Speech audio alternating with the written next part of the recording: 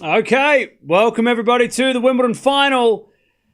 And man, it's a big one. It's a big final. We've got Alcaraz, we've got Sinner. We keep watching these guys. It's the third time we're seeing these guys play in like 2 months.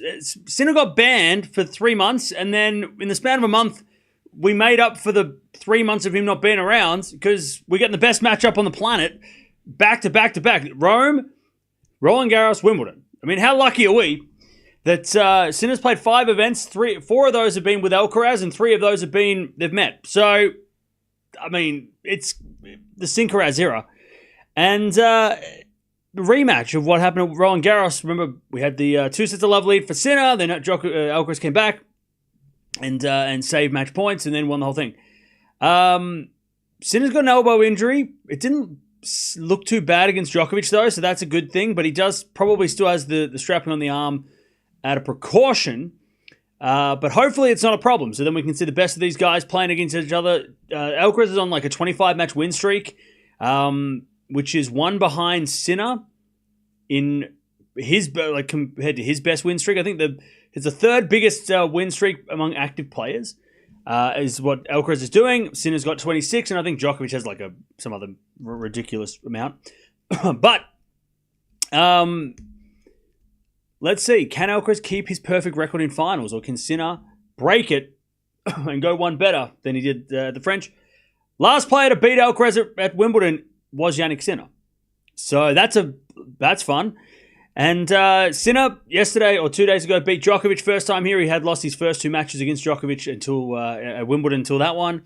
And, of course, Alcaraz has beaten Djokovic in the final the last 2 years, and now he's taken on Sinner. So let's see what happens. But how are we doing, chat? Are we ready for, hopefully, a great sequel to what we saw at Roland Garros? It's their second Grand Slam final against each other. I think it's their 4th final against each other. 5th final against each other in general. They played, I think, in the first ever final they played, I think it was Umag. Sinner won that one, and then, of course, in Beijing last year, and then the 3 finals basically in the last month that these guys have played. So it's going to be fun. And then, of course, Alcaraz won Queen's Club between the 2 finals, this one and the Roland Garros final. Sinner went and lost to Bublik in Halle, which was a massive shock, but not really. I mean, Bublik on grass, he won the title, But this match will definitely make up for yesterday. Yeah, but look, okay, I know people are like, yesterday's match was so bad, oh my God.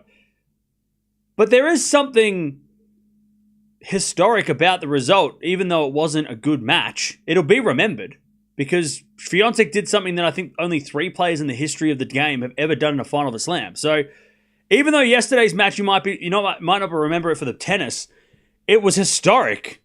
As a 6-love final, Swiatek, again, 3rd player ever to do that in a final of a Grand Slam. So rather than focusing on all the negatives, which is so easy to do because it's just so easy to be like, oh, that match was terrible.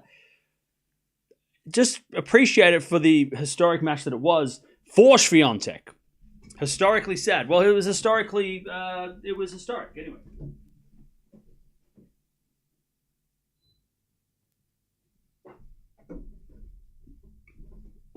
Just focus on the positives. If I bought a ticket, I would have been mad. Well, you didn't, so don't worry about it. Now, let's get to this one.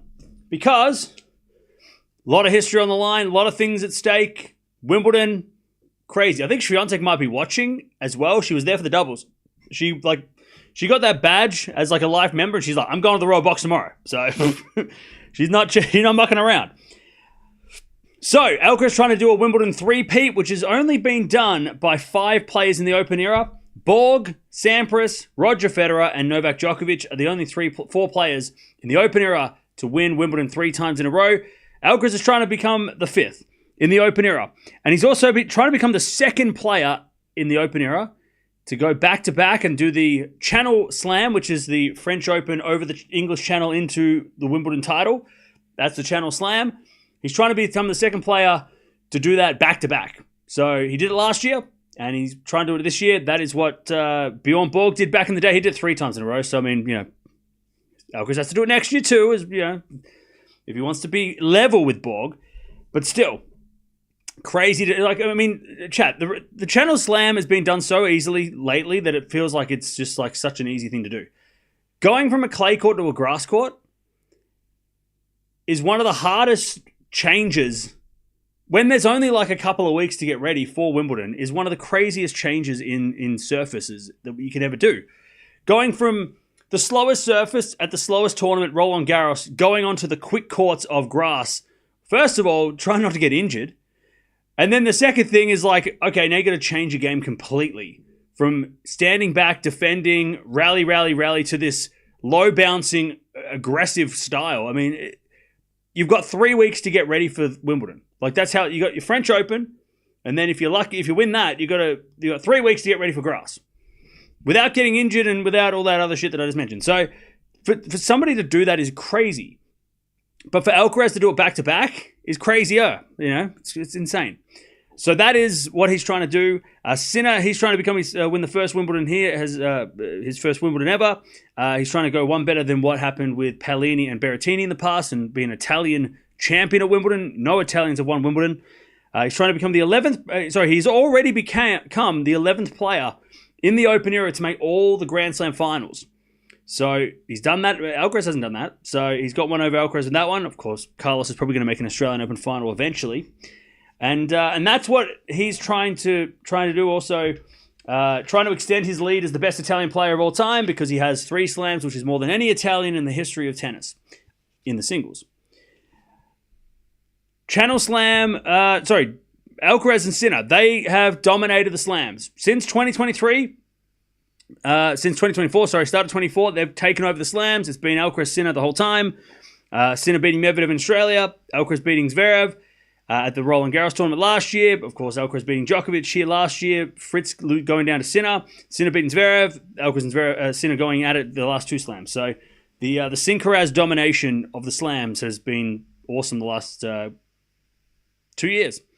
And not to mention also, obviously Djokovic won 2023 US Open, but the 2023 Wimbledon went to Alcaraz as well. So only one player has been able to break the Sincaraz hold on slams, which was Novak. And then before that, it was a long time ago. Rafa, and then way back to Medvedev, which is 4 years ago now, which is crazy. You said 2023, you said since 2023. Yeah, I did say that. Since the end of 2023, Sincaraz have dominated.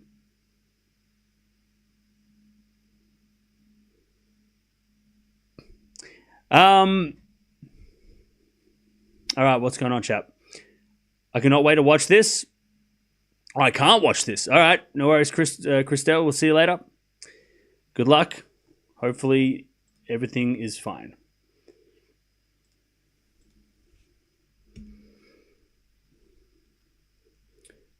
Why is Swiatek's mum never at her matches and always her dad and her sister? I'm not sure. You'll have to ask her. Why are you with Alcaraz? I picked Sinner. What are you talking about? Channel Slam's cool, but it was harder back in the day with ball. Oh, yeah, for sure. It was way harder back in the day because Wimbledon was so much faster. So, yeah, it was way harder to win the Channel Slam back in the day. But was it, though? Because back in Borg's day, US Open, Australian Open were on grass, I think. Was it back in Borg's day? Was it back in the 70s? Was Wimbledon, wasn't... Definitely Australian Open was on grass. He didn't play Australia, though. But there was way more grass when Borg did it. So there was way more practice. Like, I'm not sure exactly the percentages of grass, hard court, clay court, but carpet was a big thing too, which was kind of like fake grass. So Borg had a lot more, experience on those surfaces. Where on grass now, it's like you don't have anything. You have 5 weeks of grass. So it's still, but again, you're right. It's slower grass. So it's a little bit easier, I guess, to transition into the grass, but it's still grass. Still fast. It's still not easy. I mean, we shouldn't say like, oh yeah, Channel Slam, that happens all the time. Because it doesn't. Ever. At all. All right, more stats. So, if Alcaraz wins this Wimbledon, he has won 3 Wimbledons, which puts it, and this is what's crazy, Chad. This is what, like, we talked about Swiatek yesterday, and we talk about how how we're watching a generational player and a generational talent and how amazing she is and that she doesn't get enough credit for it. And she's won 6 slams and everyone's like, oh, well, it's not 20. And it's like, oh, well, 20's a lot. Alcaraz winning 3 Grand Slams at Wimbledon puts him in the same category as Becker and McEnroe already. And he's like just starting. What? He'll have 3 Wimbledons, which is as many as McEnroe and Becker won. And Becker he won them at like 10. And then he's only a couple behind Borg. Of course, Borg's on 5. And then he got the most with Djokovic, Sampras at 7, and then Federer at 8. So, I mean, he wins today, and he's already in the same category as Becker and McEnroe as Grand Slam. I mean, not to mention he wins 6 slams, which puts him in the same category as Becker and Edberg when it comes to total of slams. And this guy, he's like 22. He's just getting started. I mean, Alcaraz's got plenty more up his sleeve. I mean, again, we gotta remember and appreciate all that. That's happening. By the way, if Sinner wins, he will be on 4 slams, which is the same as Vilas and Courier. So he's already getting himself up that ladder as well. Plus, he also keeps himself within 1 against Alcaraz. So him and Alcaraz aren't, it's not like Alcaraz gets ahead of him too much if he wins today. Otherwise, I mean, it's a big deal if you're talking about the Sinner versus Alcaraz matchup. Not to mention, obviously we've already got Alcaraz up 8-4 in the head-to-head, which is a bit misleading because most of those matches have been close, especially the ones that Alcaraz have won. Like, last year they in Beijing. Obviously, what happened in Roland Garros. They also had a close encounter at US Open a couple of years ago. All went to Alcaraz. You go the other way, and Sinner's got the lead. So it's a misleading 8-4. Don't be like, 8-4. He's dominating. No, it's not. It's not true. But also, if Sinner does go win this, he gets the 4, keeps Alcaraz at 5, and he's only 1 behind. But if Alcaraz wins this, it's 3-6, and that's a massive lead in Grand Slams. So he's doubled the amount of slams as Sinner if he wins today. So 1 and 3 is a lot in slam difference. So that's going to be interesting to see if how that works out as well.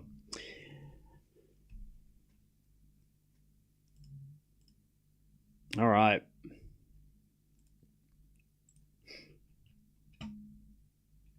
Carlos will be the GOAT. Well, I mean, that's a big word. We shouldn't just throw that word around like it's nothing. 0. Sinner is a class act, but I'm rooting for Carlos. I'm going to a wreck. Wish I had a smart watch so I could track my cortisol levels. Joy. Hey, I think we're all going to be freaking out at some point. Let's just hope it's better than last year's Wimbledon. Last year's Wimbledon's final was not good.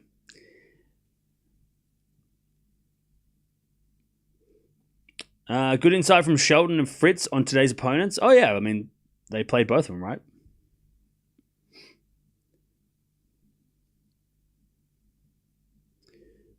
Carlos will... What? Okay, just relax, buddy. Alcaraz and Sinner, who is the king of grass? Alcaraz. Right now. At the moment. Too straightforward last year. Yeah, Alcaraz was up 2 sets to love before we even started. By the way, Chad, I really don't want to put members only mode on, so can you please not be stupid and say stupid things? Some of you, not all of you, most of you are good. So there's the few that are coming in here saying stupid things. He did 3-month ban. Get over it. Sinner's the king of tennis until proven otherwise.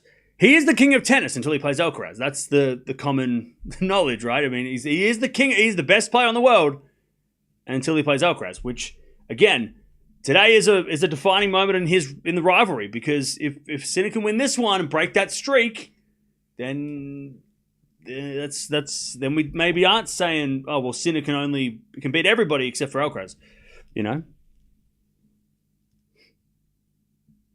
Poor Anisimova will be needing therapy and a while, but lost.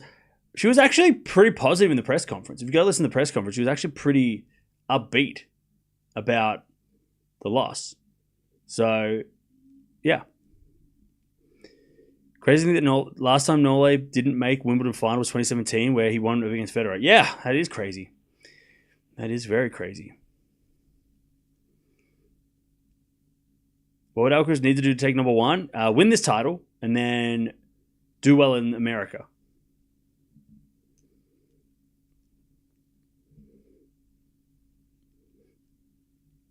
What do I like about Sinner today? So I picked Sinner in 5, mainly because I picked Sinner to win the tournament. And I know Sinner, I probably should have picked Sinner in 4 because looking at the 5-set records, Sinner's record is not as well. Alcaraz's record is ridiculous. But I can't see Sinner winning this in 4. I think if it goes the distance, Sinner, I don't think this match is going to be one-sided. Unless Sinner comes out ridiculous, which maybe can. He's come out ridiculous before. Look at the one match against Djokovic. We're like, oh yeah, that's going to be close. Nah, it's not. So I said Sinner in 5 because I'm not going to change my prediction at the last moment. I picked him to win the tournament. I'm not going to change my pick. I think it's going to be either Alcaraz in 5 or I probably should have said Sinner in 4. But either way, the betting says that it's very, very close too. I think Sinner might be a slight underdog. But let me have a look. I think Sinner might be the slight underdog, or maybe even the favorite. Oh no, he's the slight favorite, Sinner. That's a little bit interesting. I don't know why. Maybe it's because the last match they played, so the last matches in the semis, Alcaraz had a struggle against Fritz, which maybe scared people.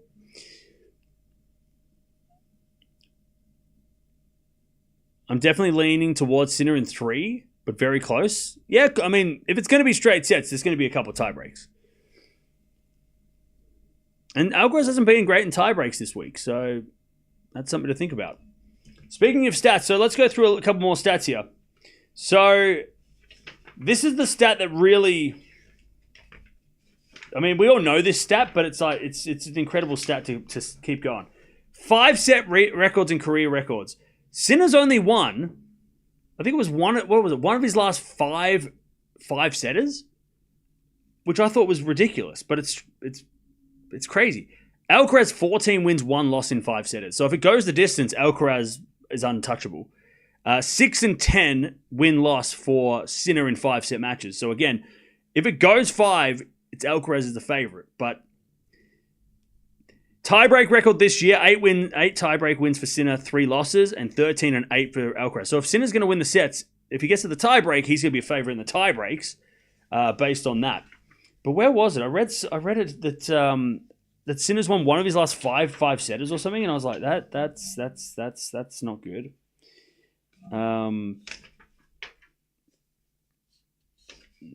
By the way, Alcaraz has spent more time on court by almost 5 hours. So 5 hours extra on court for Alcaraz.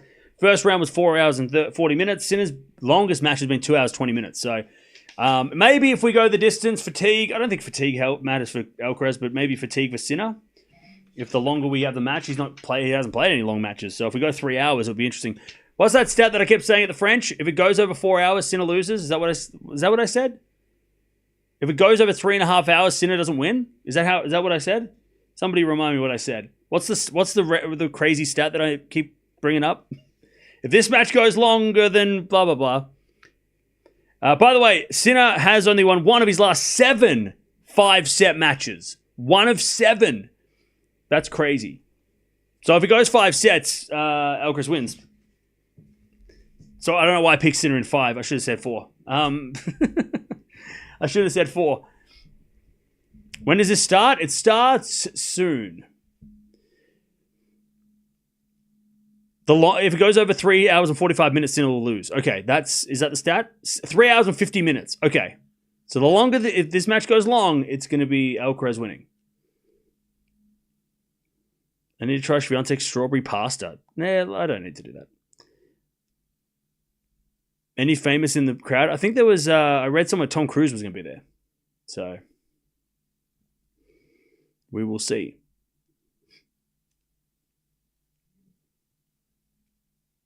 Sinner needs to serve better than in the Roland Garros final. Yeah, I think his serve will be more effective on this court as well. So that'll be interesting.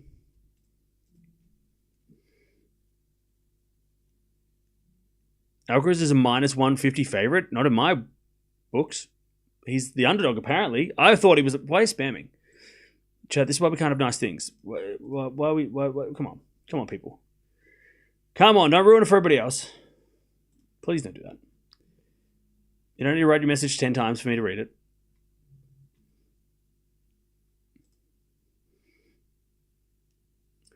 I missed breakfast at Wimbledon. Oh, that sucks. Stats mean nothing. Well, they do. They mean something because they are relevant. Stats do mean something because it gives us an idea of what to expect, maybe. I mean, it definitely don't mean nothing.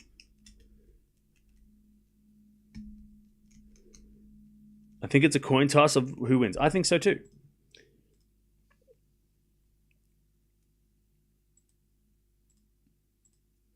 Now, let me tell you who needs the first set more. Because sometimes it's not who needs the first set more, it's who needs to not let the other person win the first set more. Because if the other guy wins the first set, sometimes it's way worse. The record is way worse. So Alcaraz, when he wins the first set at Grand Slam level, and I'm expecting something crazy here. When Alcaraz wins the first set, he's 66-3. Last time he lost from the first set up was against Djokovic in Australia this year. He's also lost to Ima in 2021 and also Vukic back in 2020. So when Alcaraz wins the first set, he is almost unstoppable unless you're the goat of sport. Sinner, on the other hand, when he wins the first set, where is it? He's 72-9, including winning the first two sets against Alcaraz and losing. So at the French Open, he also lost here last year at Wimbledon after winning the first set. Also Roland Garros last year, he won the first set and lost. When he loses the first set, Sinner, he's 10 wins, 10 losses in his comeback. Alcaraz, when he loses the first set, is 12 wins, 9 losses. So again, that points to Sinner needs the first set. But then again, he has lost to Alcaraz by winning the first set. Maybe he needs to lose the first set for a change. Maybe he might be able to win this time by losing the first set and, I don't know, doing something different. I wouldn't say he should lose on purpose, but maybe losing the first set wouldn't be the worst thing to change things up and have a different result. Alcaraz is more athletic. Sinner is more calm and consistent. Hey, Bet Monster, thanks for becoming a member. And also, Polis, thanks for coming back for another month. Appreciate it. Thank you for coming back. All right, chat, players should be out on court any moment now. And then we are going to have, hopefully, an epic finale. I think they just had the women's doubles final ceremony finished. That's why we're a little bit late. They pushed it back a little bit because of the women's doubles. Penko won. I think she's number 1 in doubles now, which is great. Hey, thank you, Laura, for the 44 months, and thank you, Tim, for the 37 months. Appreciate that.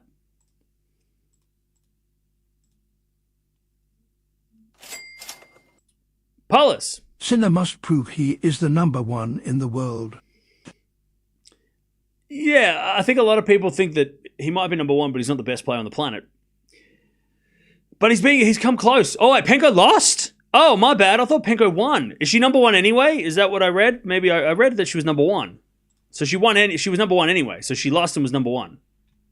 I thought Penko won and was number 1. Anyways, whatever. There you go. Penko won. Lost. Penko lost in 3. But I think is still number 1 in the doubles. Doubles rankings on the WTA website. But it's not live, so... Oh, she would have been number 1 if she had won. Oh, okay. Fair enough. Well then, ignore everything I just said. In my reality, Alcaraz is number 1. Okay. What could be the reason that Alcaraz won his first slam at the US Open, but is now winning other slams, but not the US? Look, I'm gonna get a lot of people getting shitty at me now, but thanks for asking me a terrible question that everybody's gonna get angry at me now because I'm gonna answer it. The reason why he probably won that US Open is because Djokovic didn't play. Nadal lost early.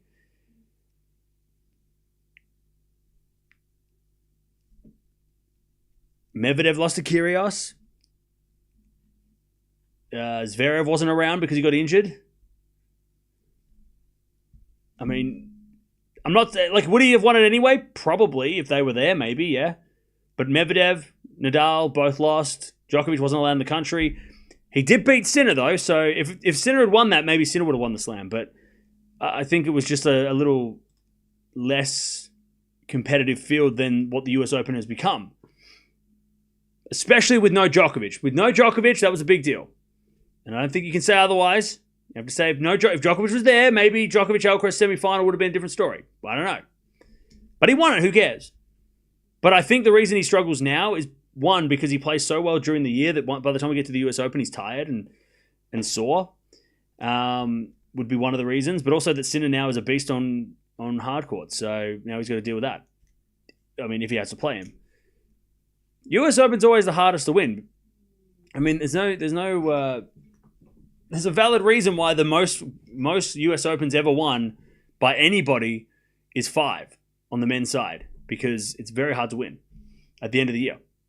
You know, once we get to the end of the year, after a US Open, Wimbledon, after the French Open, and just a long season. By the time we get to the 9th month of the year, everyone's tired.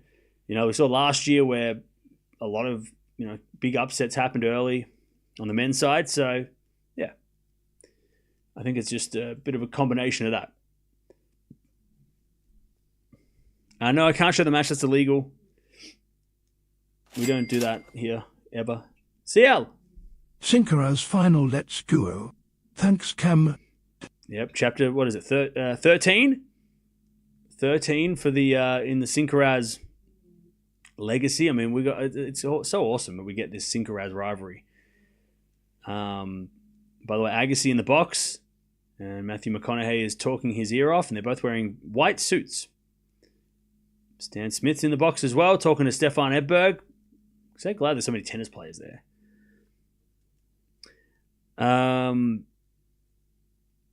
Big thank you. Keep up the good work. No worries. Thanks for joining. Assuming that Sinner wins, who do you think will get to the Korea Slam first? Probably Sinner. I mean, he's been closer to Roland Garros than Alcaraz has been in Australia. I think... I would have said it like maybe 18 months ago. I would have said that Alcaraz is more likely to win the Australian Open than Sinner is to win Roland Garros. But over the last couple of years, the way that Sinner has been able to get better on clay, and I think next year with a full clay season and hopefully injury-free, he might be able to get that French Open. Whereas I don't know if Alcaraz started, because the problem with the Australian Open, I think for Alcaraz, is one, it's on a fast court, so we know that sometimes, you know, against the bigger hitters, it's a little bit difficult for him. And, you know, we've seen him against all these guys, but also it might be Sinner beating Alcaraz on clay might be more likely than Alcaraz beating Sinner on a hard court. And I know, like, you're going to say 5-0 in the last 5. I know, but like, it's not going to be like that forever. Alcaraz is not. I'm sure Alcaraz is eventually going to lose to Sinner. Eventually, right? Maybe. I don't know. But I think it's probably like we've seen that it's been much. Again, if you look over there all throughout their whole, I don't know. I think it's going to be harder for Alcaraz to win Australia because everyone's coming into that tournament fresh. Everyone's starting at the same spot, right? You got Djokovic is still around, right? You got Zverev. You know, all these, Medvedev maybe comes good again. I mean, you got so many guys going into Australia that are going to be fresh and ready and hungry. It might be harder for Alcaraz. Whereas when you get to the clay and get to the French, maybe there's a little bit more wear and tear on the body. Some players aren't there, 100% there physically, and some people are exhausted. And I think maybe Sinner can, again, I think Sinner can beat Alcaraz on clay. Maybe not Alcaraz beating Sinner on a fast hard court yet. We haven't seen him beat him on a fast hard court that I can think of. Beijing is kind of fast, I guess. Anyways, we'll see. I think they'll both get a Korea Slam. So it doesn't really matter who gets it first. By the end of their careers, they'll both have them. So.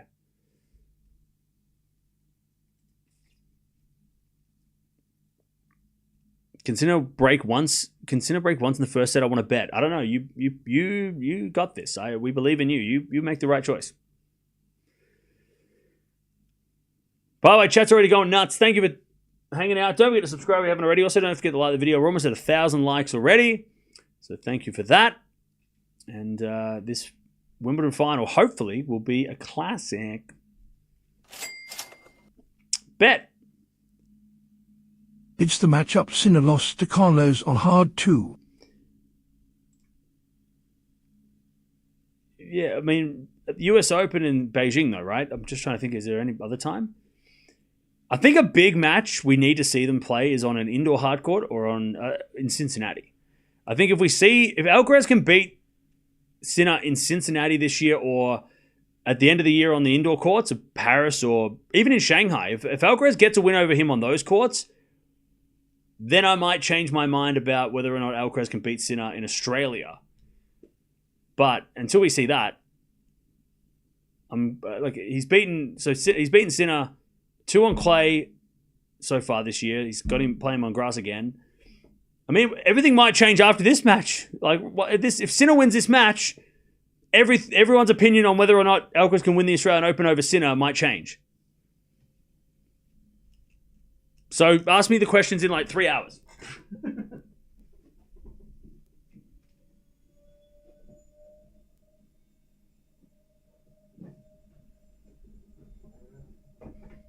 Sorry, my washing machine is taking off like a jet. Hey, Leighton's in the house. Leighton's in the house. Let's go.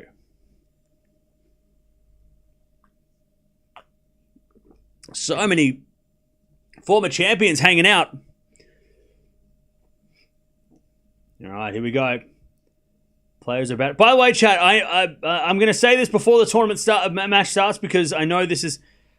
I can't find the Alcaraz shirt anywhere. There's not available in Australia, and as you know, I collect Alcaraz shirts, so I might need more help. If Alcaraz wins this tournament, I might need some help finding the shirt. It's I don't know what it is, but Nike gear is not available in Australia anymore. They stopped sending it to Australia. I don't know what it is. I don't know why that would be. I have no idea why it would be. I don't understand. Why would that be? Why would they not send things to Australia? I don't understand.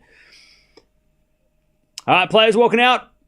Crowd's going crazy. I mean, everyone's in their seats for the start of this. No one's gone to the bathroom before this. They all went like an hour ago. Nope. No website in Australia has the Nike shirts. No site. They sell the Adidas Wimbledon stuff. No one's selling Nike stuff. I've checked every place that Australia. And by the way, Tennis Warehouse don't send to Australia. The Australian version of Tennis Warehouse don't have them. So there is no way I can find this shirt unless I move to another country. All right, here we go. It's a warm day as well today. Sinner's got the sleeve. Sinner's got the sleeve. Sinner has got the sleeve.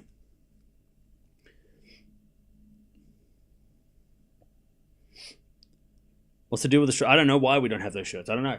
They must just not be sending them to Australia. I can buy the Adidas shirt, which I actually kind of like, but I can't buy any recent Nike outfits. The only ones I can get is the Australian Open stuff, and I don't want the Australian Open gear. So I might be calling on some help to try and find it so I can get it from... if Alcaraz wins. If he loses, then I just won't have to worry about it. But if I want to add to my wall of shirts, I'll need some help, I think.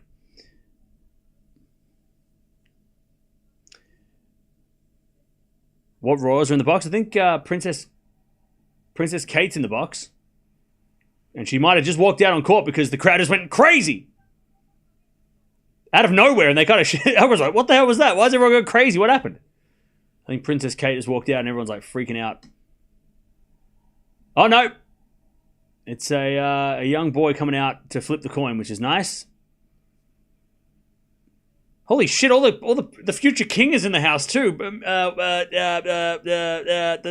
What's this? I should know this. I'm Australian. We're apparently a part of their country. I want to say George. Hey, it's William, the future king. Wait, hang on. Charles King. Okay, yeah. So William and then George, right? That's we figured this out. No, I was talking about the kid. George. They showed George, and then there's William. So wait, hang on. Is Kate giving the trophy or William? Why am I nervous? I don't know. Because it's a big deal.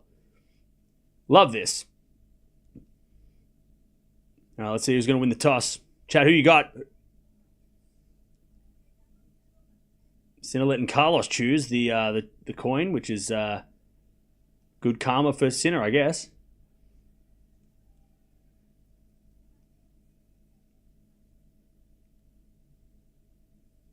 Sinner's going to receive. All right. So Sinner won the toss and elected to receive.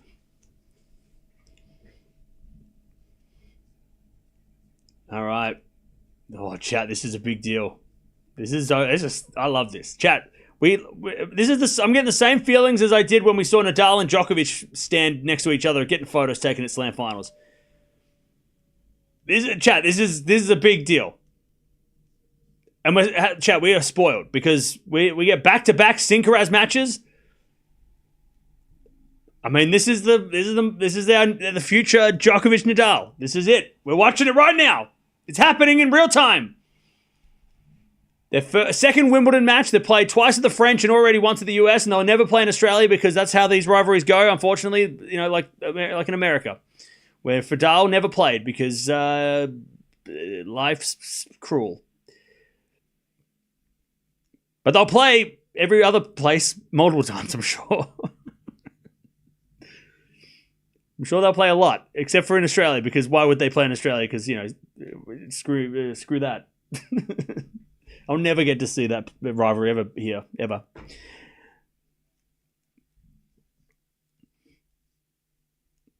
All right. If this is not at least 4 sets, I would be shocked. I would be very, very, very surprised. And frankly, I'd be appalled. Actually, no, I wouldn't be appalled. That's a bit extreme. Just surprised. Hey, Kyung, thank you for the 10 gifted. Appreciate that. There you go. 10 people get to type in the chat if people in the chat are getting crazy. Thank you for the 10 gifted. Appreciate it. All right, here we go. They're warming up. 3 minutes and 13 seconds until we start this match. How is the time zone manageable, Cam? Look, it's just called brute force. You just grit your teeth and sleep during the day.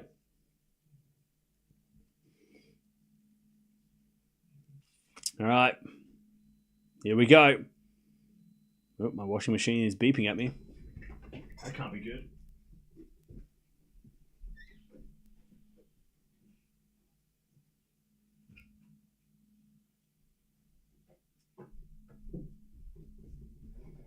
All right.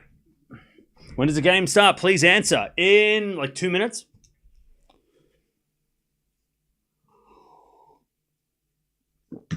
All right, here we go. They're warming up, and then we are getting ready. Pizza time? I wish. No pizza here. I'll tell you what, though, Chad, after this match is done, if it's 4 in the morning, I'm going to get McGriddles. McGriddles for me. That's my breakfast. McGriddles. And I might even start cleaning the house. Why are you washing laundry at the ungodly hour? No. Chad, don't get weird. But I didn't know. Did anyone else realize that you're meant to clean your washing machine? I didn't know that was a thing. So I put 2 cups of vinegar and I washed it on the hottest setting to clean the whole place. So I did that. So that is why my washing machine is beeping at me, because it finished cleaning. I was cleaning the washing machine. Because that's the thing you have to do, apparently, that I didn't know. And the dishwasher. You got to clean your dishwasher too. Every couple of months, apparently. What's a McGriddle? It's heavenly. All right, they're showing the last couple of matches. It's one, by the way, it's 8-4 in favor of Alcaraz, but it's 1-0 in favor of Sinner on grass. So there you go. They played 3 times in 2 months. When was the Rome final? June. Wait, hang on. No, May. I can't read. So in the last 2 months, they've played each other 3 times. Chat, we've had 3 Sincaraz matches in the span of 2 months. Remember, we hadn't had a Sincaraz match since Beijing last year, which was in October. It was like 6 months. We had to wait for Sincaraz, and now we've had 3 in 2 months. So let's not have any more Sincaraz for the rest of the year until the ATP finals, and then wake up, Cam. Hello, are you? Is this? Hello, are you? Hello. You must be watching something else. How many sets will this be? That's a good question. All right. Sinner has been the cleaner of the two, hitting way less errors than Alcaraz. Alcaraz has hit a lot more errors, but that's because he's played guys like Fognini and other guys who have made him make errors, and he's not played as well as Sinner. Let's be honest. Like, Sinner's only had 1 bad match, right? Sinner's only played 1 bad match where he fell over and hurt his elbow, and Dimitrov nearly beat him. Sinner's only played 1 bad match. Every other, Alcaraz has played not bad matches, but he hasn't been as sharp as Sinner has this tournament. Besides that one Dimitrov match where everyone's like, he got lucky. But other than that, Sinner has been sharp. Alcaraz going to serve first, chat. Who you got? It's happening, chat. This is what we came to watch. This is why we watch this sport. This is why I'm up at 2 a.m. I used to do it back in the 2000s. I watched Roddick versus Federer multiple times at 2 a.m. on the holidays when I was allowed to stay up late because I didn't have school in the morning. All right, I'm gonna go Sinner in 5. I should have said Sinner in 4, but I'll say Sinner in 5. But I don't really care who wins. Let's just hope it's not a straight sets boring match. Ace down the tee from Alcaraz, the serve bot, 15 love. I just hope that it's not bad. That's all I hope. Let's just have a good match.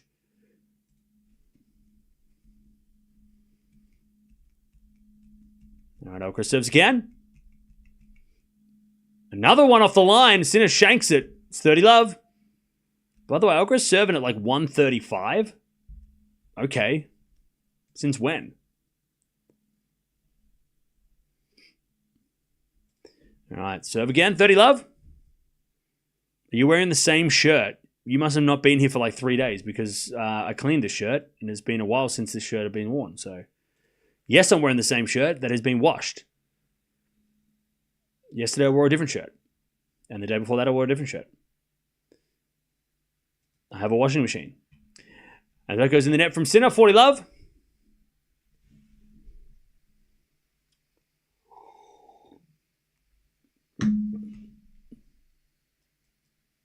All right, 40 love. Alcaraz serves a fault. Second serve.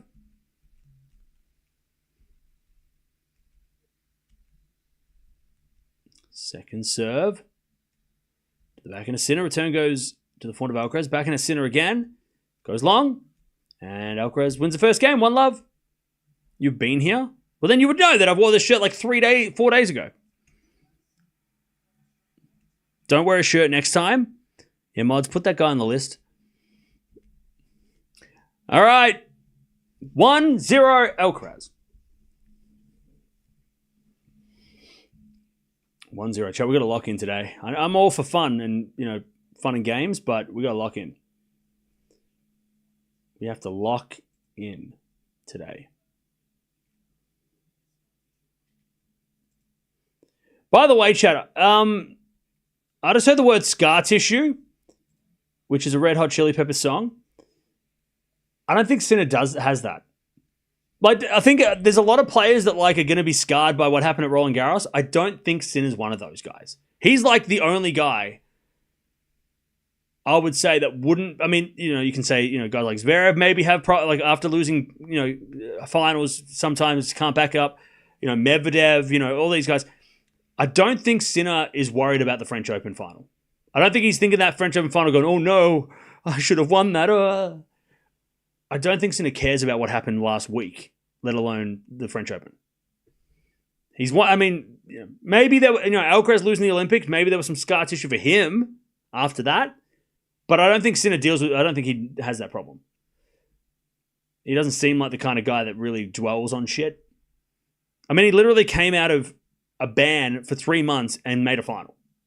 Like, the guy, like, he got banned. By the way, and also remember, chap, the positive test, and I don't want to get on to talk about it too much, but it got announced after he won Cincinnati, and then he won the US Open. They're like, oh, by the way, he tested positive twice. And everyone's like, oh my God, that's crazy. And then he won the US Open anyway. Despite everybody having an opinion and him having to deal with that, he won the US Open anyway. So, like, I don't think he really dwells on shit that badly, personally. He seems like the kind of guy that would just move on. I lost the French Open. All right. Let's play Wimbledon. 15-all. But let's see. If he double faults 3 times at championship point, then I'll consider that scar tissue might be a problem. Maybe. All right, 15-all. There's a backhand return into the backhand of Sinner. Alcaraz backhand again, the backhand of Sinner. Alcaraz with that forehand cross court, but it goes long. And it's 30-15. 30-15.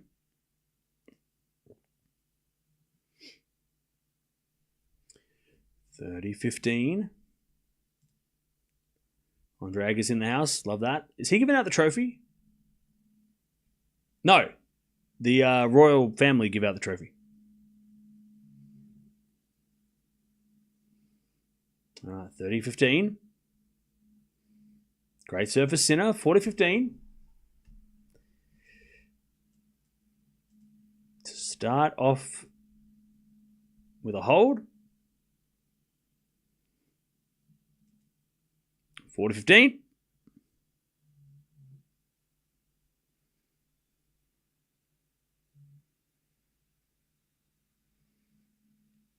And Sinner goes down to the backhand of Alcaraz. Backhand of Sinner. Into the backhand of Alcaraz. Sinner backhand again. Into the backhand of Alcaraz. Sinner with a forehand. Into the Alcaraz forehand. Cross court the forehand of Sinner. And then Sinner hits it out on the forehand side. And it's 40-30.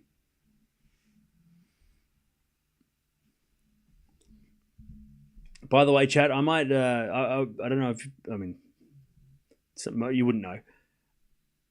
I watched the trilogy of Back to the Future yesterday. They are that is one of the greatest trilogies of all time. I know, nobody's ever said that before, but I'm saying it now. It's just fun, but also they use a lot of swear words, so it's like, feels like you're watching, watching a kid's movie. Great serve down the tee, 1-1. Of course on DVD. I bought the trilogy on DVD for like $5. And then I watched They Live, which was kind of weird. In a good way, though. It was good. But Back to the Future, goated. Hey, is that Richard Krajicek? Nice. He beat Sampras and then won Wimbledon and then in 1996. And if you remember what happened in 1996 at the start of that final, it was that was a we don't talk about that. All right, 1-1. Stop rooting for Sinner, be impartial. What? Forehand to forehand rally as Alcaraz goes in the forehand to Sinner. Forehand from Alcaraz down the line. Beautiful shot. Slice goes in the net from Sinner. And it's 15-love. 15-love.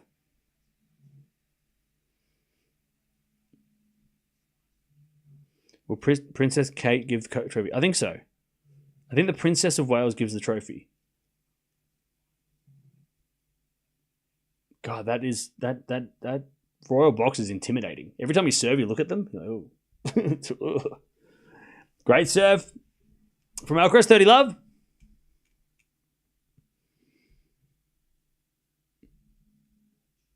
Do you think Sinner's arm will affect the play today? We'll find out. Didn't hurt him against Djokovic, but it was hurting him against Shelton, so we'll see what happens. 7 to 4 to Sinner. Return goes in the net. It's 40 love. I think that Sinner's elbow is sort of a little bit of a ticking time bomb that may or may not go off. And it didn't go off against Djokovic, but it did go off a little bit against Shelton. Like there were games in the middle of the second and third set where Sinner was in pain. So it's sort of that one of those, like, it depends. Like if he hits an awkward shot or if he slips, it could kind of be a problem. But I don't think we can say yes or no. Like it depends on if something happens, right? Like if Alcaraz hits a big serve and Sinner shanks it, which is what happened with Shelton. He shanked a ball that was a massive serve and he hurt it hurt. But against Djokovic, he was fine, right? So I guess it just depends. Is Alcaraz in the net? 40-30. Disagree. Sinner's faking it. Disagree with you. 40-30.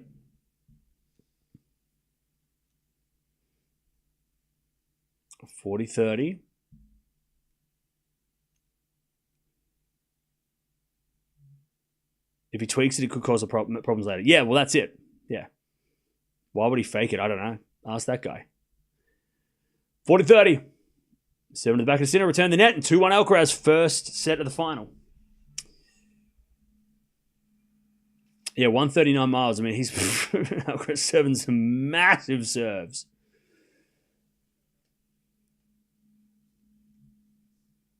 All right. 2-1.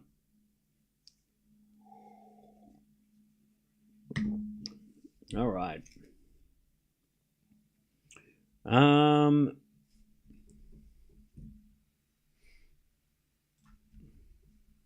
Cool. 2-1 Alcaraz.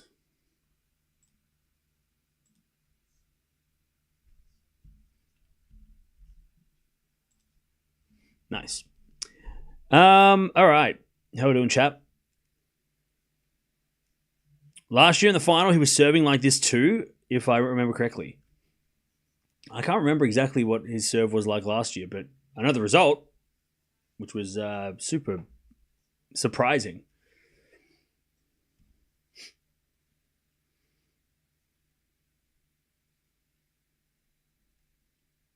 Thanks, Emma. I appreciate how you do these lives and moderate and have knowledge that is useful and cool. No worries. I'm glad you enjoy. You see how long the score was for the Essendon game? Can you... I don't know what you're talking about. All right, Sinner to serve. 2-1. 2-1 Alcaraz. As the return goes out by Alcaraz, 15 love.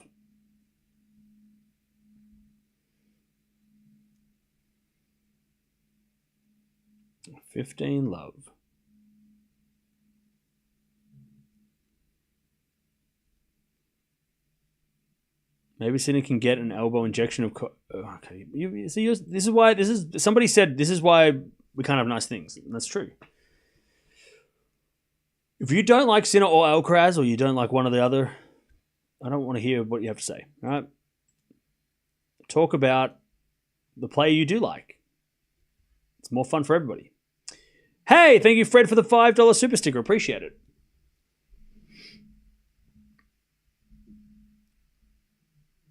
Sinner serves again. Into the front of Alcaraz. Return the net. 30 love. 30 love.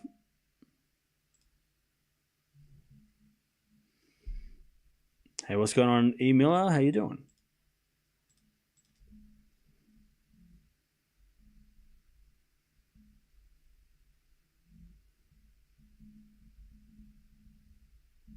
As we get a let from Sinner.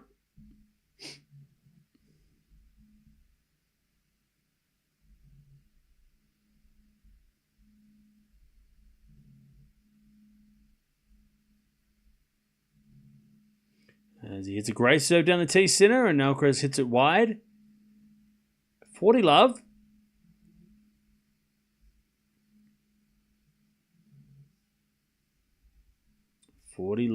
Sinner.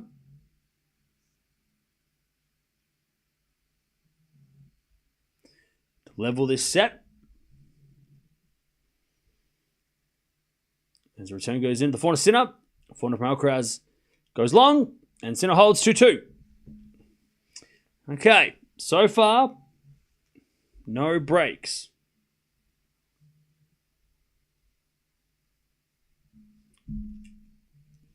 Very close start.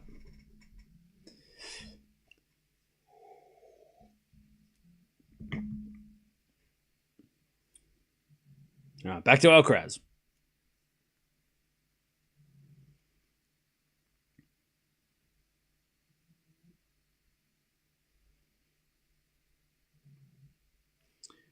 As Alcaraz serves a let.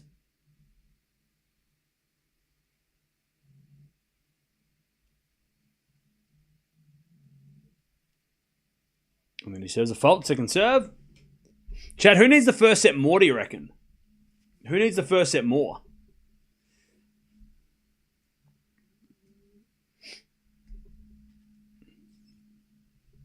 As the return goes to the forehand of Alcaraz, backing it from Sinner down the line. Beautiful shot. Alcaraz slices it, and then Sinner comes in with a drop volley, and it's a winner. All right, nice play by Jannik Sinner, and it's love 15. Beautiful volley. Love 15. Sinner, Carlos, Sinner. Okay. All right, so unanimously, Sinner needs it more. Okay. I can agree.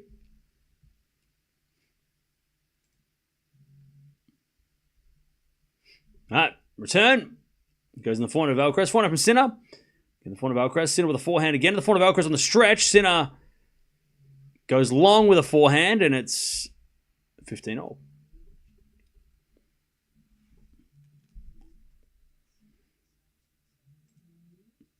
No, 15-all.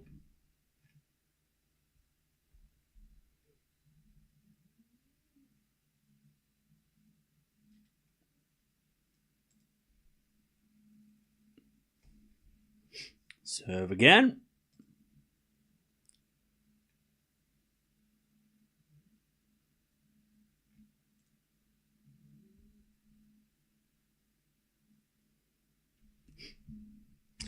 As Alcaraz serves a fault, second serve.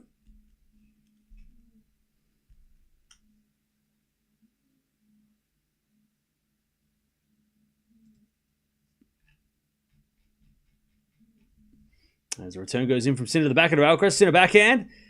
Into that Alcaraz forehand. As Sinner hits the forehand inside out, Alcaraz has got it with a backhand down the line. Winner. That might be the best shot of the day so far. 30-15. Beautiful winner down the line. 30-15.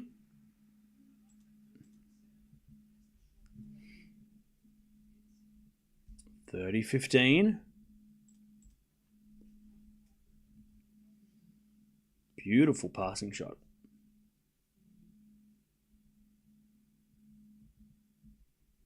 Yeah, Alcaraz serving like 139 is crazy. As he serves a fault. That was a 140, but it was a fault. Second serve. I mean, he's serving massive Alcaraz. For him. It's not, Puricar, but for him, it's huge. As Sinner returns, it goes long, 40-15. Hey, Jams, thanks for the 17 months. Watching this channel grow has been amazing. Cam is one of my favorite streamers. Appreciate that. Thank you for the nice words and coming back for another month. Batman.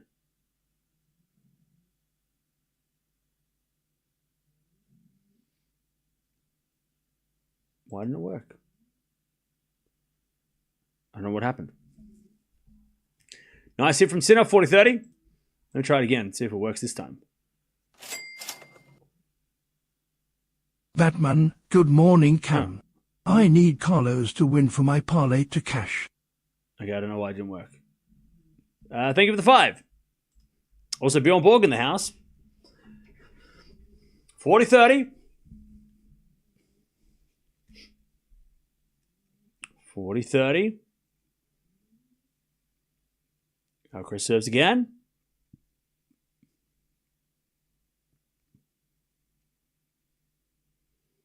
Can for a guy who thinks Alcaraz is him, you have fewer doubts about Sinner. What? Alcaraz is him. What are you talking about? Backhand goes into the backhand of Sinner. Down the line from Sinner's great. Alcaraz slides it back and slips over. And hits it in the net and it's deuce. All right. First tough game on serve for either player today.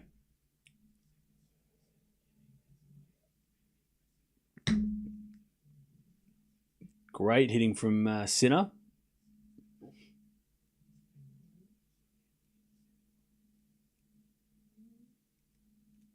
And we just serve again. In the corner, Sinner back and Alcaraz in the net. Advantage Sinner. The first break point of the day. Alcaraz is up 40-15 in this game. Advantage Sinner.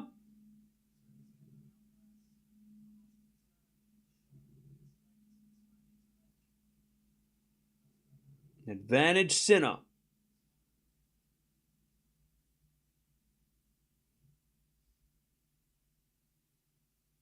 Alcaraz with the serve. There's a fault. Second serve. Is correct. Second serve. Serving to the back and Sinner. Return goes the forehand of Alcaraz. Sinner with the backhand. Down the line. Alcaraz gets it with the forehand on the stretch. Goes long. There's the break. Sinner gets it first. Oh, and he looks serious. He looks scary. 3-2 Sinner. 20 minutes in. Just gives that death stare. Chat, Darth Sinner. Darth Sinner. I mean, people might think, oh no, is he thinking about that like French Open final? That French Open final might have made him go to the dark side. And I don't even know about Star Wars. I watched it once. I know like Han Solo and he's cool. And I don't even like that's, and then Darth Vader is his son or something. So like, but I don't know about Star Wars, but I know Sinner looks like he's ready to kill somebody in a, not literally. That would be.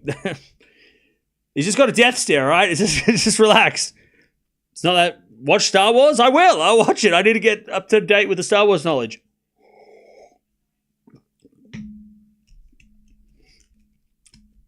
I will watch Star Wars. Which one's the best Star Wars? I don't know. 2? Wait, it's 5? Empire. Is that the best? 5? Is that 5 or is that 7? 6? I don't know. They're all backwards. I don't know how it works. Calm down. Is this one break? I will not stay calm. I was going to say Gordon Ramsay, but it's Sinner's dad. Sinner's dad is in the house. As with a fault, second serve. Start at the beginning. Like as in episode 1 or in episode 4 where the first one. Do I start at episode 1 or do I start at episode 4?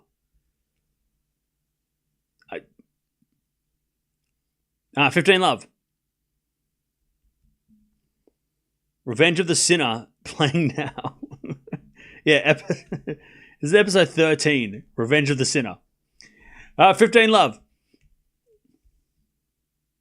Great serve out wide. Return from Alcaraz goes long. 30 Love.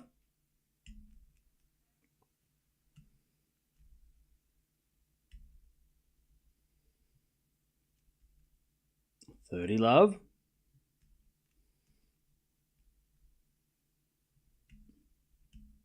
You already know the big plot points that start at 1?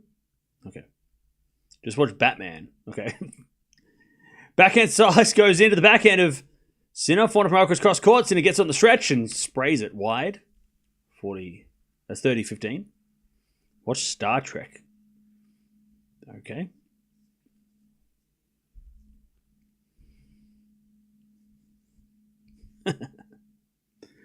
All right, 30-15.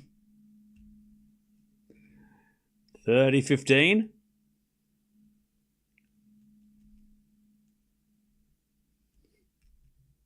Sinner serves again.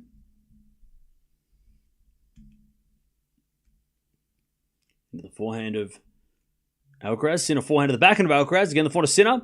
Alcaraz forehand on the stretch. Slip down. Sinner gets a backhand cross court. Alcaraz gets there though. Backhand to backhand. Sinner goes out 30-all. Despite the fall, Alcaraz recovered. 30-all. Hey, Seal's in the house. He's in one of the coaches' boxes. It looks like he's in one of the coaches' boxes with Sinner, I think, maybe. Can anyone confirm that?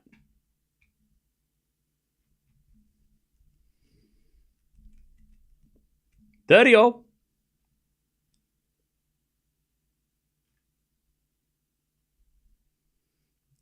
Sinner serves again. That's a fault. He was in Sinner's box last year at the US Open. Oh, okay, so he is in Sinner's box.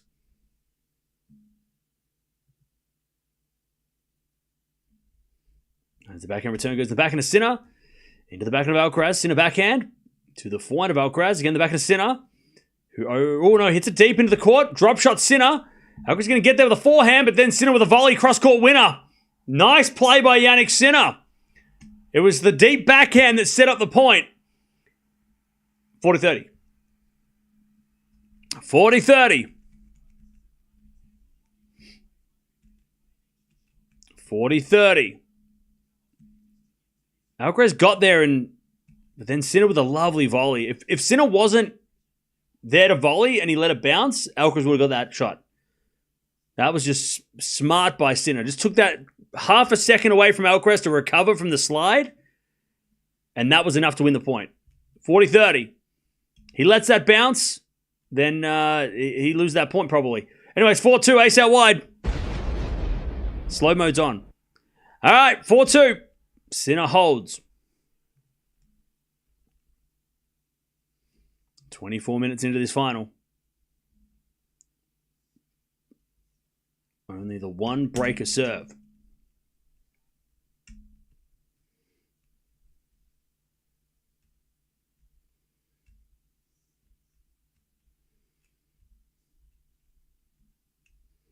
As we just served in the tee. Great serve. And then the forehand from Alcaraz, too good. That was a video game shot. I mean, he hit a massive serve and then he just came in and casually hit the ball as hard as possible into the corner. Like, that was his full power Alcaraz. And he did it so easily. 15 love.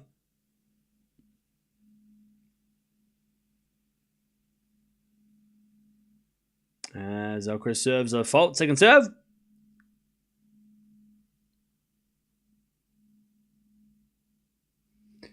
As we second serve in the backhand of Sinner. Return goes forward of Alcaraz. Sinner backhand. Down the line. Alcaraz gets with a forehand cross. Sinner on the stretch gets there.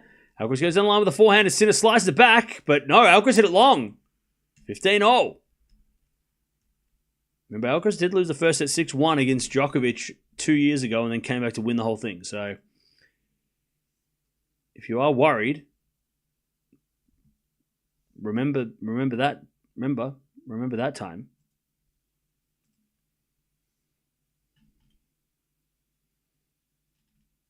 All right, serve out wide is an ace, 30-15. Yeah, we're not getting the whiteboard out right now. 30-15.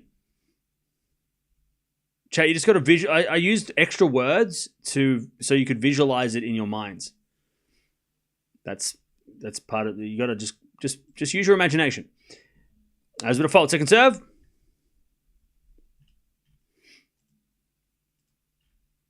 I'll break the whiteboard out later when necessary.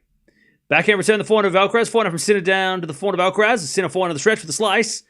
Alcaraz forehand down the line is great. Great shot from Alcaraz. 40-15. He's ripped it for a winner. 40-15.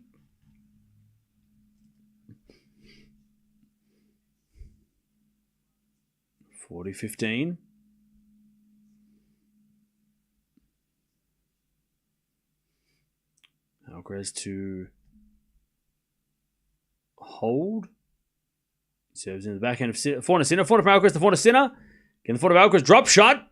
Sinner's going to get there with a backhand, but he hits it wide. And Alcaraz holds. 4-3, Sinner with a break. All right. How we doing, chat? Where are we watching from? I haven't asked that today.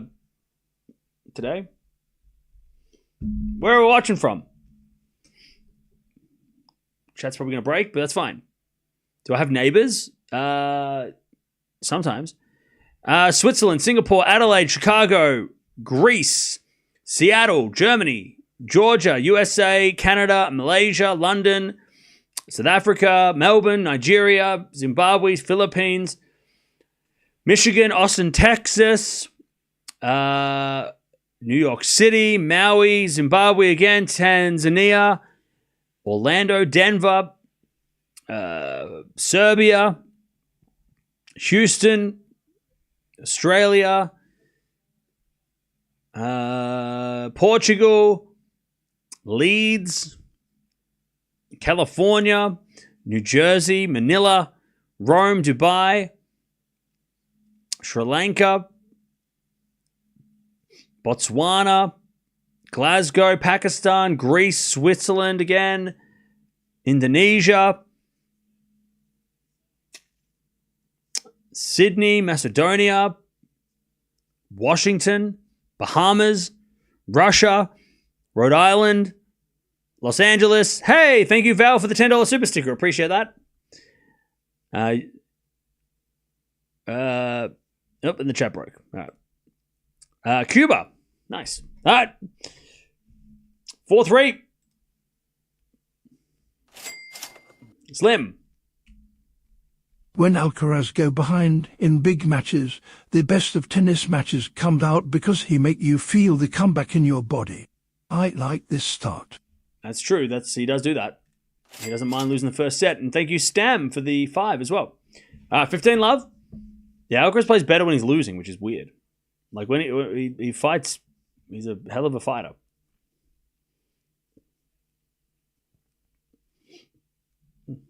All right.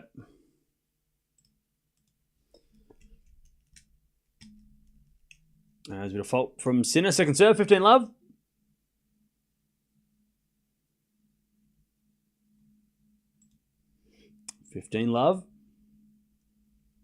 Serving the backhand of Alcaraz. Backhand from Sinner. Again, the backhand of Alcaraz. Sinner with a forehand. Off the tape. Alcaraz runs around, hits a slice. Okay, weird. Then he comes in there with a drop volley and Sinner can't get it. I mean, Alcaraz, ridiculous. I don't know what that was. I mean, it was crazy. The fact that he ran around a backhand, hit a forehand, slice, and then a drop volley. I mean, nobody would have done that. That is like that. Nobody would have done that. Nobody would have done that. That's a shot. Like nobody would have done that. And Sinner's just like, yeah, you got me, you bastard. Just give me that look like smart ass. 15-all. Sinner serves.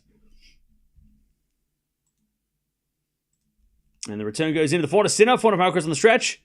Into the Sinner forehand as Alcaraz backhand down the line. Sinner gets with a forehand again to the forehand of Alcaraz. Into the backhand of Sinner on the stretch. Alcaraz forehand again. Sinner's got it. Goes down the line to the forehand of Alcaraz. Forehand from Sinner again. Alcaraz goes down the line with the forehand. Sinner just defending. As Alcaraz backhand again into the forehand of Sinner. Now Sinner making Alcaraz run. As Sinner goes down the line wide. Alcaraz too strong in the end. 15-30. And the crowd's getting a little louder. 15-30.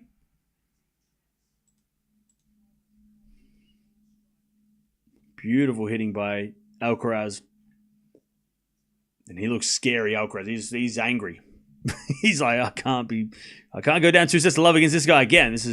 I don't want to do that again. I don't want to play 2 greatest matches of all time in a row. 15-30.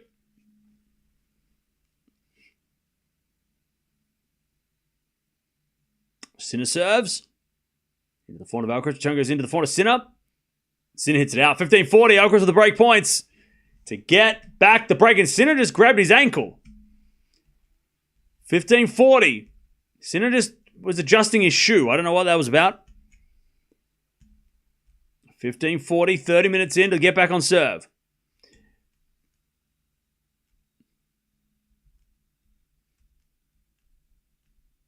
Serve again from Sinner.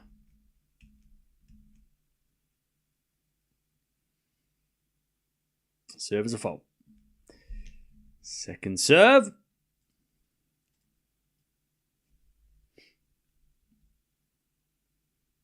Second serve into the backhand of Alcaraz. Return goes into the Sinner backhand, who hits it in the net, halfway up the net. Sinner grabbed his leg. Hang on. Did he grab his hamstring?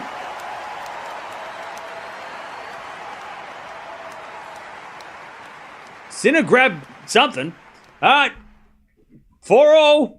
Sinner looking beat up already. Sinner grabbed his hamstring. But they cut away so quickly. He went unless he was just adjusting himself. I don't know. Rap. He used to do it all the time, 4-4. As we return now, goes out by Sinner. 15-love. But Sinner did grab the back of his leg just for a split second, and then they cut away to some random guy in the royal box that I'm probably supposed to know, but I don't know who was that guy with the grey hair. I don't know who that guy is. He's probably the king of something. 15-love. Please stop shouting. Sorry. But if I whisper, it's creepy. Is that the king of Spain? Oh, okay. See, I told you it was a king. I was halfway correct. Anyways, 15-love, backhand rally. Sinner goes again to the backhand of Alcaraz. Sliced into the forehand of Sinner. Alcaraz on the stretch, puts it in the ground. Sinner getting aggressive. I tell you, if Sinner is sore, he will play more aggressive, which might actually be better for him. 15-0. Hey, thank you, Alan, for the $20 Australian. Appreciate that. Thank you for the $20 Australian dollars. I'm not going to whisper the score. It's creepy. What the hell? 15-0.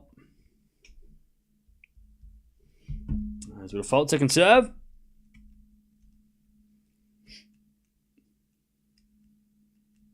Alcaraz with the second serve. As he double faults, Alcaraz 15-30. Cam is prepping for excuses if and when his predictions go wrong. God, right. You are annoying. You know that, right?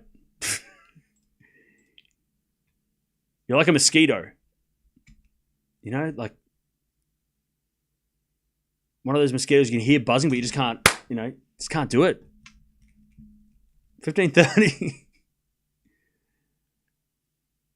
First serve is a fault, second serve. Just buzzing around. Bzz. Predictions are going to be wrong. Bzz.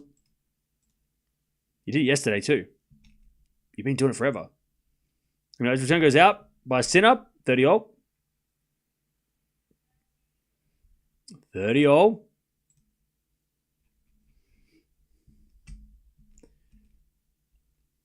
As Alcaraz serves again, trying to get back the lead.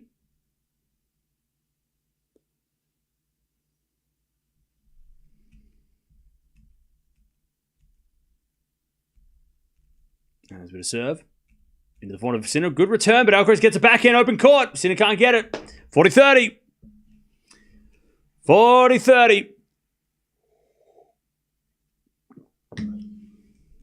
And Prince William is trying to explain to Prince George. Is he a prince? Is a prince, if you're a king, prince? It can't be prince. 40, is it? I don't know how it works, Chad. I'm not a royalist. Is he also a prince? But he's like the prince's... Isn't he like Prince Junior? He's a junior prince. He's a JP. Oh, that was a smoke. I mean, that had fire on it. That's why it wasn't the chalk. It hit the ground and burnt the grass. That was fire from Alcaraz on the serve. That wasn't no chalk. That was like smoke and fire. Somebody call the brigade. All right. Prince George. It is a prince? Princelet. That's... I don't know. That sounds weird. So wait. So it's only... There's a king and then there's like all these like princes and princesses.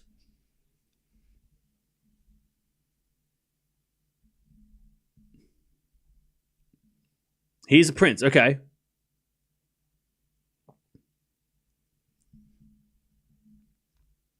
Child of a female, not a automatically prince. I don't know how it works. You got me into tennis. Nice. You're welcome. And I'm sorry. But you're welcome. But I'm sorry. It's hard to watch. But it's because it's at different times. Cam has nice hair. Thank you. Prince William is present with his son. Yes. The whole family's there. Not the king. Why isn't he there? Where the hell's King Charles? He too busy?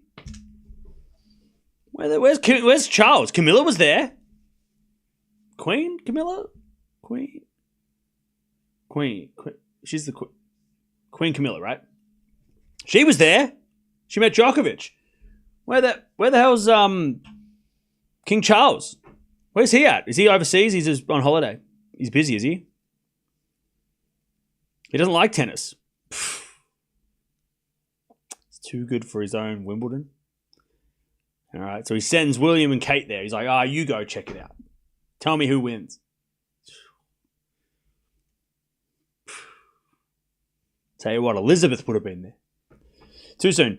All right, love 15. Sinner hits it out. I mean, King of Spain's there. Can't even rock up to your own tournament. Crazy. Yeah. He's probably busy on like really important duties, like what are they royal family charity? He's probably opening a school or something. Love 15 on a Sunday. Love 15. I don't know what he's doing. Love 15. Probably opening a cathedral in the north or something. I'm Irish, chat, so I don't know how it works. Serve goes in the backhand of Alcaraz. Final from Sinner cross court. Alcaraz gets off the stretch. Sinner down the line. Alcaraz there with a slice. Sinner on the attack. But Alcaraz gets it back. Hits it deep into the back of Sinner. Now Alcaraz in the rally and smacks it down the line, but he goes wide. Just 15-all. The biggest difference between these two guys is that Alcaraz's willingness to go to the net. There was a point in that rally that Sinner could have gone to the net, but he didn't. And that might be his undoing. If he doesn't, he's going to have to go to the net. He's good at the net, but it's those rallies where you can see that he's dominating, and then he just stays back. And then Alcaraz gets back in the rally because he's so quick. That is going to be interesting. Because Alcaraz, when he has got somebody running side to side, he'll come to the net. Or he'll drop shot. Sinner doesn't do that. Like, it's not his, favorite thing to do. He'll do it if he has to, but, he has to do it today. Alcaraz does it so naturally, right? He'll go side to side, and then he'll be like, all of a sudden he pops up at the net like a jack in the box and surprises everybody. You're like, holy shit, how'd he get there? But Sinner, you can just tell, he had Alcaraz running, and then he just went, I'm going to stay back and I'm going to try and beat you from the baseline. Good luck.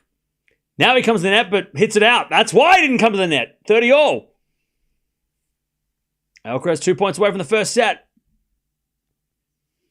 And I think Sinner's dad is asleep. Or not in, I don't know. He looks very, I'll tell you what, Sinner definitely gets his ice veins from his dad, for sure. Because his dad is very, composed in the box. Definitely his father's son. 30-all. Sinner needs a first serve. Where's the clutchness of the number one? Default. Second serve.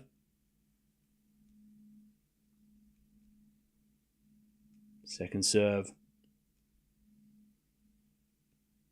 To the forehand of Alcaraz. Return goes into the forehand of Sinner. Alcaraz with a drop shot. Oh, Sinner slipped. And Alcaraz hits the winner. I don't know if Sinner would have got there anyway. It's set point. Alcaraz 30-40. I don't know if Sinner would have got there. Even if he didn't slip, it was such a good drop shot. And Sinner was so far behind the baseline that he would have got there and maybe hit straight to Alcaraz at the volley. 30-40. Alcaraz to take the first set. He was down 4-2. Sinner's been missing first serves lately too.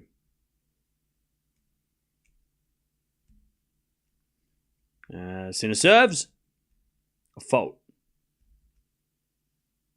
Second serve. Second serve.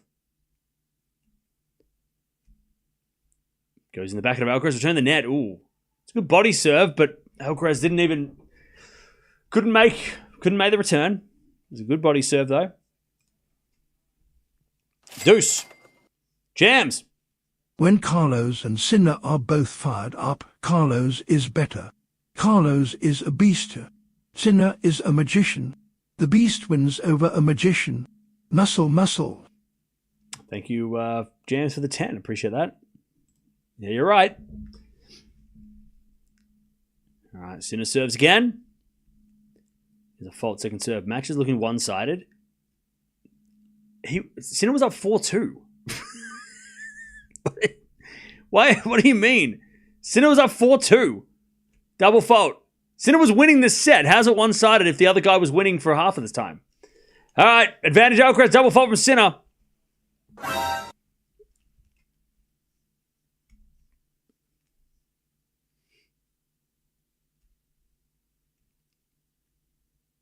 All right, set point number 2 for Carlos to take the first set. Advantage Alcaraz. Serve. There's a fault by Sinner. God, where's that first serve gone, chat? That first serve disappeared. Magician. Too soon. Second serve. Into the forehand of Alcaraz. Forehand from Sinner. Again, the forehand of Alcaraz. Into the forehand of Sinner. Alcaraz runs around into forehand down the line. Sinner gets across court. Forehand. Alcaraz on the stretch with a slice. Sinner stays back. Forehand down the line again to the forehand of Alcaraz. Again to the forehand of Sinner on the stretch. As Alcaraz slice goes in the open court for a winner. And that is the first set by Carlos. And he points to his ear. That was the best point so far. And there again, chat. Sinner had a chance to go to the net and he just stayed back. And that would have been the difference. Sinner should have gone to the net. There was a chance in that rally where Alcaraz was slicing and Sinner went, no, I'm going to hit a backhand cross court instead. And then he got himself in trouble. He's got to attack Alcaraz. He's got to attack. Sinner has to attack Alcaraz. He can't just stay back and hope Alcaraz is going to miss because he ain't going to miss. He moves too good. What a slice by Carlos. Chad, if you think Alcaraz is boring, you don't know what he's talking about. Hey, 34 months. Thank you, Edward. Appreciate that. I really want Novak to win all for 25 slams. As an Italian-American, I got to go for Sinner. No worries. Thank you for the 34 months. Appreciate it. First set, by the way, 11 winners and 8 errors by Carlos. 6 winners and 13 errors by Sinner. And Sinner was up 4-2. So Sinner is not playing well. Not playing as well as he needs to. At the net, Alcaraz only went to the net 4 times, won 3 of the 4 points. Sinner went to the net 8 times. Well, he needs to go more. Really? He went 8 times? He didn't go when he needed to go to the net, though. There was times, that slice, that was it. When Alcaraz sliced that forehand, Sinner should have been at the net. That was the point. When he had Alcaraz out wide, slicing on the forehand side, that's when he should have gone to the net. But he didn't. He stayed and he tried to wrong foot Alcaraz, and Alcaraz was like, I got you. Hit it cross court, and then Sinner couldn't get it on the stretch. Well, he did get it on the stretch, but Alcaraz was like, I'm going to hit this over. So there was that little chance. All right. He's got to attack. He can't, for some reason, he can't beat Alcaraz from the baseline. Purely from the baseline. All right, first set of Wimbledon goes to Alcaraz. 6-4. He was down 4-2 as well. Or down 2-4. All right, Alcaraz serving first in the second. As he serves a fault, second serve. Now, we do know, chat, the second set siesta. It's happened a lot this week. We all know about it. We all talk about it. Second set, and he double faults already. So now he's down love 15. Second set siesta. Also, chat, the last couple of times they played, Sinner has won the first set. So this is the first time in a long time in their rivalry that Alcaraz, not a long time, but in Grand Slams. Let me double check. Agassi in the house, by the way. We love Andre. So let me have a look. When these guys have played in Grand Slams, how many times has Sinner won the first set? Because I feel like he's won the first set more.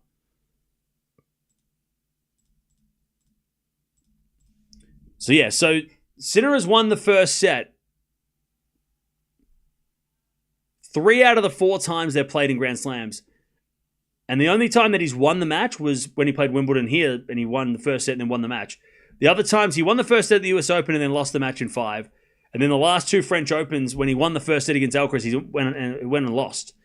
So it's a little different, having lost the first set. He's up love 30, though. And I think maybe not... Look, let's see. Let's see if it makes any difference. Let's see if it fires him up a bit more. Because when you do win the first set, chat, as we know with the siesta from Carlos in the second set, you do sometimes take the foot off the gas in the second set because you already won the first. And you take a little bit of time off as Alcaraz in the net love 40. And also, and again, chat, I want to get the terminology right, but I'm going off the top of my head. Brad Gilbert talks about this in his book. He talks about, he says the wounded bear.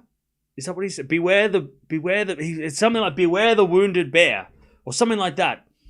Where it's like when somebody loses the first set, they're going to be fired up at the start of the second because they want to come back and win. So you got to be on your guard for them to come back. As that goes in there from Sinner, it's 15-40. So you can't let up after winning the first set because you've just, especially Sinner who's won, lost 4 games in a row. He's going to be like, all right, let's go. I'm restarting this. I got to find the quote. I can't remember what it was exactly. Go read the book. It's a great book. Teach you about tennis and stuff. 15-40. First serve's a fault, second serve. Second serve. Serving to the forehand of Sinner. Backing it from Alcaraz into the slice forehand of Sinner. Alcaraz with a drop shot and Sinner goes down again. Sinner keeps slipping on that baseline. By the way, Jeff, you're the only one that's happening to, so it must be your internet. Nobody else is saying that the stream is freezing. 30-40. So you might just need to change your video settings to be like one. Usually it's YouTube just buffering because it's trying to catch up with the stream. You might be trying to have like 4K streams. Just put it down to like 720p and it should be fine. Usually it's a what do you call it? Resolution issue. 400 rally. Still break point here. 30-40. He's got a 400 from Alcaraz. That goes out. Sinner breaks. All right, Sinner. He gets the break. A little bit of charity from Alcaraz in that game. But he'll take it. 1 love. Yeah, usually if the stream is, go to 720p. Because if it's on auto, YouTube is always going to be buffering to get the best resolution for your internet. So you're better off just putting it on like a shitty resolution because, to be honest, you don't really need to see what I'm doing. You can just listen. But nobody else has said anything, so I think maybe just change that and it should be okay.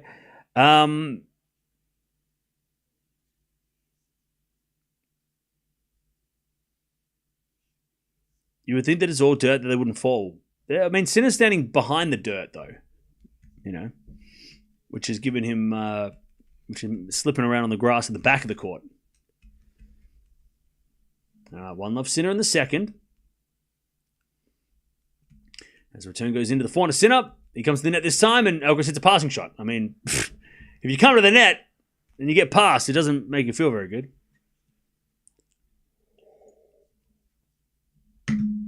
All right.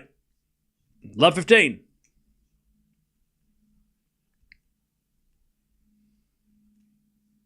Love 15.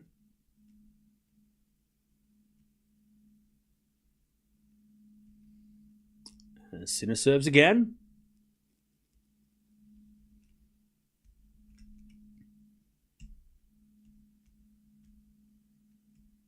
Sinner serves. A fault. Second serve.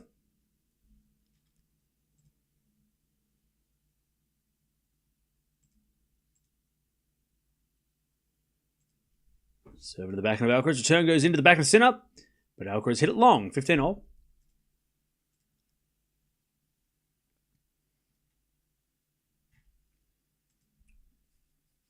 15-all. Who wins his second set, chat? Who wins his second set?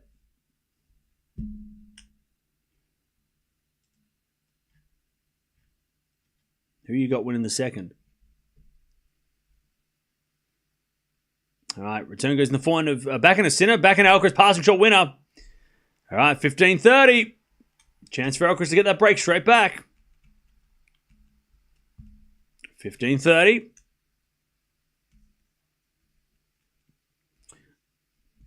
Sinner. Go Sabalenka. Okay. Alcaraz. Okay. Alcaraz. Sinner. Carlos.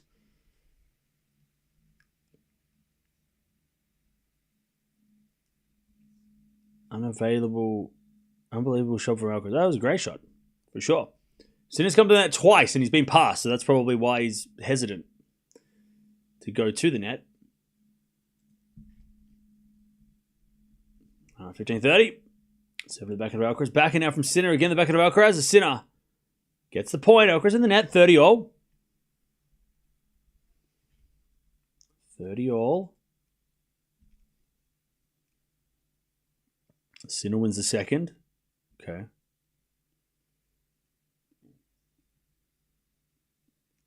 $30-all.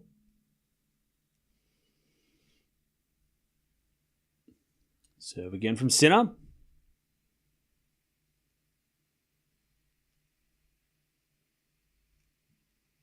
Into the backhand of Alcaraz. Return goes in the forehand. Sinner. It's a drop shot, but Alcaraz is going to get it. And then Sinner backhand down the lines wide. It was the right shot, but he just couldn't execute.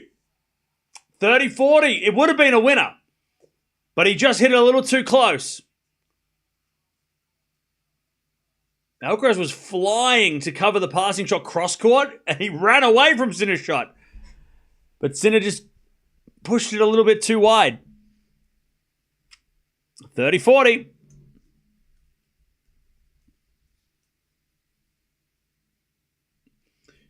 Breakback point. Yeah, that was a bad miss for Sinner. He usually makes those. Serve in the back of Alcaraz. Return goes long and it's deuce. Sinner needs more first serves. That's definitely what he lacks. Or has been lacking. I mean, it's 50. Even though Alcaraz at 51%, he's serving massive, so that's fine. But Sinner needs to be serving a lot. Look at it, because, okay, I'll give you a serving. So when somebody's serving a lot of first serve points, one, which is this first serve points percentage, if that is high, you can kind of assume that the person who is serving that many first serve points, one, is serving big. So Alcaraz at 51, that's not a good serving stat, but he's winning a lot of points on serve as Sinner puts it away. And we've seen Alcaraz hitting massive bombs, right? So yeah, he's not going to get every big serve in, but the fact that he's winning 72% of those points is great. The fact that Sinner is serving less than 60%, but only getting half the points, he is not serving as big as Alcaraz, and he is not winning as many points because he's not serving as big and he's still missing. So he needs to serve. If he's going to be at 50%, he's going to be serving a hell of a lot more in. Or he might need to go for a little bit more on the first serve, so then when it goes in, it's going to be a winner. That's a better serve. As the return goes in, the forehand of Sinner, he goes straight to Alcaraz, who shanks it long, and Sinner holds 2-love. So that's, again, both are not serving a lot of first serves in, but the difference is that Alcaraz, when he gets his first serve in, he's winning most of those points. So you kind of give him a little bit of a pass. But both are not serving great. I mean, we have had 2 breaks of serve already, each. All right, Sinner though, 2-love. He consolidates the break. Wed.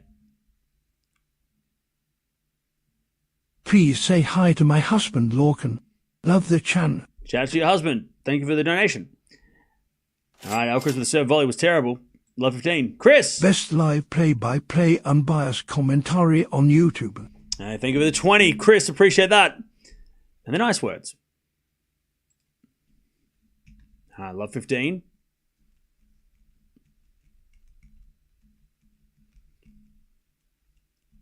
There's a fault from Alcaraz. Second serve.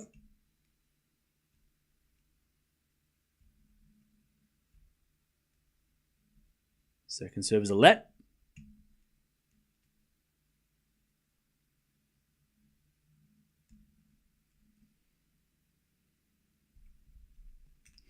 Second serve. To the backhand of Sinner. Return the backhand of Alcaraz. Sinner backhand. Down the line. That's a great shot. Alcaraz gets on the stretch, but it's in the net. Love 30.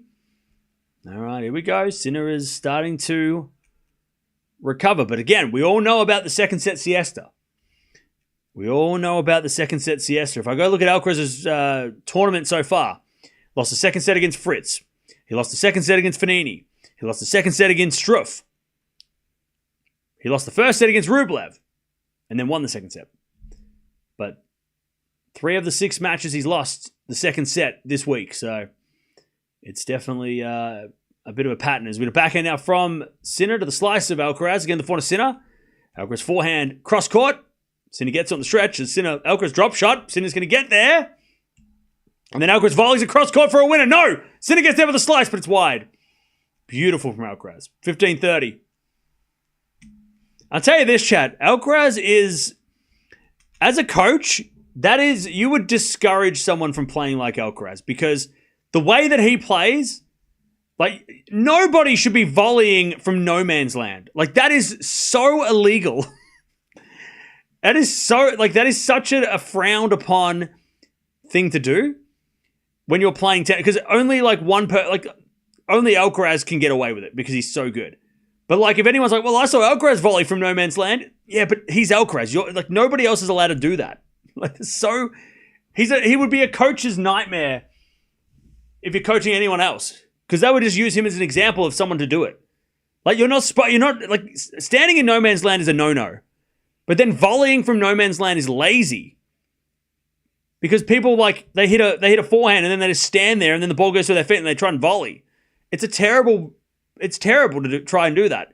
But Alcaraz does it and it makes you look bad. Because it's like, well, he could do it. Yeah, but that's because he's Carlos Alcaraz. 40-30. And I'll show you what I mean on the whiteboard in a second. We'll break out the whiteboard because it's probably easy to explain because probably half the words I said you might not understand. But that's just my accent. All right, 40-30. Alcaraz to get on the board here. Great serve. Okay. 2-1. Now, so chat, if you don't know the part of the court, this is where no man's land. I mean, you can call it a couple things, but no man's land is here, right? You don't want to stand here when you're playing because you want to stand here, or if you're going to stand here, you want to make sure that it's an approach shot so you can be at the net. You don't want to stand here and hit shots because at the end of the day, this guy or girl is going to try and hit the ball deep. And if you're standing here, it's going to hit you in the foot. So this is not where you want to be standing. But Alcaraz just makes everybody look stupid because he stands here and then he hits winners. And you're like, stop doing that. Like, don't do that because then everyone's going to think that that's okay when it's totally not okay. That's not good. Don't stand here and don't do it. You're not Carlos Alcaraz. Don't do that. But he stands there and hits volleys, and then he hits a volley winner. And you're like, well, okay, one person in the world can do it, right? But don't do it. Don't do that tactic. Don't volley from the no man's land. Do not volley from no man's land. It's a totally illegal. Just don't even do it. It's a bad habit. It creates laziness. You should either run back after hitting a shot or you should go to the net. If you're standing there, you should either move back behind the baseline or you should move forward to the net. Don't stand there and hit volleys. Only Carlos can do that. He's the only person who can do it. If you're not Carlos Alcaraz, you can't do it. It's not allowed, all right? Don't do it. All right. Sinner with a break in the second.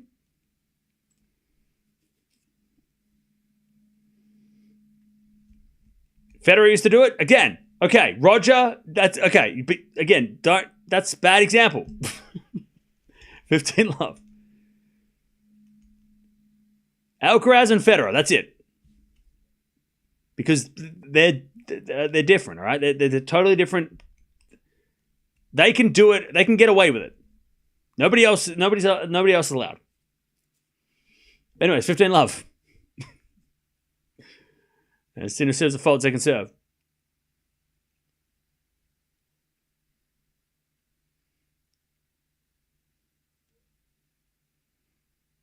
$15 love.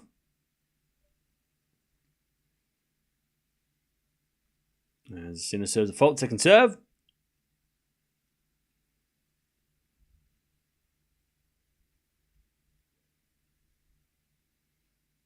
Serving to the backhand of Alcaraz. Backhand of Sinner. Into the backhand of Alcaraz. A Sinner with a forehand to the forehand of Alcaraz. Again, the forehand of Sinner.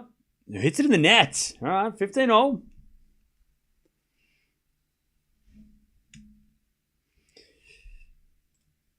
$15-all.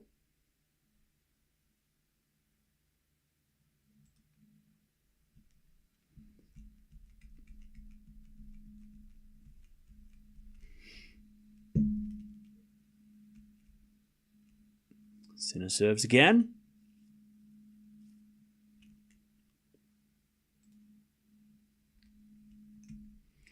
Serve to the back of Alcaraz. Backhand from Sinner into the Alcaraz forehand. Alcaraz overhits it. 30-15. 30-15. By the way, if you are new to the channel, there is no such thing as a stupid question about tennis. So if you have any questions, even if it's something simple like, what do you mean when you say this word? Or what do you mean by this? Feel free to ask, because that's what we're here for. We're here to...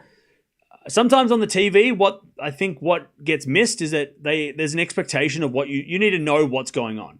It's very hard to watch tennis with no knowledge. Because if you go watch tennis, you're like, well, what's the scoring system? They don't explain that on TV. But also they can't hear your questions. I can hear them. I can read them. So if you have any questions, let me know. Sinner in the net with a volley, 30-all. So if you have any questions about, like, I don't understand what they mean by this, or I don't understand what this is, or what, this is where I can help you, because I can answer those questions. Where on the TV, they can't hear you. So they already assume that you know how to score tennis, and you know the lingo, and you know all the fancy words and what all the shots are, right? So if you're like, what's a volley, right? I can tell you what it is. It's when you hit a shot at the net, or you hit a shot in the full, because you can hit a volley from the baseline as well. What's the baseline? It's that back line at the back of the court where they serve from. What's a serve? It's how you start the point. Like, again, you can just ask me any silly questions. They're not silly. Any, what do you call them? What did I say? Any question. There's no silly questions. That's what we're here to hopefully help with your tennis education. Backhand to backhand rally. 30-all. Alcaraz over, hits it. And it's 40-30 Sinner to go to 3-1.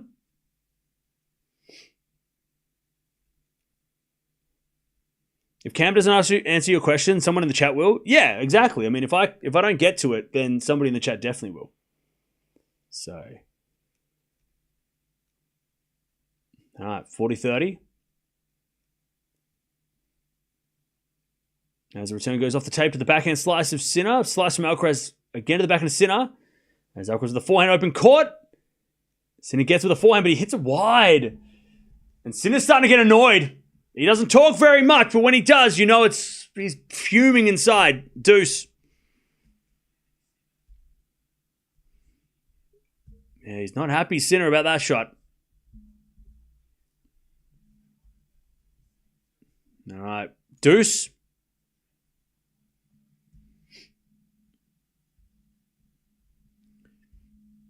Why do they spell tennis Tennis? I don't know. That's not a tennis question. That's a English language. I don't know. Is that a tennis question? That's a language lesson. I don't know. All right, second serve, Sinner into the backhand of Alcaraz. Forehand from Sinner into the slice of Alcaraz. Sinner with a forehand again on the attack.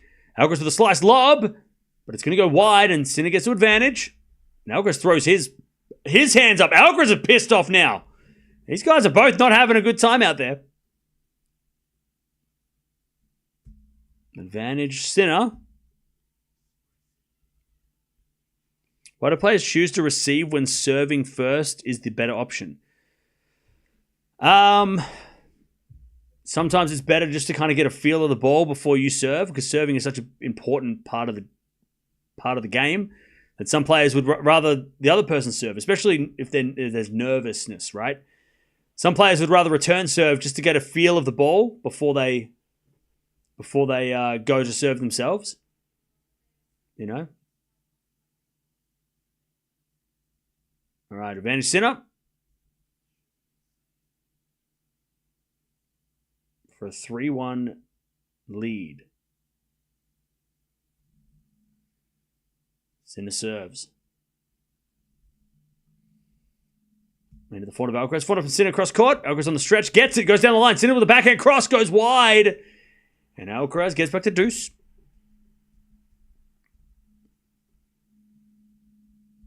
We get to deuce. What's the deuce court? It's the right side of the court. And the advantage court, or the ad court, is the left side of the court. All right, deuce.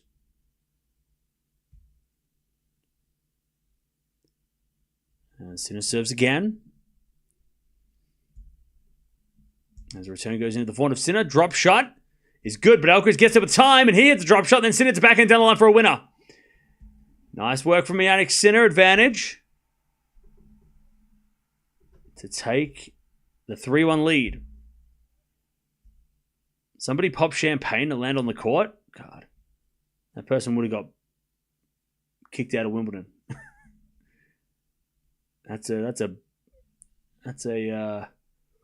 what is it? You get kicked out for that. Oh,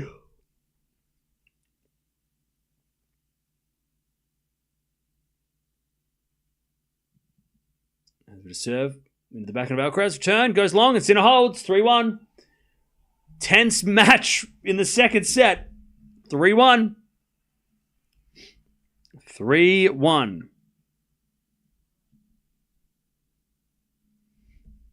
3-1.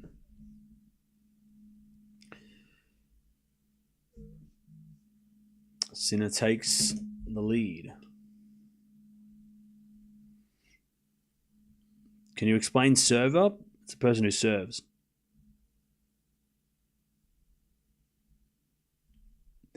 All right. Alcaraz with the default second serve.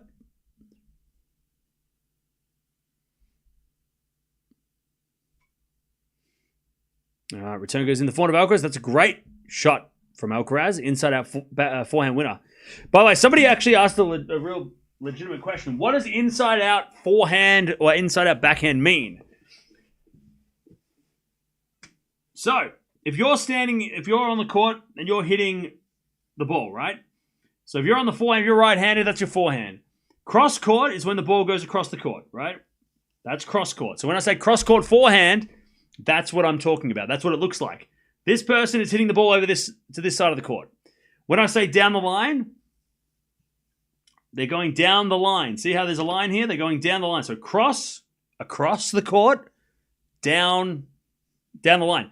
Now, an inside out or an off forehand would be when somebody is standing, usually they're standing a little bit further out here, and instead of going cross court, they hit it the opposite way. So inside out, it's like opposite. 40 love, by the way. So if you're hitting a forehand cross court, you're going here, but if you hit it, it's not down the line technically, because down the line is when it goes sort of parallel with the sideline. It's when you're hitting it inside out. So it's like cross court, but like away from you. Rather than going across the court, it's going cross court the other way. Little confusing to explain on a whiteboard, but hopefully that made sense. And the same thing with the backhand. Same lingo for the backhand. Down the line backhand, cross court backhand, inside out backhand. You can do the same for both. Does that make sense? Does that make sense? Alcaraz holds. Perfect time to talk about stuff. So again, I'll just draw it properly so then you can kind of get what's going on. So inside out, so cross court, down the line, and then inside out is like, or off forehand, because off is the opposite. Does that make sense? Make sense? It helps. So yeah, so if you're not watching the match and I'm telling you, I'm saying like, cross court forehand, you can kind of go, okay, yep, I see what that looks like. Inside out forehand, okay, I know what that looks like. Down the line, okay. So that's what it is. They're the three things that I kind of say the most. They're the three things that I say the most. Is that it? What does on the stretch mean? Yeah, so on the stretch is when somebody's like out here hitting a shot and they're kind of like stretching out. They're sliding out like Djokovic when he does the splits. When I say someone on the stretch, it means they're having to run really far. And they're hitting a ball from like outside the court, like out here. Right? So that's when I say someone like on the stretch, like Alcaraz on the stretch, it means that he's like way out here trying to hit the ball. It means that they're stretching to get the ball. They have to do the lunge. Anyways, Sinner's up a break. 3-2 in the second. Must win set for Sinner. Unless he comes back from 2 sets to love down in this one, that'd be kind of poetic. 15 love.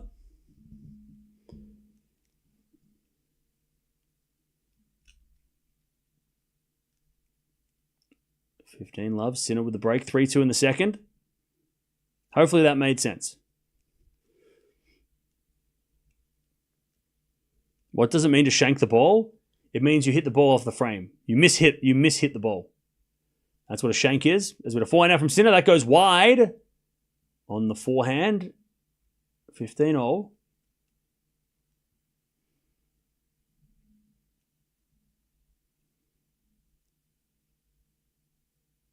You make 0 sense. I don't think you were listening.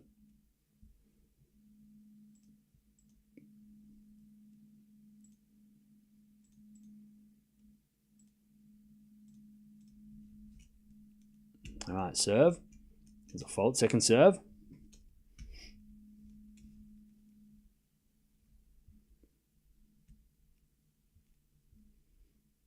Serve again from Sinner. Out wide the forehand of Alcaraz. Sinner with a forehand down the middle. Alcaraz hits a forehand cross court into the forehand of Sinner. Again to the forehand of Alcaraz. Now Sinner with a backhand inside out to the forehand of Alcaraz. Now Sinner with a cross court backhand. Alcaraz slices it back into the forehand of Sinner. Over hits it. And it's 15-30. Nice rally by Alcaraz. Good defense. 15-30. A passing shot is when somebody's at the net and you hit it past them. So it's when you're at the net. And a passing shot is when the ball goes past someone at the net for a winner. Or it could be a passing shot that goes out, but a passing shot is when you're passing someone at the net. 15-30.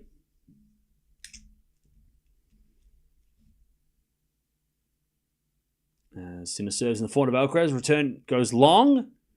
30-all. Nice serve, Sinner.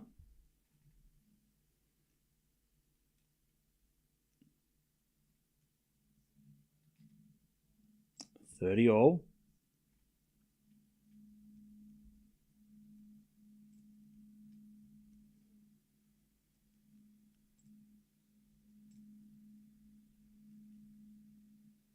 Serve again. Down the tee. Great serve. And the return goes out by Alcaraz. That was clutch. Sinner hasn't been clutch serving much. But that was clutch.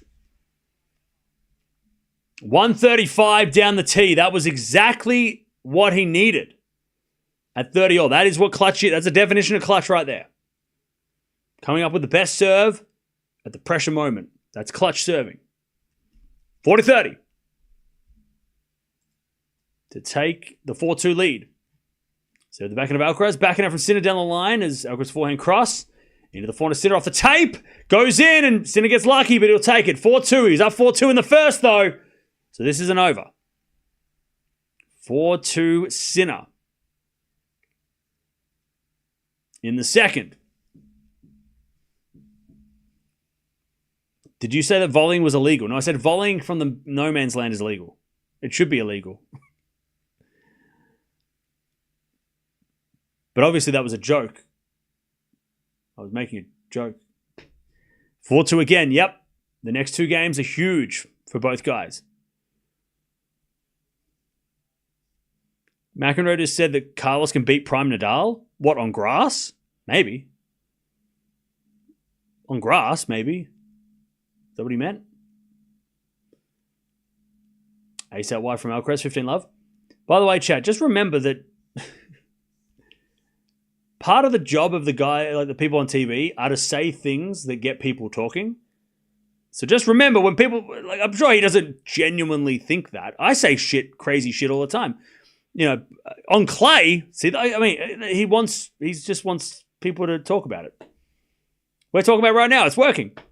15 love. Like Verlander said, I think Verlander said that Alcaraz and Sinner, prime Alcaraz and Sinner can both beat Nadal on clay, which again is like crazy to say. But it's just to get everyone talking about it. I don't think they genuinely believe that. And also, we're all getting fired up right now because it's a great final. We're all, fired up. Hey, it's the new what's his name? It's the guy with the new Dumbledore. It's Dumbledore. New Dumbledore. The new Dumbledore. New Dumbledore. The new one. 40 love, Alcaraz. It's just heat of the moment. He's just, John Lithgow. New Dumbledore. 40 love.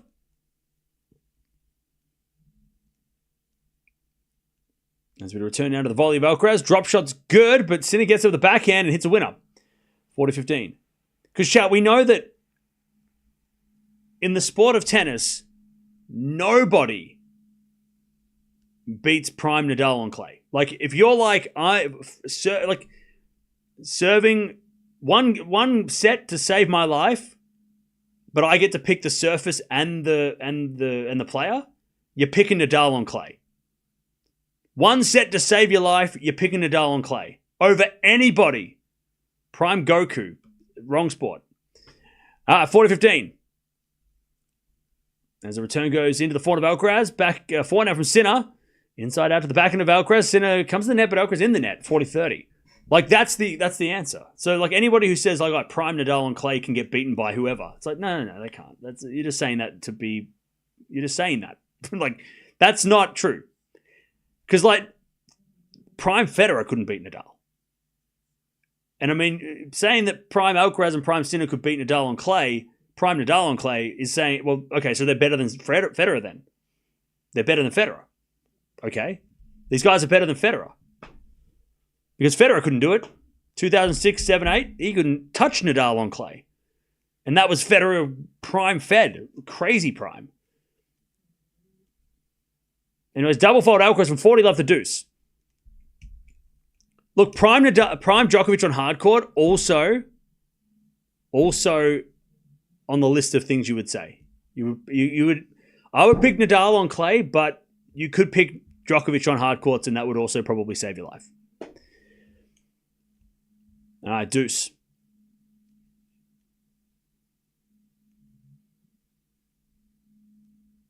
There's a fault from Alcaraz, second serve.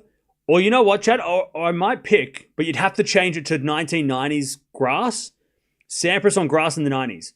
Because if you have Sampras on grass in the 2000s, double fault again, it's advantage Sinner. Alcaraz just lost his mind here. I would say prime Sampras on grass in the 90s when the grass was fast.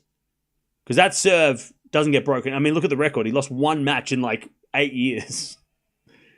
All right, advantage Sinner for the double break here. By the way, Sinner's mum is in the house. Did somebody say why does... Oh, no, somebody said Swiatek's mum wasn't there. Yes. Anyways, advantage Sinner.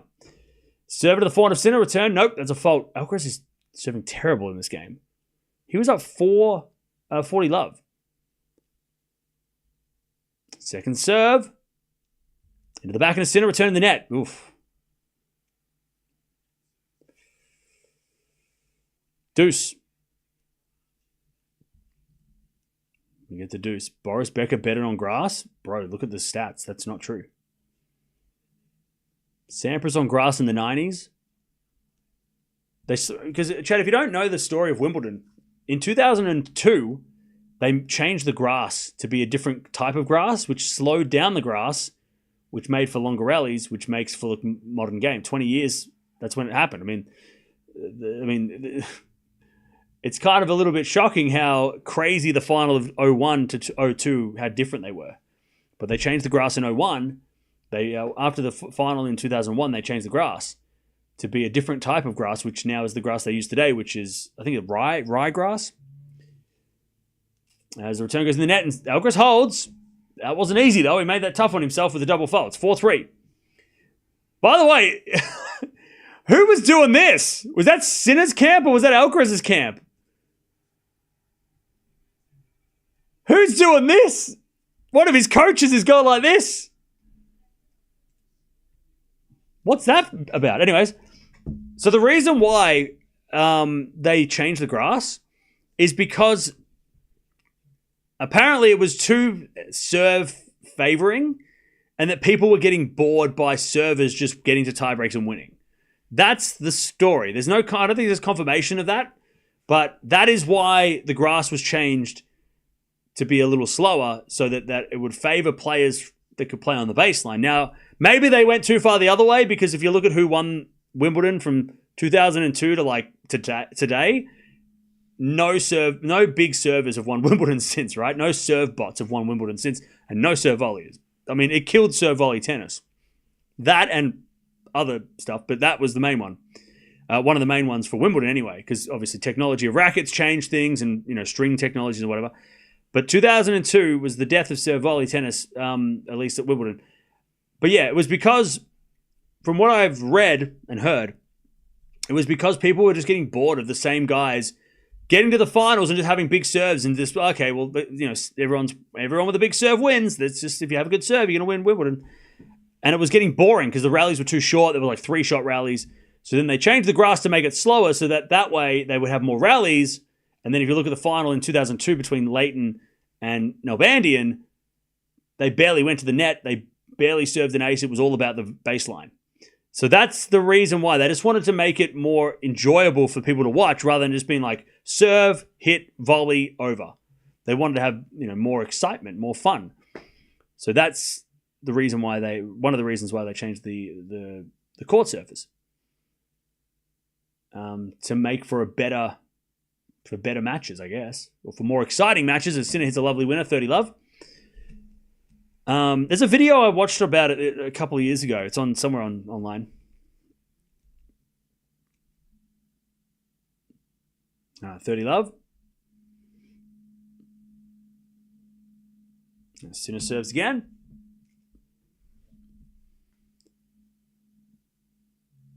.30-love. Serve to the back of Alcaraz. Turn goes into the forehand of Sinner. Alcaraz forehand down the line. Sinner with a backhand cross. Alcaraz goes with the backhand down the line, but it's just long. 40-love.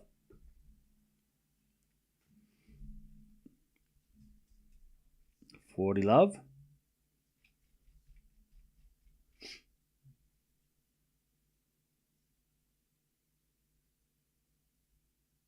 .40-love. Sinner to go to 5-3. Great serve down the tee. All right. 5-3. Sinner has the break. And keeps the break. 5-3.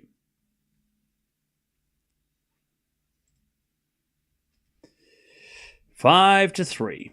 Alcaraz serving to stay in the set. Scott. Do you think Roddimer could have won Wimbledon back in the day if they hadn't changed the grass courts to be slower? Yeah, Roddick probably would have won Wimbledon in the 90s. Actually, you know what? No, because back in the 90s, it wasn't just about being a big server. You also had to volley. You had to back it up with volleys. So I don't think his serve alone would have won him Wimbledon in the 90s. Because if you look at the guys that won in the 90s, even the finalists, right?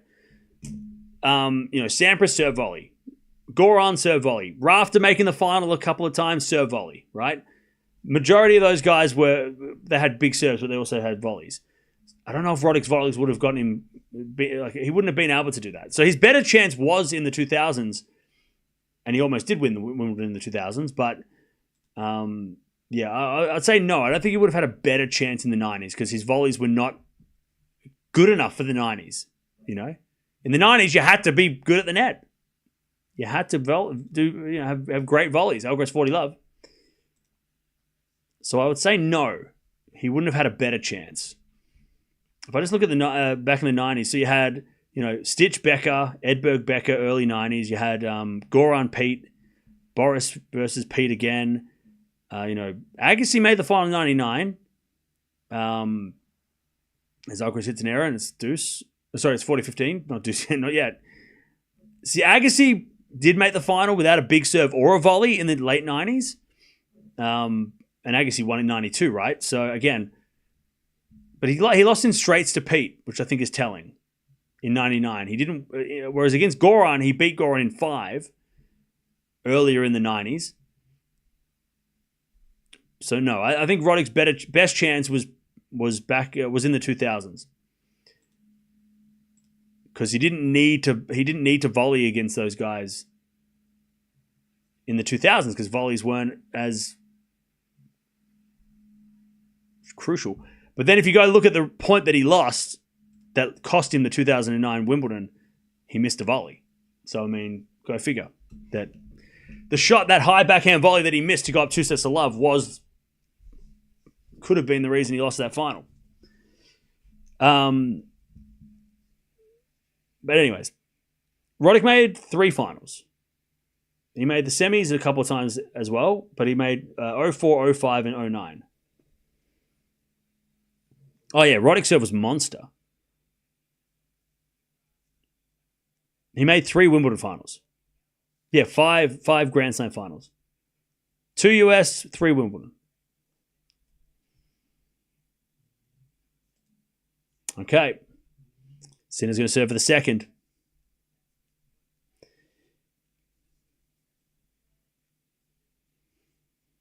How far down is Sampras in the GOAT conversation now? 5th or 6th? I think he's still probably 4th or 5th. At least, I mean, probably 4. Maybe 5th behind Laver. Maybe. Because Laver did the calendar slam no one's done.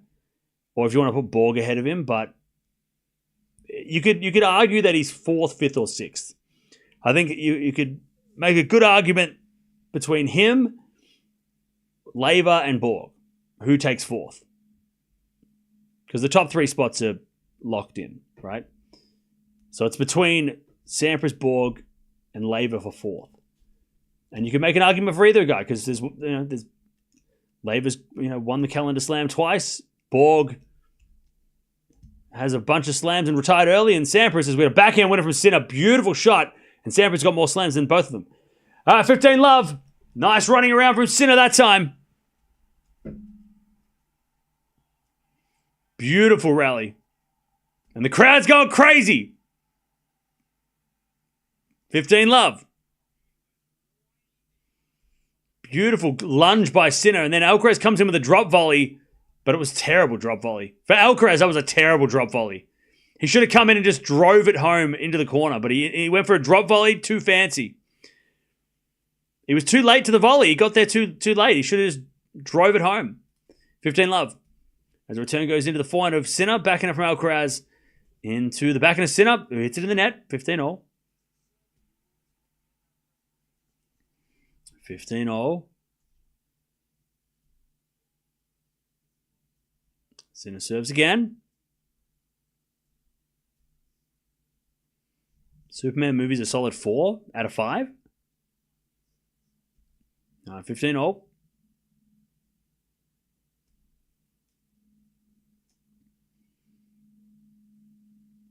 Serve again.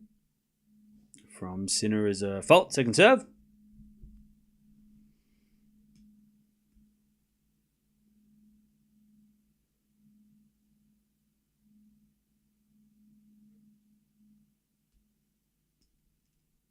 Second serve. Into the forehand of Alcaraz on the stretch. Sinner backhand cross, open court. Alcaraz puts up a lob, but it goes out. 30-15. By the way, the shadow's starting to creep over on the court now, so let's see whether or not it starts to become a problem for either guy, because it's awkward for both. All right, 30-15.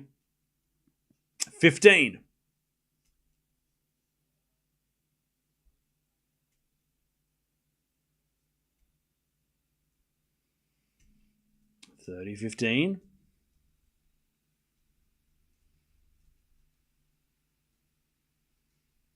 Serve out wide as a fault from Sinner. Second serve.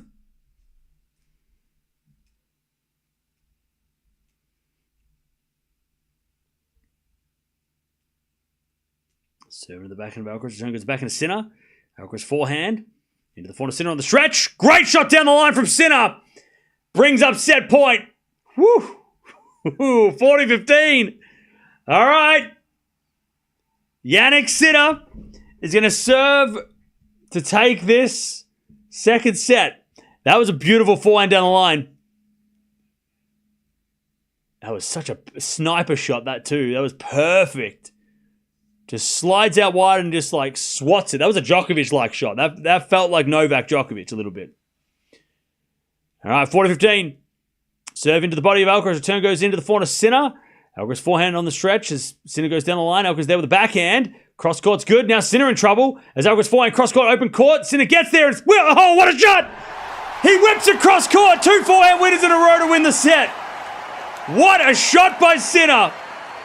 Just on the swat. Wow. All right. Sinner's lifted. 1.5 hours, 1-2 sets. Sinner just, like that last game, just dialed it up. He just went, you know what? I'm just going to start playing properly now. The forehand is working properly now. Holy crap. They were down the line and then the cross got both of them on the run. Beautiful shots. No wonder Alcaraz didn't know where to stand. All right, that second set, much better from Sinner. 8 winners and 8 errors. Alcaraz, 13 winners, 13 errors, though. He was given a few errors, but Sinner's serving was a lot better and wasn't giving away as many points.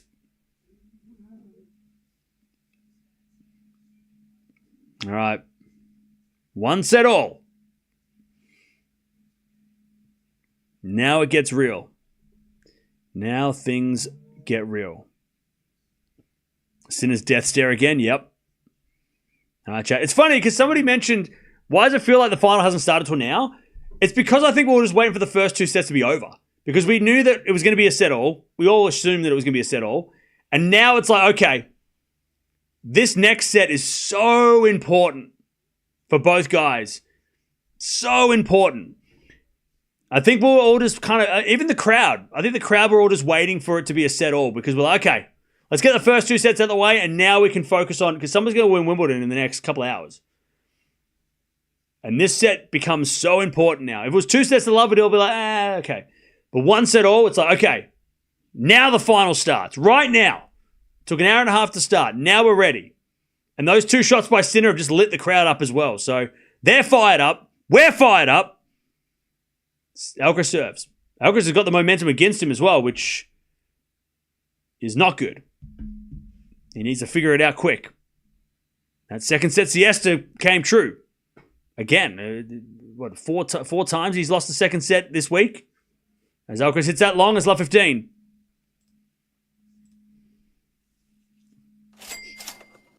Polis. Maybe Sinner in 5, as you said, Cam. We want 5 sets. Well, Alcaraz doesn't lose in 5, so I'm a little worried about my prediction. But thank you for the donation and bet. Women's finals was a big make-up that we have this. Yeah, I mean, look, people are going to talk about that women's final not being as good as they want it to be. But to be honest, I think for historical reasons, it'll go down in history as one of the. I mean, it's the 3rd time in a Grand Slam final that we had love and love. So I know people like to clown on that final now, but I think in the long run, we'll look back and go, man, how good is Swiatek? Like, it adds to her legacy. Double fault Alcaraz, love 30. By the way, the bar was so low from yesterday's final, so saying that this final was better, it was always going to be better. If it was 1-1 in the first set, it was better. Like, it automatically was going to be better if both guys held. Like, to say that this is better than yesterday is like, well, of course, this would have had to be a retirement loss after 2 games if it was going to be shit. I love 30. This is better than last year's final of Wimbledon, though, for the men. As Alcaraz serving volleys, nice, 15-30. Risky, though, but he executes well. 15-30. Chris Evert in the house, by the way. Watching in the Royal Box, I think.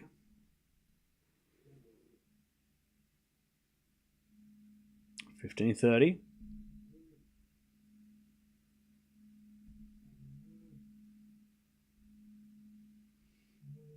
There's a bit of fault from Alcaraz. Second serve.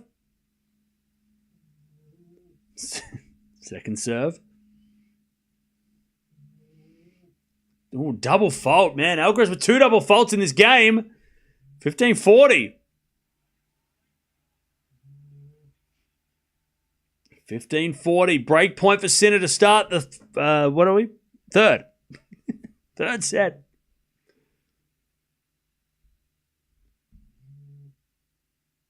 Too many double faults from Alcaraz. His serve is letting him down. That's an ace, though. That's a great serve. 137 down the tee. 30-40. 30-40.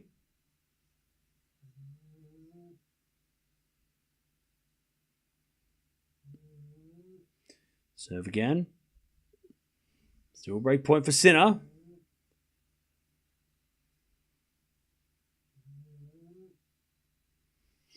As he serves another fault, Alcaraz, second serve. Speak French? No. 4-4 rally. Sinner on the stretch. Hits it out. We get the deuce. Excuse me. Speak French. I can't do that. I'm sorry. I'm not capable of that. I'm not that smart. All right, deuce.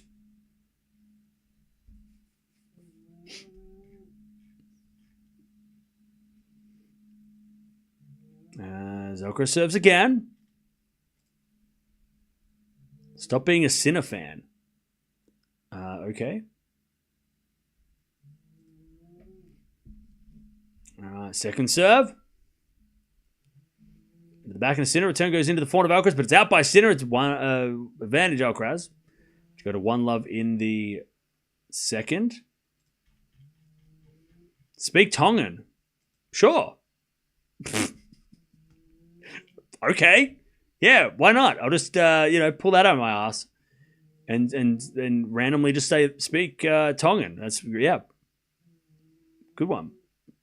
Advantage Alcaraz. And he says an ace. All right. Carlos holds. 1-love in the third. Do I ever bet on tennis? Yes. Speak Chinese. All right. It was funny after like the second one, all right? Speak German. All right. We get it. Haha. Speak another language, guy. I can't do any of that. I can barely speak English. 1-love Alcaraz.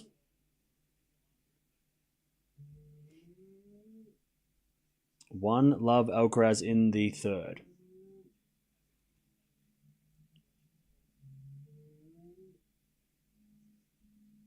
All right. Here we go. Sinner to serve. People are walking around with drinks. Sinner serves a fault. Second serve. Hey, Psych. Thank you for the 12 months. Appreciate that. Thanks for the year of membership. Remove your tattoos. How do you even know I have tattoos? Bro, that's creepy. Anyways, 4-4 rally. As that goes down the line, the backhand is Sinner. Backhand from Alcaraz on the stretch. Goes down the line, but it's wide. Chat, maybe that's what I'll do next week. I'll get a tattoo. You look like Matt Damon. Thanks. Bro said that like an insult. Oh, you look like Matt Damon. Ha ha ha. Yeah, okay. That was a compliment. He's a Hollywood actor.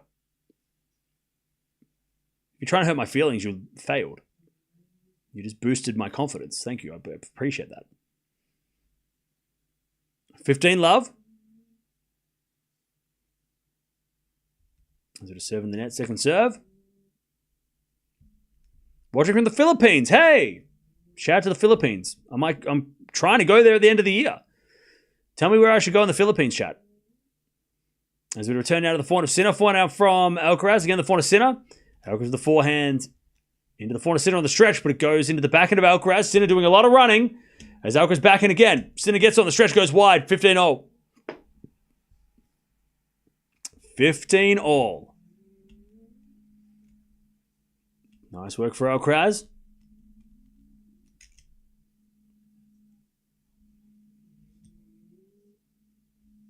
$15-all.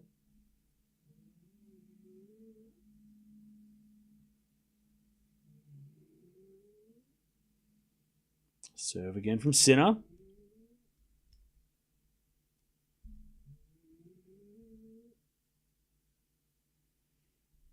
Serve in the forehand of Alcaraz. Return goes out and it's 30-15. Good serve. 30-15.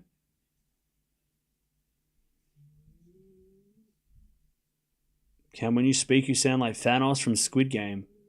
I believe he's from Avengers. He's from Marvel. I don't know who Thanos is. Squid Game's a different thing. That's a Netflix thing. 30-15. Ace out wide. 40-15.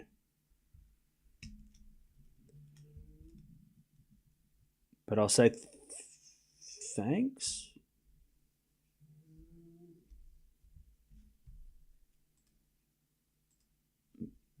Maybe.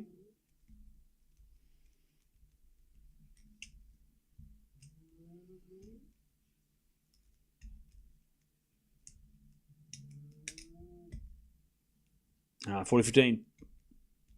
First serve is a fault, second serve. There's a Thanos and Squid Game. All right, mods, go ban that guy then. Because that was clearly must be an insult. Anyways, backhand slice goes in the forehand of Sinner. Sinner puts it away. 1-1. The chat summary is hilarious. Oh, no. All right, 1 game all. By the way, Greg's, you in the house still?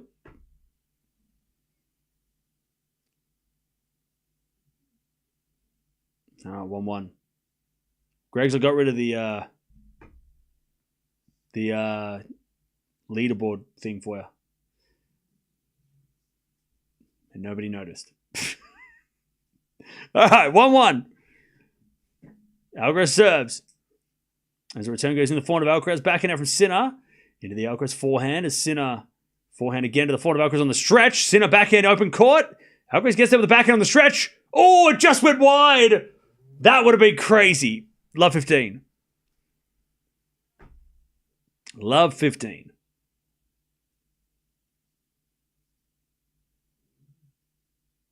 Love 15.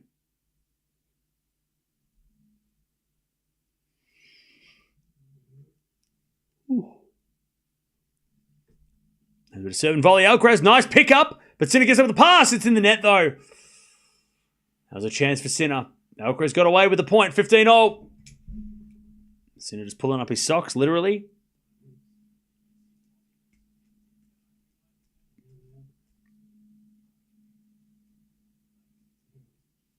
$15-0.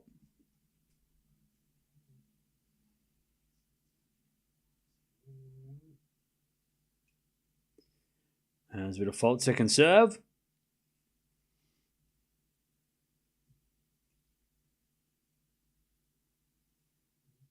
Second serve. The backhand of Sinner. Backhand of Alcaraz. Into the backhand of Sinner. Sinner hits it out though. 30-15. 30-15.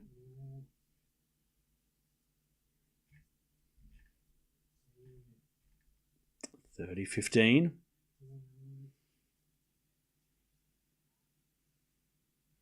Come visit Boronia.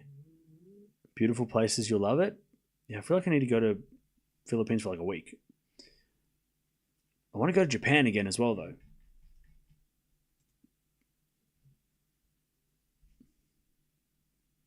All right, 30-15. As Alcaraz serves a fault. Second serve.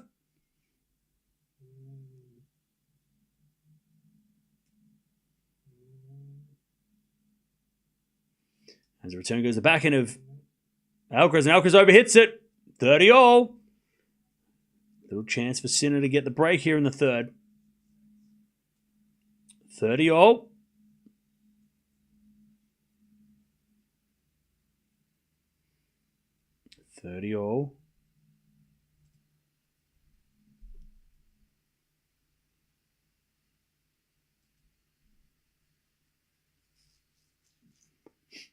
Serve again. To the forehand of Sinner. Return goes short. Alcaraz forehand down the line. Winner. Easily. All right. Advantage or 40-30 to Alcaraz. Is that Nicole Kidman?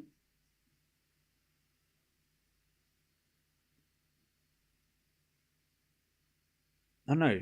Lady wearing a hat and glasses. I couldn't tell. 40-30. First serve is a fault. Second serve. It is.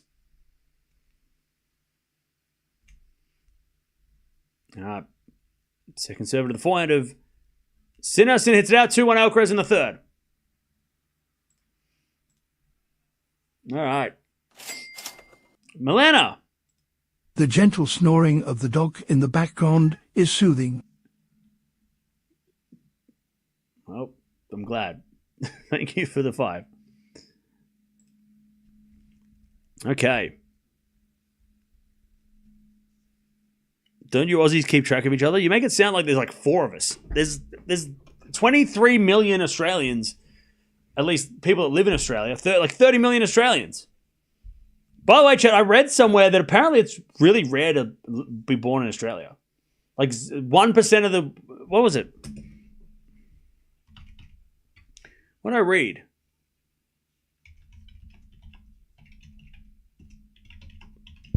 I think it was like super rare to be born in Australia. Like the percentage was like less than 1% chance of being born in Australia. But there's like a lot of us, so it's not like we all just go like, oh yeah, I know the other 3 Australians that have ever existed. Now the population is not 4. There's more than that. All right, Sinner serves.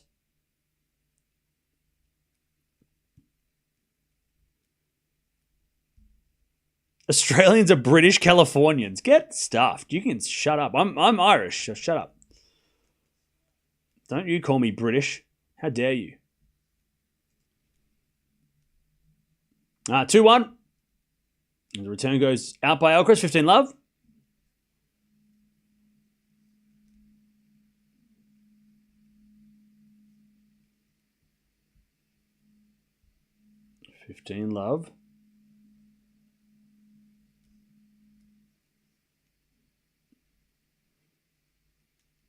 As we serve again. Into the forehand of Alcaraz in the net. 30 love.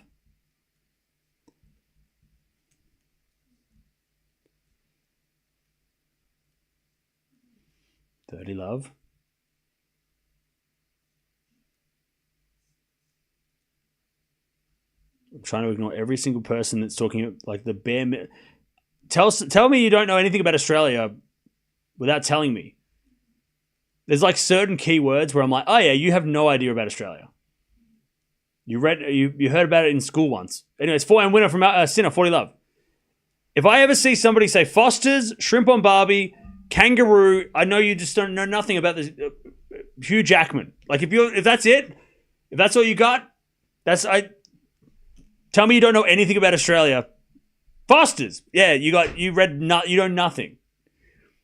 You know nothing about Australia. But I said kangaroo. All right, 40 love. As a default, second serve.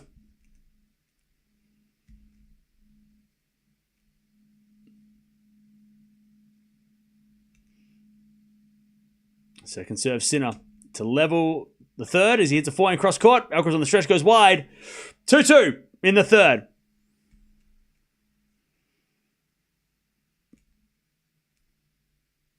Oh, Margot Robbie. Oh, good one. Yeah. You know everything to know about Australia. You know Margot Robbie. That's great. You're so smart. All right. 2-0.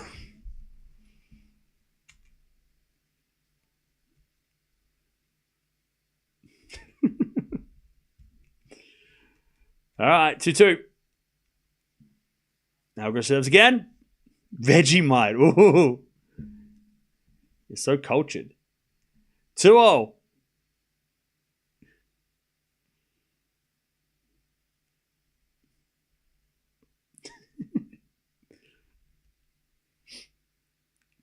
Is been a serve now from Alcaraz.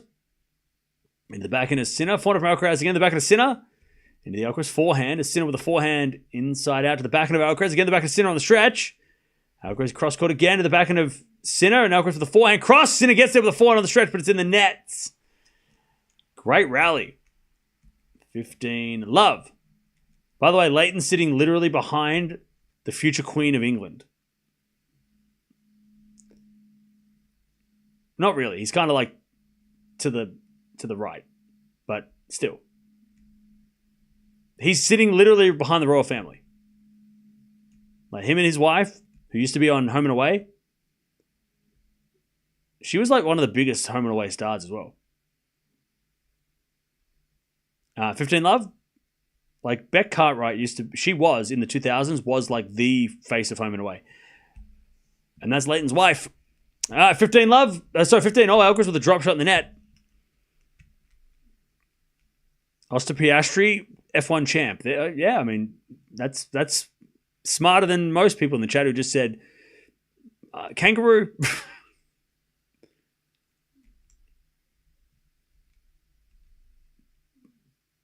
15 all.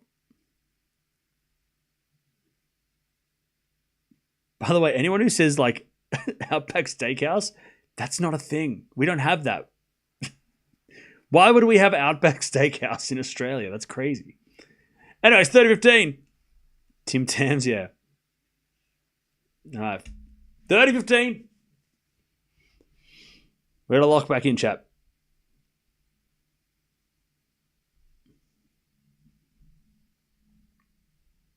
$30-15. As the return goes into the forehand of Alcaraz. Alcaraz hits it out. 30 all. 30 all.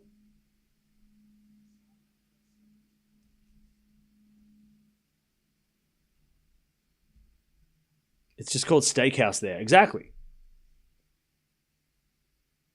Why would we call it Outback? We live here. All right, 30 all. Is it a serve out wide as a fault? Second serve.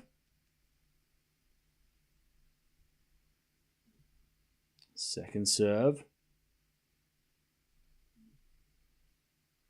Into the backhand of Sinner. Return goes in the backhand of Alcaraz. Sinner with a forehand.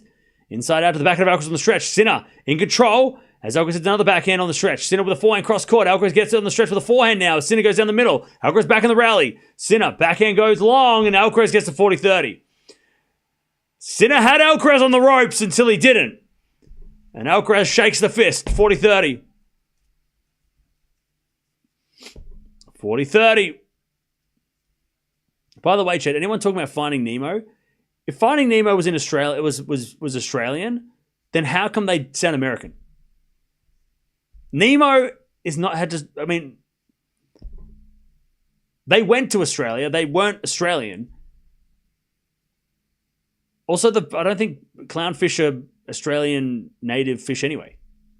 Pretty sure they're not from here. 40-30.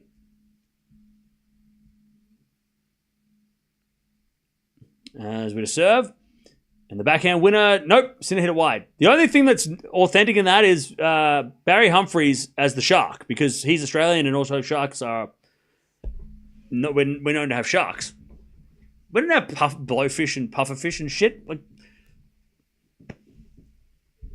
all right. 3-2, Alcaraz holds.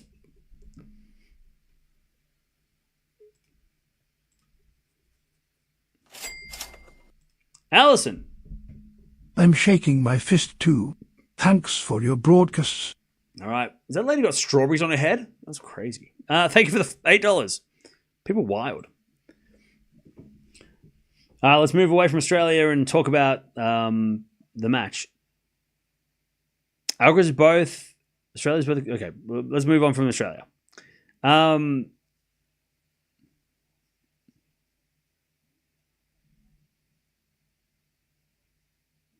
Is there anything about the tennis?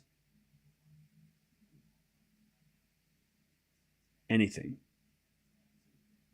about the tennis? Who do I think will win? I think Sinner will win in 5.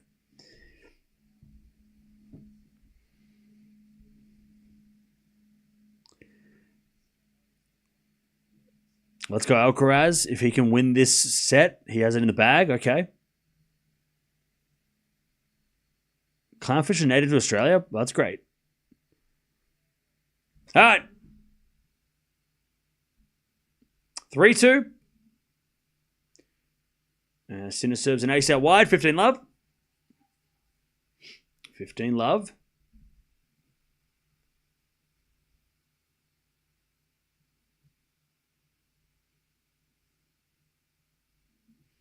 $15 love.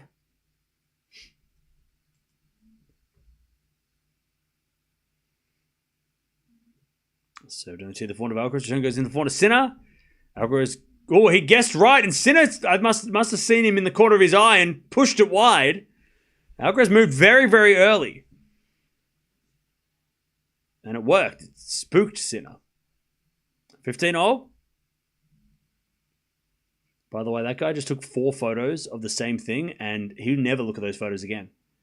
He'll post one of them on Instagram stories, and then it'll disappear, and he'll never have that photo. He won't care. Like, Chad, how many times do you actually use the photos on your phone? Like, I've taken millions of photos on my phone. My wallpaper, one of them. 30-15. Sinner with an ace. That's why I bought a film camera. 30-15. As a default second serve.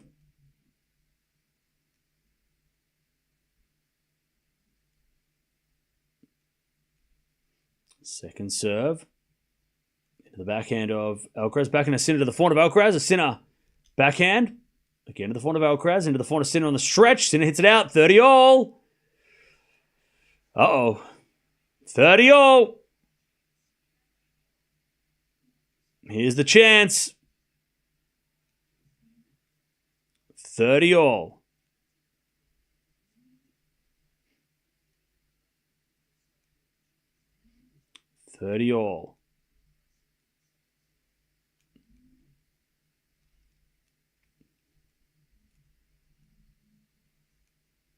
Serve again. Into the forehand of Alcaraz. Forehand from Sinner down the line. Alcaraz gets there with the backhand pass. Oh, it just went wide. All right, 40-30. Sinner survives by coming to the net. 2 hours played in this match, by the way. It's gone quick. It's been a quick match so far. Or it hasn't. I don't know. It feels like it's gone quick. 40-30.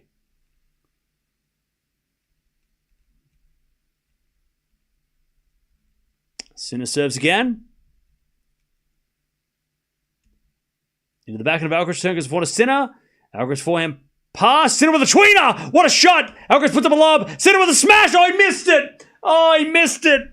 That would have been the point of the match, maybe the tournament. But he missed the easy smash. He did all the hard work. The front way tweener from Sinner. And then he missed the easy smash. Great pickup by Sinner between the legs. I mean, that was so fancy. And then he missed the easy shot. That was an easy smash.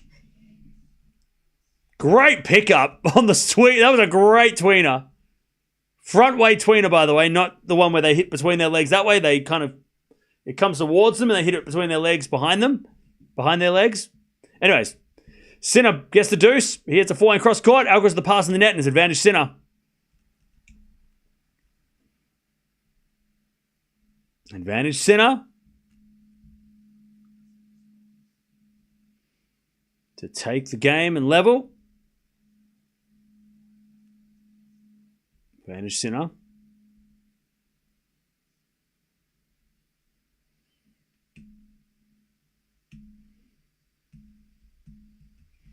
Sinner serves. An ace out wide. Okay.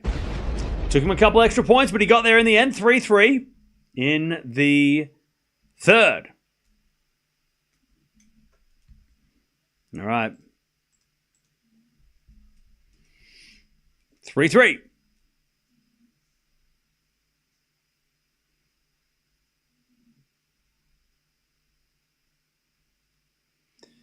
Three all.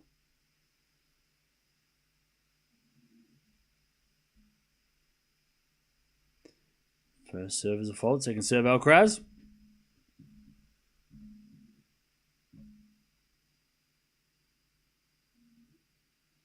Serve to the backhand of Sinner. Backhand of Alcaraz to the backhand of Sinner. As Alcaraz backhand down the middle. Sinner gets there with a forehand in the backhand of Alcaraz. Sinner with a forehand cross court. Alcaraz on the stretch. Goes to the forehand of Sinner, and Sinner hits it inside out, but it's wide. Just missed it. 15 love.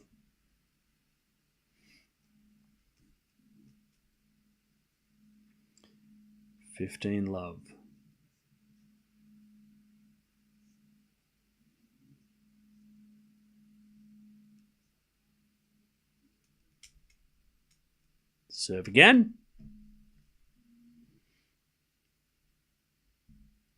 Oh, what a serve down the tee. Chalk flew up. 30 love. 30 love.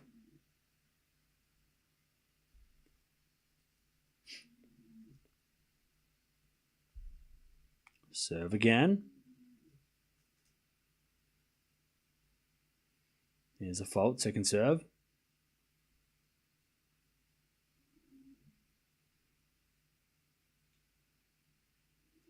Second serve. As the return goes in there by Sinner, 40 love. 40 love.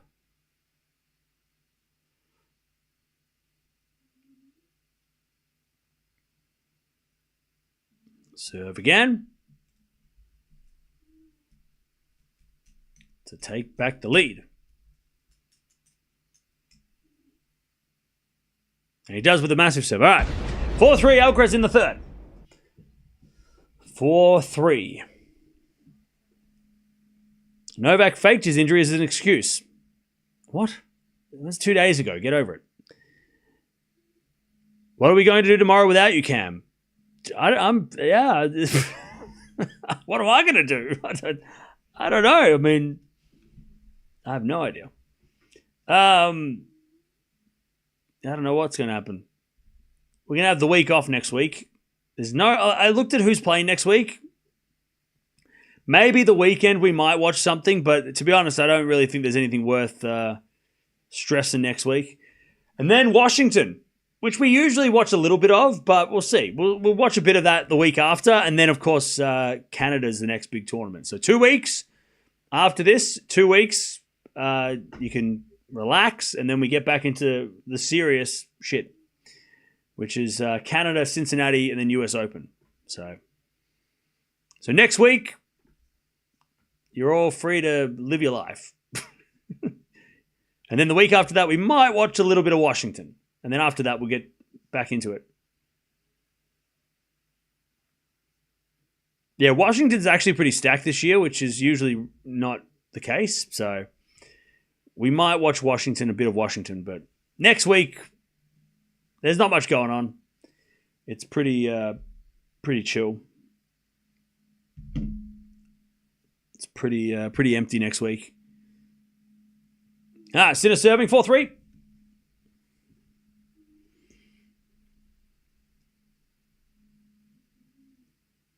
As the return goes in the form of Sinner.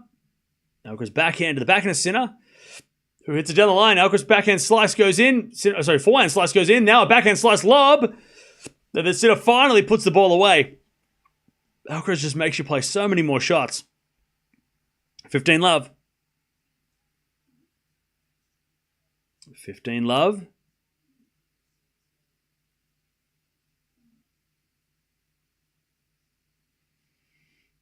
$15 love. Sinner serves again.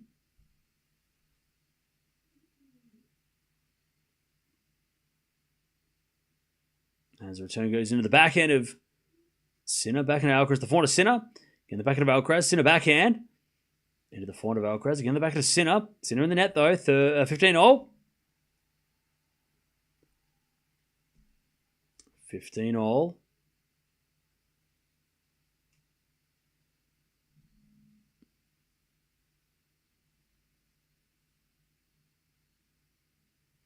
Sinner serves again.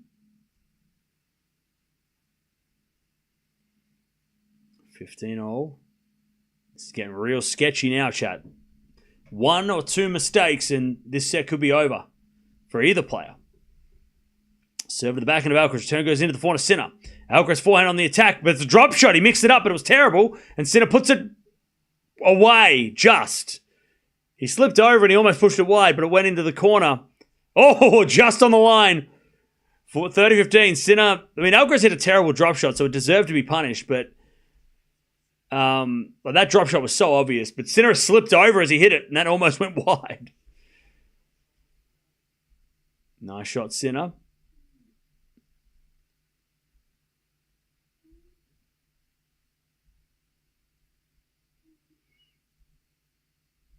Sinner serves again. That's a fault. Second serve. Second serve. Into the backhand of Alcaraz. Backhand from Sinner. Into the backhand of Alcaraz. Again, the backhand of Sinner. They're just going cross-court with the backhands there. Drop shot Alcaraz. That was a little better. Sinner gets it, though. Then Alcaraz with a lob. And that goes in. Beautiful from Alcaraz. That was better. That drop shot was a lot better. 30-all. And now it sets up a chance for Alcaraz to possibly get the break. 30-all.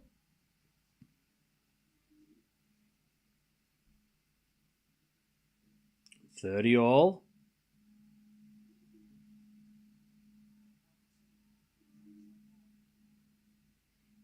30-all. Sinner serves again.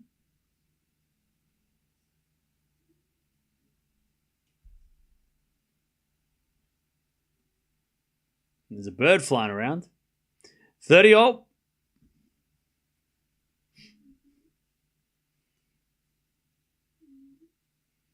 Served in the tee. There's a let by Sinner.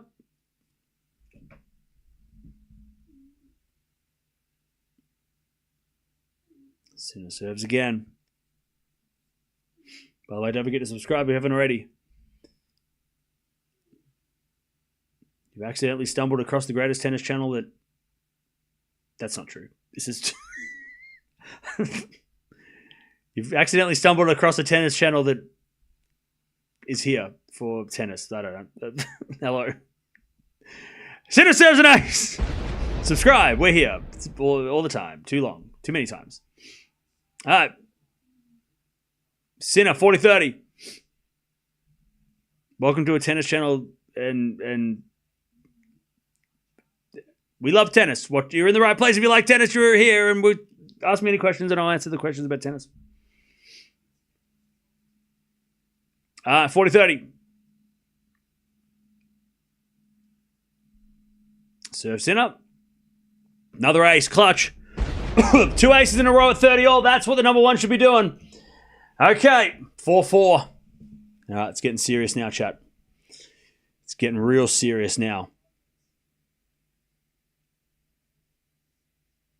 4-all in the third. 1 set all. 6:30 p.m. at night. The next few games will possibly decide who wins this tournament. All right. Alcaraz serves. Has a fault. Second serve.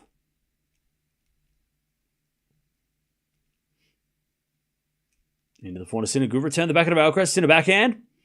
Into the front of Alcaraz. Sinner with another backhand. Into the slice of Alcaraz. Drop shot's good. No, it doesn't. It goes wide. Alcaraz just missed it. Sinner got it anyway, but Alcaraz just missed the drop shot. He's gone for the drop shot a lot, Alcaraz, in the last couple of games. He's like drop shotting a lot with mixed results. Some have been winners, some have been smacked away by Sinner, and some have been in between. But he's drop shotting a lot, Alcaraz. Too much. It's getting a little predictable. And if Sinner's getting to them, then definitely predictable. Not that he's slow, but just that he knows they're coming. 15-all, great serve.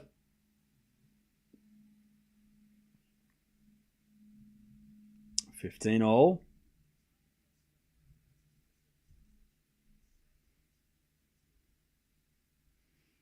Everyone in this chat owes me a beer if Sinner wins. Bro, there's no way you're going to be able to drink 11,000 beers. You'll die. So for your own safety, no one's going to do that. So just relax. Anyways, backhand lob goes up. And then a smash from Sinner, but it goes straight to Alcaraz's backhand. He hits it wide, though. And it's 15-30. 15-30. Here's a chance for Sinner. 15-30.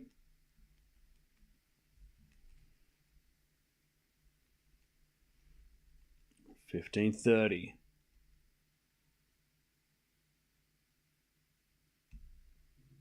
Alcaraz serves. An ace. Woo! 30-all. 30-all. 30 all. Is that Natalie? No. What's her name?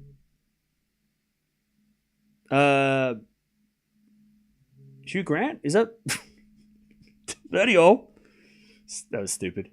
Nicole Kidman? No, Keira Knightley. Was that Keira Knightley? I was thinking Pirates of the Caribbean lady. I know, it's hard to tell when everyone's wearing hats and sunglasses. 30 all. As Alcaraz serves a fault, second serve. Second serve. Serve to the backhand of Sinner. Return goes in the backhand slice of Alcaraz. Sinner on the attack. Hits a forehand down the line for a winner. 30-40. Sinner's got a break point. 30-40. To take the break and serve for a 2-1 lead.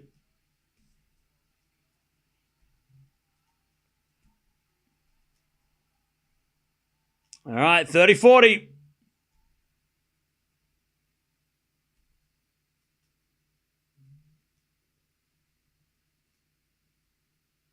As Alcaraz serves a fault.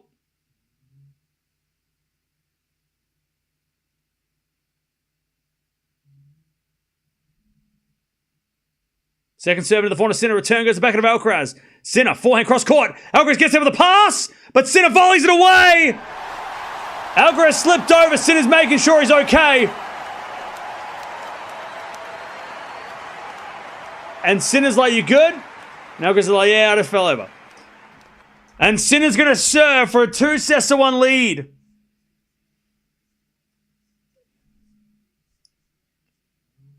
(5-4), and Alcaraz is getting frustrated. Alcaraz is getting annoyed. All right, 5-4. Sinner will serve for a 2-1 lead in this final. Now, he has been up 2-1 against Alcaraz before. We'll talk about that if it happens, but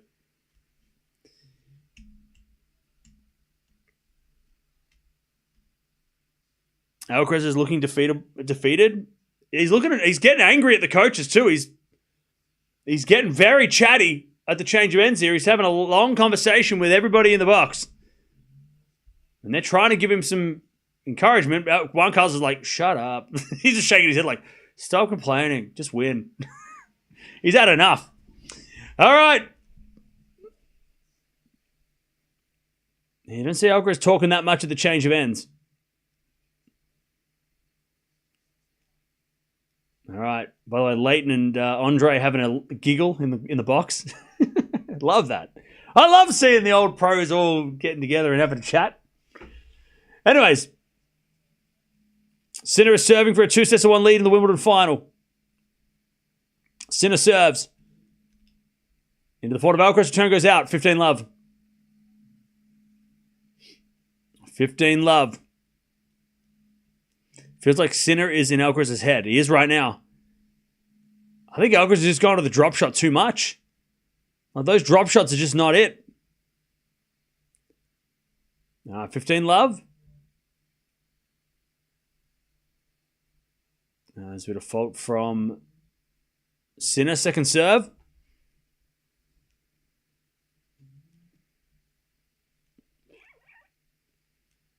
Second serve is a double fault. 15-0.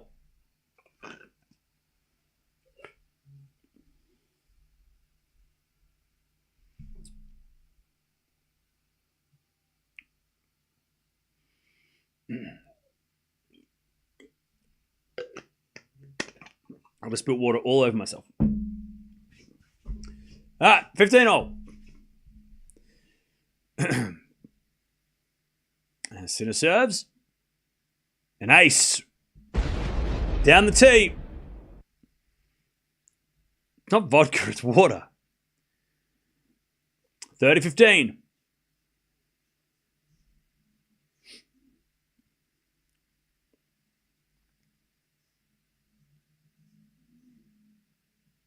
All right, serve again.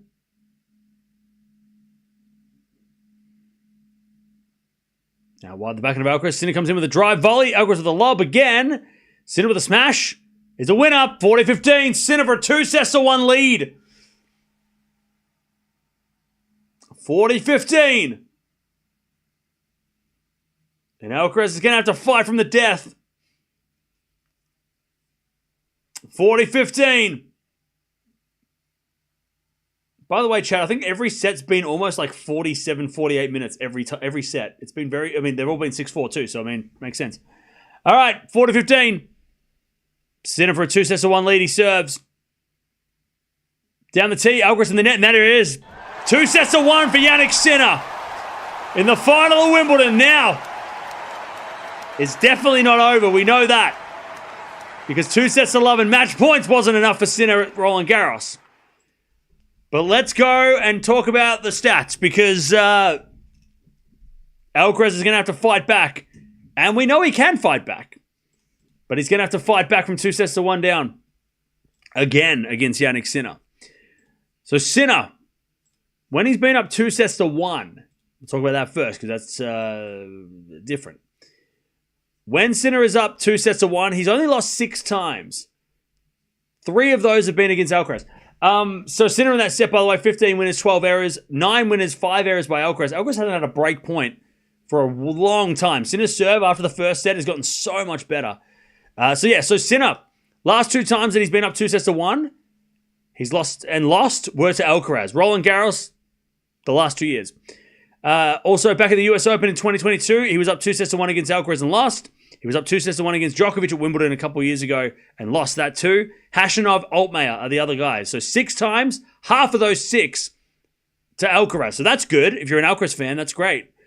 That that Alcaraz has come back from 2-1 down against Sinner so many times that Sinner can't relax. Now, how many times has Alcaraz come back from 2-love down in general? 8. 2-1, sorry. 8 times. He's lost 8, he's won 8. So 50-50 at this point. But, like I said, 3 times against Sinner. But more importantly, 4 of the last 5 times that he's gone down 2-1, he's come back to win. The only time being the Djokovic quarterfinal this year in Australia. Sinner at Roland Garros.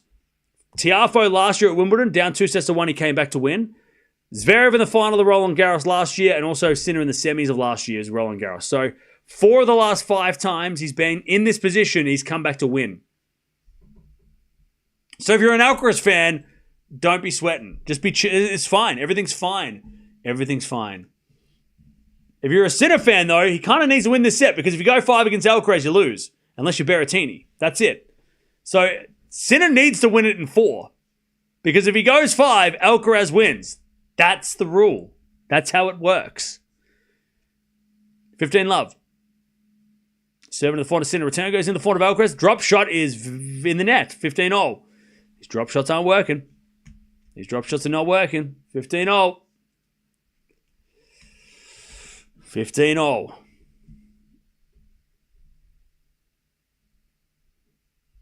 15-0. By the way, chat, the most important stat of the day is how long this match is going for, because Jannik Sinner, unfortunately, has a problem. When the match goes over a certain amount of time, and that time is 3 hours and 48 minutes, when it's over 3 hours and 48, he doesn't win. Luckily for him right now, it's only 2.5 hours, so they're not going to if they go 5, it might go 4 hours, maybe. But right now, it's only 2 hours 20, so you think, okay, well, Sinner's fine if it doesn't go over 3 hours and 40 minutes. As that goes out by Sinner on the backhand, it's 30-15. So when the match has gone over 3 hours, so his longest win was at the US Open 22 when he beat Vashka in 3 hours and 48 minutes. In other matches that have gone over that time, he has not been able to win. 3 hours 55 lost to Shapo. 4 hours lost to Tsitsipas. 4 hours lost to Medvedev. 4:41 lost to Zverev. 5:15 lost to Alcaraz. 5:26 lost to Altmaier, and 5:29, which was the French Open final last month, he lost. So anytime, if it goes over 3 hours and 48 minutes, he can't win. He's lost 7 matches that have gone over that time. He's never won a match over that time. But again, luckily, at the moment, if it goes to 5, He might have to play that long, but at the moment, he's well under that. Alcaraz holds, by the way, 1-love in the fourth. So that's the magic number if you're a Sinner fan. It's got to be under 3 hours and 48 minutes, otherwise he cannot win. He just can't win. It just doesn't work. It's only 2 hours 23. So what have we got? An hour and a half? So if he doesn't win this match in the next hour and a half, he will lose this match.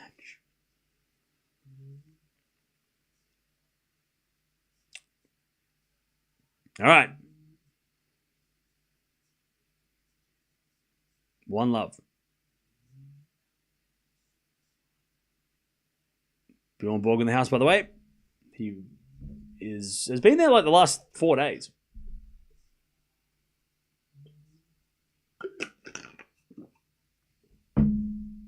All right. Sinner serves out wide.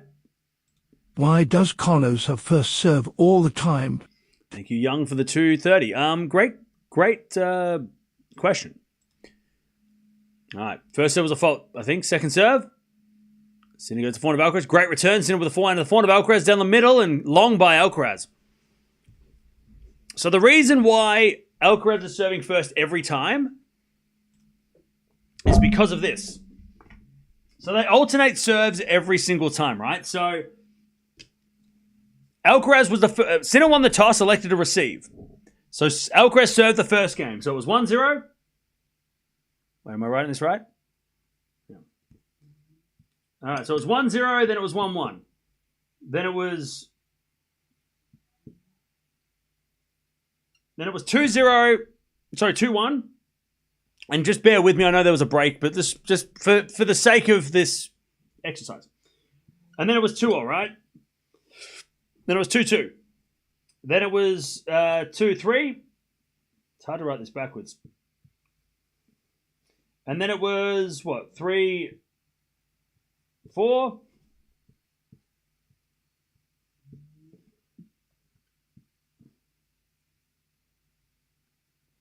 And then it was 6-4, right? All right. So, this is why he serves first. He's been serving every time, right? So, Alcaraz won the first game. Then Sinner played. Then Alcaraz, then Sinner, then Alcaraz, then Sinner, then Alcaraz, then Sinner, then Alcaraz, then Sinner. And then when we start, so Sinner was serving the last game of that last set. So here, at 5-4, Sinner served. So then when we go back to the start. 1-1, by the way. So Sinner served the last game. So then when we go back to the next set, it's Alcaraz's turn to serve.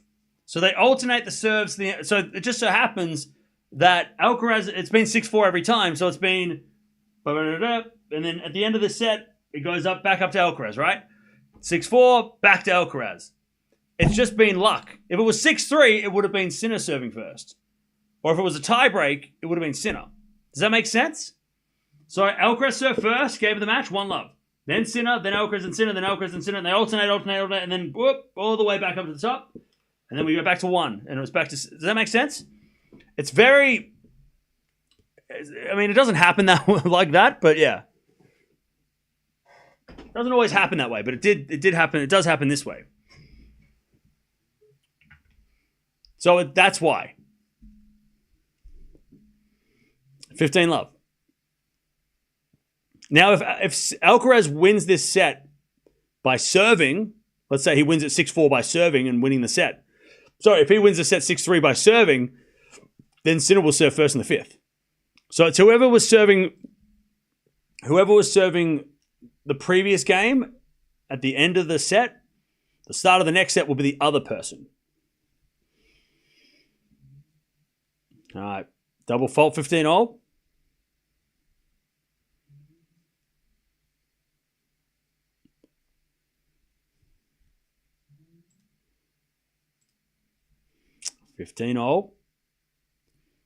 Alcaraz serves again.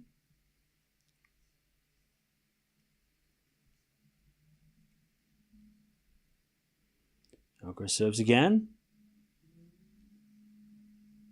Into the forehand of Sinner. Back into Alcaraz, sliced. Goes long. 15-30. 15-30. Alcaraz a little trouble to start the fourth. What's the tiebreak rule in the fifth set? So they play a 10-point tiebreak if it goes to a tiebreak in the fifth. 10 points. Every other tiebreak in the first four sets is first to seven, regulation tiebreak, but the final set is always 10 points at Grand Slams.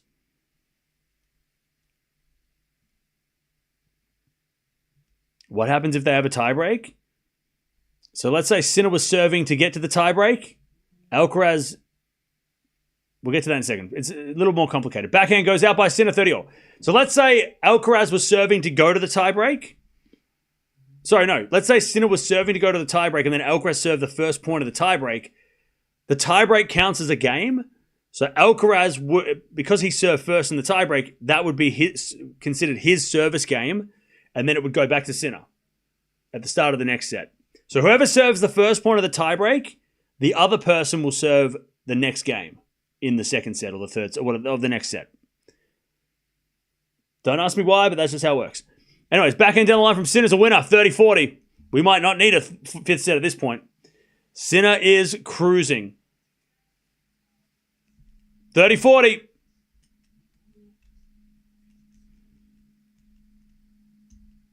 It's like you're teaching kids. Well, no, I'm just teaching people that probably don't know much about tennis, and that's, I mean, you got to teach people. 30-40. I mean, you might know all this stuff, and that's great, but there's a lot of people that don't know this stuff, so explaining at a beginner level is helpful for everybody. Backhand winner Sinner, he's got the break, 2-1 in the fourth. Sinner is just going to hold serve 4 times and he wins Wimbledon. All right, Sinner with the break. Early in the fourth, and Alcaraz is going to have to do something incredible. Last guy to beat Alcaraz at Wimbledon was Jannik Sinner in 4 sets. Just remember that. Just remember that. He was the last man to beat Alcaraz here, and he might break the streak 3 years later. We'll see. Great stuff for Sinner, though. All right, how we doing, chap? I appreciate the whiteboard. No worries. Hopefully I can help answer some questions. Explanations, Cam? Thank you, no worries.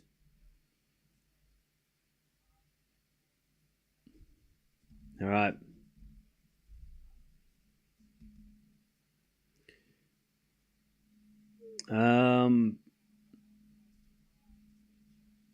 What do you think happened to Carlos? I think Carlos was hitting too many drop shots, and Sinner was making him pay, and then Sinner started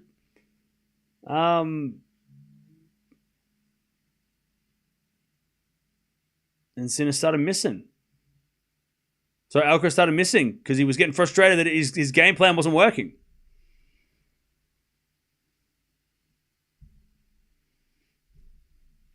All right. 2-1 Sinner as we get a massive serve down the tee. 15 love.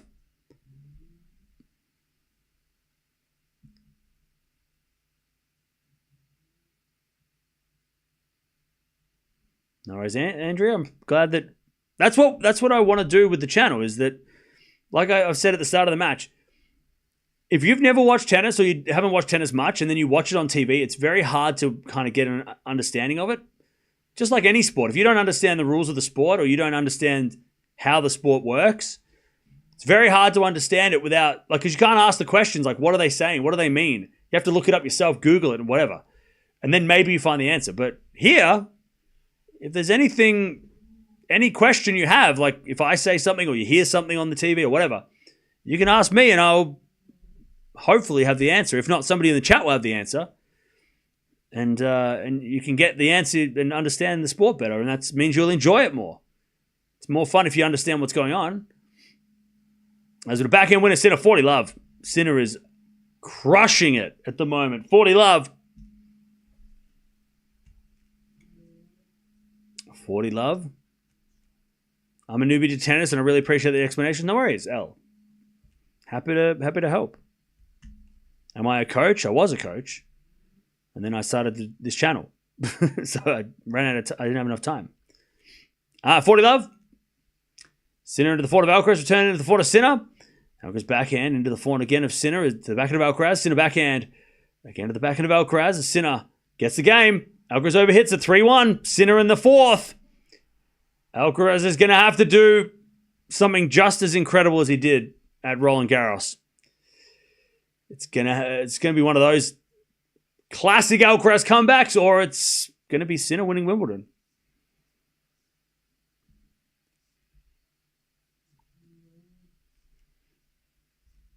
All right.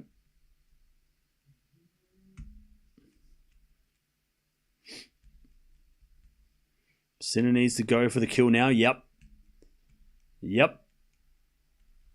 I don't know who that lady is that they were showing, but... All right, here we go. Alcaraz to serve. Must hold. No room for mistakes for Alcaraz now. He serves an ace. 15 love.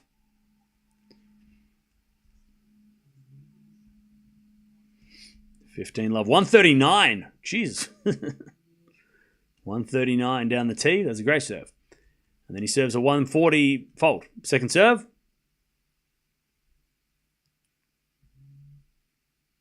Second serve. And the return goes out by Sinner. 30 love. Now, chat, I did say at the start of this match, I don't think Sinner's going to be thinking too much about Roland Garros. But I'll tell you what. If Alcaraz keeps holding serve and putting the pressure on Sinner every time, because now that Alcaraz is serving second, right? Every time he holds serve, they're going to sit down for 90 seconds and then come out and play again. Sinner's got to think. Every time they sit down, he's like, I'm 3-2 up, I'm 4-3 up, I'm 5-4 up. He's going to have to think about what he's about to do. And that, even though Sinner is bulletproof mentally for the most part, that's got to creep in a little bit, right? Alcaraz hits a win of 40 love. So, like, they're going to sit down after this, and Sinner's going to be like, okay, I'm only going to win 3 more games. And then the next one, if it's 4-3, he's going to, okay, 2 more games. He's going to hold serve. So he's going to, like, it's not always great breaking early in a set when you've got to hold to win the match. Anyways, backhand goes to forehand to Sinner. Volley from Sinner is too good. 40-15. 40-15.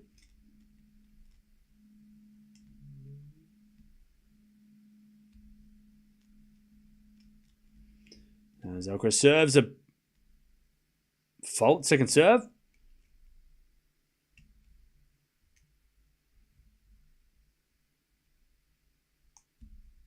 Serve to the forehand of Sinner, return to the forehand of Alcaraz. Sinner pass, Alcaraz volley, Sinner backhand, down the line, winner. All right, 40-30. And chat, even though, again, I don't think Sinner dwells too much on the past, but he has been in winning positions against Alcaraz many times. So it's more that I don't know if Sinner's going to dwell on the fact that he has been in a good position like this before.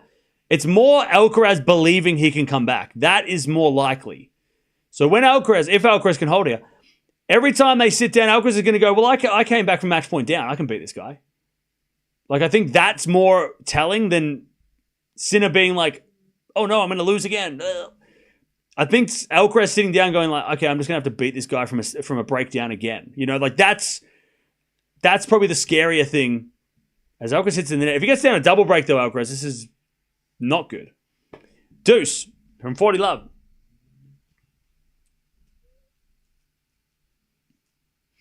All right. A double break will really help Sinner. Because then he can throw away a game and still be up a break. All right, Alcaraz serves. A fault second serve.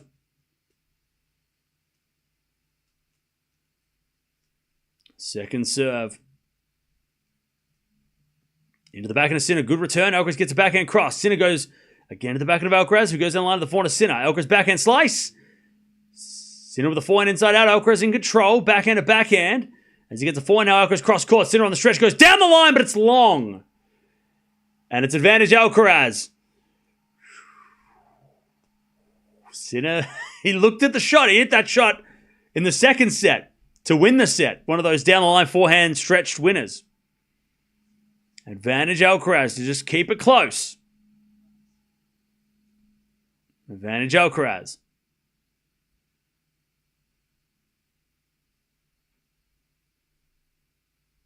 Serve.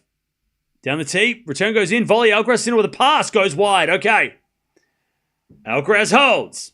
3-2. Now they've got to sit down for 90 seconds and everyone's just going to take a deep breath. Actually, it's only 60 seconds. I lied. All right, chat, where are we watching from? I haven't asked that for the last hour. Let me know in the chat where you're watching from. I'm in Australia. It's 4 a.m. Where are you watching from? Where are you watching from? Cincinnati, Bangladesh, Pakistan, Greece, South Africa, Romania, Tallahassee. Nice. We've got South Africa, Belgium, Peru, Serbia, Poland, Switzerland, Finland. We've got Slovakia, Manila, the Philippines, Edinburgh, Greenland, Ghana. We've got Ireland, New Zealand, Las Vegas, Glasgow, Cuba, Texas. We've got Zimbabwe, Ecuador. We've got Philippines, Atlanta, California, Massachusetts, Czech Republic, Detroit, London, Austria, Norway, Italy, Brazil, Mexico. All right, Sinner serving. He's 3 games away from the Wimbledon title. By the way, if Sinner wins this Wimbledon, he's won 3 of the last 4 slams. Just saying. He's won 3 of the last 4 slams. Forehand, Sinner goes wide. Love 15.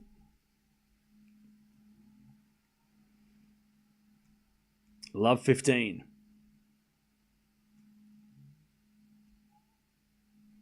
Just subscribe from Philippines. Hey, what's up?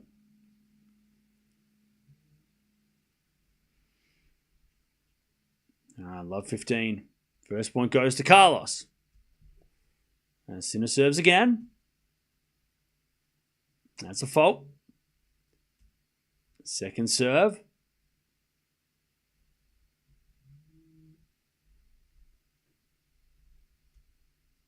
Serve to the back of Alcaraz. Return to the back of Sinner. Alcaraz forehand. Goes in the net. 15-all. 15-all.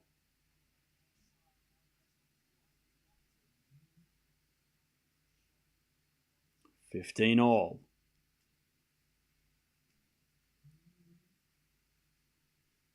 All right, serve again.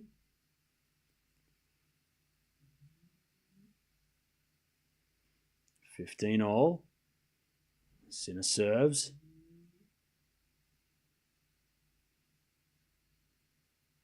And ace down the tee. 30-15.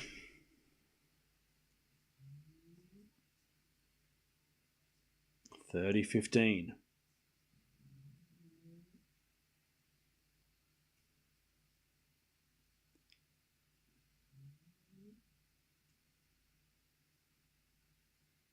Serve again. Here's a fault. Second serve.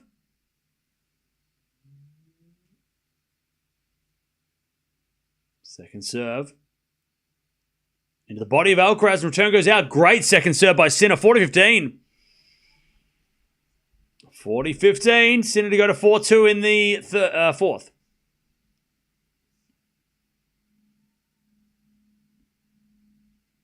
All right, serve again. Sinner's mum looking stressed. I feel so bad for her at the French Open. She looks so stressed. She still looks stressed. 40-15. Bet the guy winning is wearing white. Yep. Double or nothing. Serve to the backhand of Alcaraz. Backhand out from Sinner into the backhand of Alcaraz. Sinner hit it long, and it's 40-30. It just missed. By the way, Chad, is it kind of weird that I'm wearing black at Wimbledon? I'm looking like I'm going to a funeral. I wouldn't be let in looking like this. I'm wearing Ugg boots. I mean, I ain't getting into Wimbledon wearing Ugg boots. 40-30. The national shoe of Australia, the Ugg boot. 40-30. Sinner serves out wide and ace. No, he doesn't. He served a fault. I lied. Second serve. Second serve. Second serve. The backhand of Alcaraz. Backhand of Sinner cross court. Alcaraz gets on the stretch. Sinner. Forehand down the line. Alcaraz is there with a forehand cross. Sinner goes down the line off the tape. And it's a winner. And he says, sorry, but I'm going to take it because you broke my heart at Roland Garros. All right. Sinner gets the 4-2 lead. And Alcaraz is going to have to pull out a rabbit from a hat. That's what magicians do, don't they? He did it once a month ago.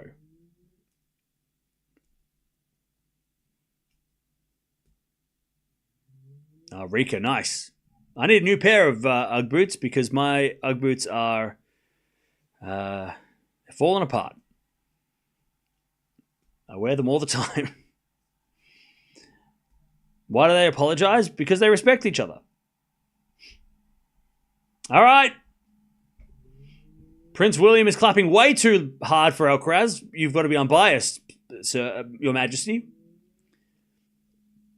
At least that's what they tell me. You got to be unbiased. All right, Alcaraz serving a fault. Second serve. Hey, Bryce, thanks for the 38 months. As the return goes back into Alcaraz, falling out from Sinner into the back of Alcaraz. The Sinner backhand again to the back of Alcaraz into the Sinner backhand. They're just going cross court with backhands. Now Alcaraz goes down the line, but it's long. And thank you, V, for the 32 months. Appreciate that. Love 15. Love 15.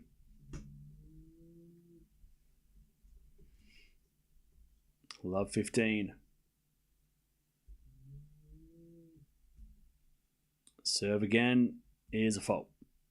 Second serve.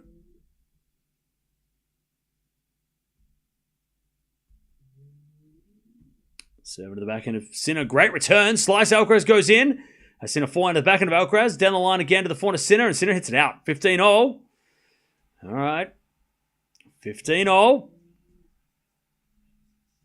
Alcaraz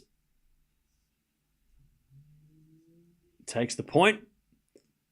Agassi.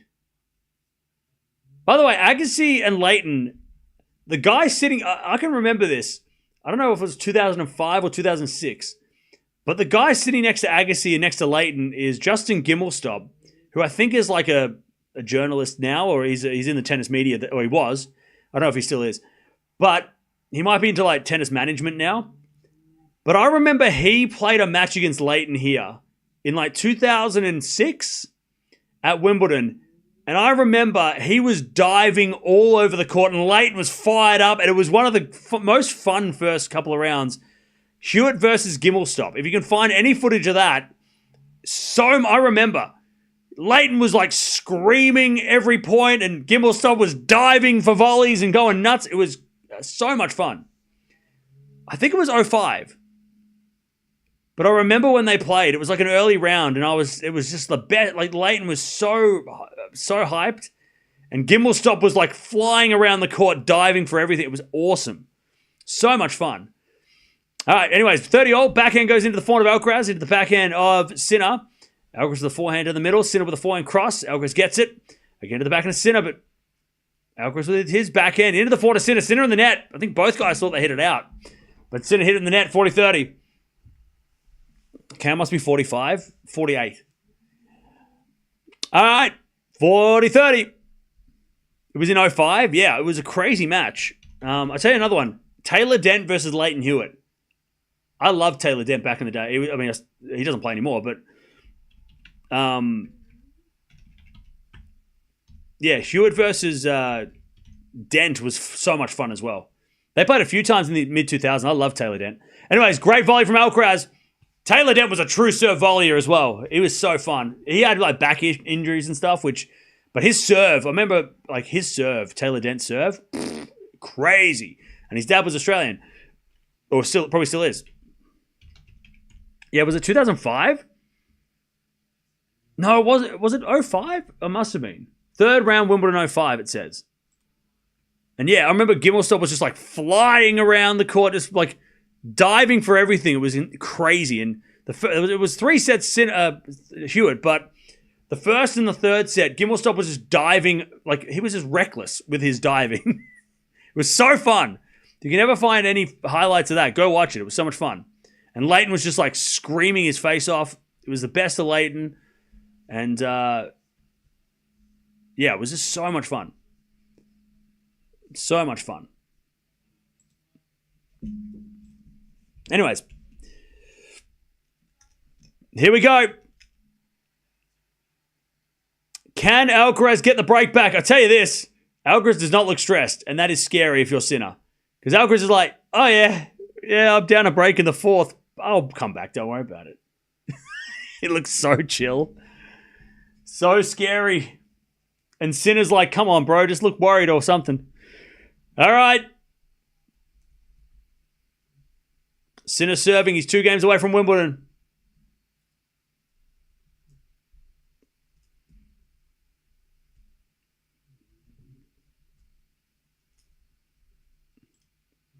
Four, 3 in the fourth. Serve. Into the forehand of Alcaraz. Great return. Sinner gets it back. Alcaraz on the attack. Gets the first point. Love 15. Great return. Love 15. Yeah, Dent and Hewitt played twice in 05. Once at Wimbledon, I think, and once at the US Open, and both were epic. Taylor Dent, by the way, I remember trying to replicate his serve. One of the most strangest service actions you will ever see, but it was so powerful. His serve was so, and he had a great volley. Like, he was a pure serve volleyer when serve volley was still around. Anyways, backhand volley, Sinner goes in the backhand of Alcaraz, but it's short. And Sinner hits it straight to Alcaraz as a slice, and then he slices it wide. 15-all. Sinner got lucky because he hit it straight to Alcaraz, and Alcaraz doesn't usually miss. 15-all.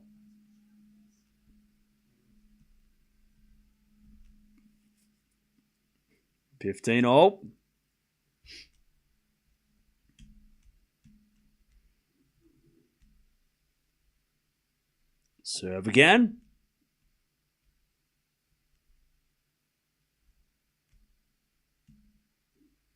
Here's a fault. Second serve.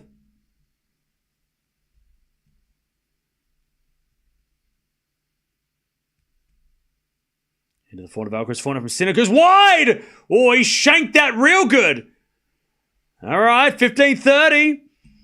Uh-oh. Is he having French Open flashbacks? I don't know. 15-30.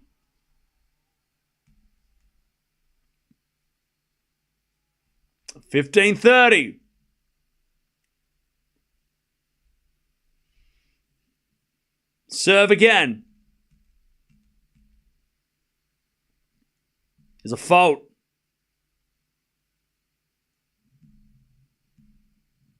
Not again, chat. Not again. Second serve. Goes the backhand of Alcaraz. Backhand from Sinner. Into the Alcaraz backhand is Sinner. Backhand again. Goes long and it's 15-40. Alcaraz with breakback points.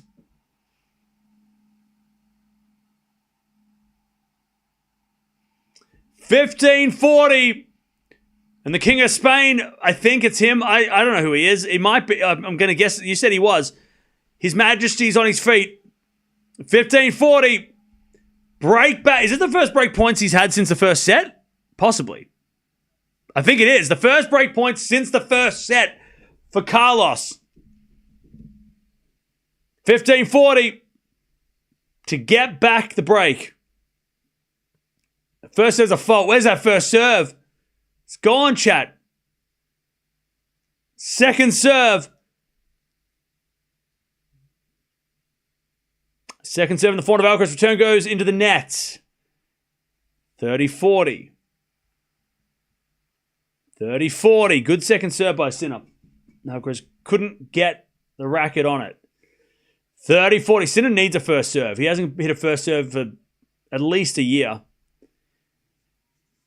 30-40.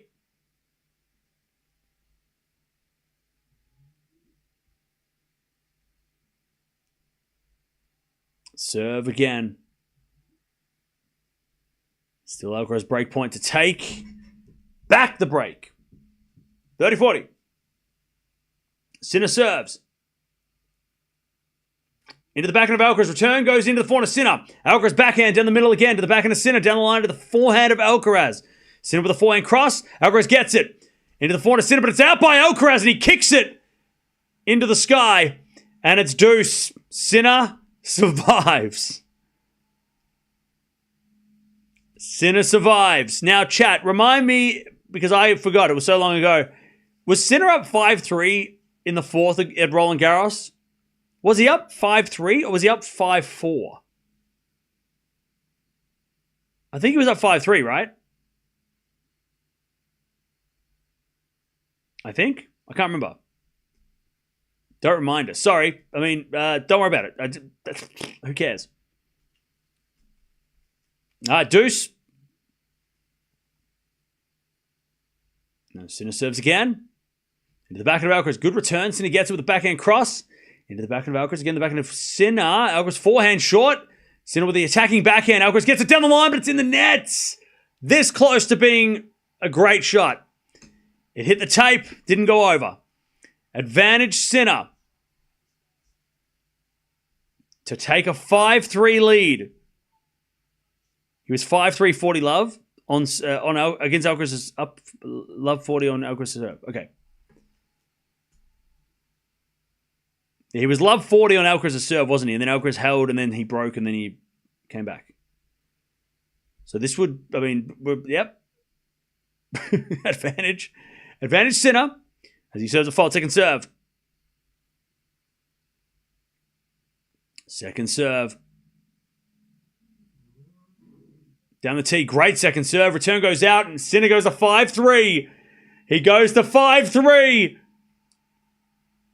And Alcaraz is going to serve to stay in the match, but he's done that a lot against this guy and it hasn't meant the end. So let's see what happens.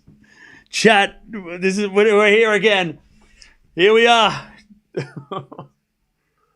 Okay. Let's hope nobody remembers what happened a month ago. All right. Alcaraz serving to stay in the match. He serves into the forehand of Sinner. Great return, but the volley's better. And then Sinner shanks it wide. 15 love.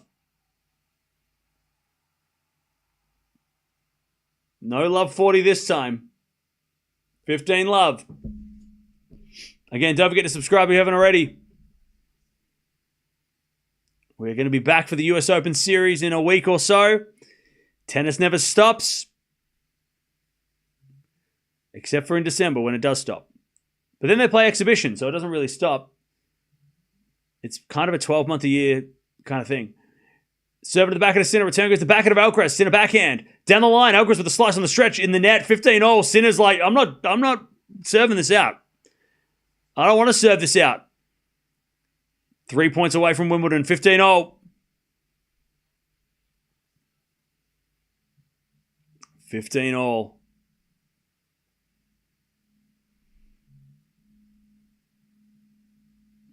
All right, 15-all. As Alcaraz serves a fault. Second serve. Second serve. To the back of the Sinner. Return goes long. 30-15. 30-15.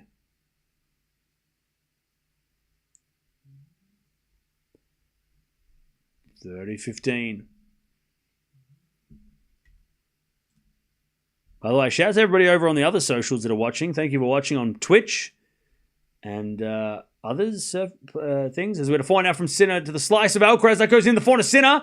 Alcaraz puts up a lob, but it's too short, and Sinner puts away the easy volley. 30-all.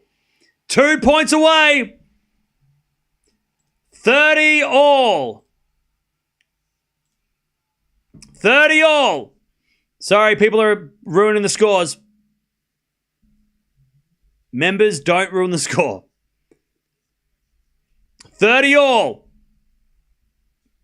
I looked across and people are saying, saying things before I'm saying them. 30 all. 2 points away as he serves now to the back end of Sinner. Sinner in the net. 40-30. Alcaraz to take the game and make Sinner serve for this championship. By the way, chat, if you do want to, if you're not a member on the channel, you can go watch on Twitch, and you can,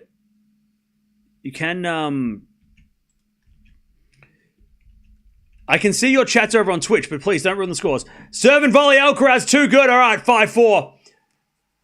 Sinner's going to serve for Wimbledon. Alcaraz gets fired up. But yeah, go jump over on Twitch if you're not a member and you want to still chat, because just don't spoil the scores, because people do that and it's really annoying, and that's why we have to do these things. Or just follow us on Twitch anyway if you haven't already. Okay, here we go. Can Sinner close it out this time? And like I said, chat, he's got to be thinking a little bit about the French Open has to go into his mind at this point. He's got to be thinking a little bit about Roland Garros and going, okay, last time I was in this situation, I fluffed it up. So this time I need to not fluff it up. I got to win that first point. I got to get first serves in. He's not human if he's not thinking about Roland Garros now. It's not human if he can block it out. That's incredible. Hey, Vic, thanks for becoming a member. Appreciate it. Welcome back. All right. Here we go. Here we go. Jannik Sinner is serving for the championship.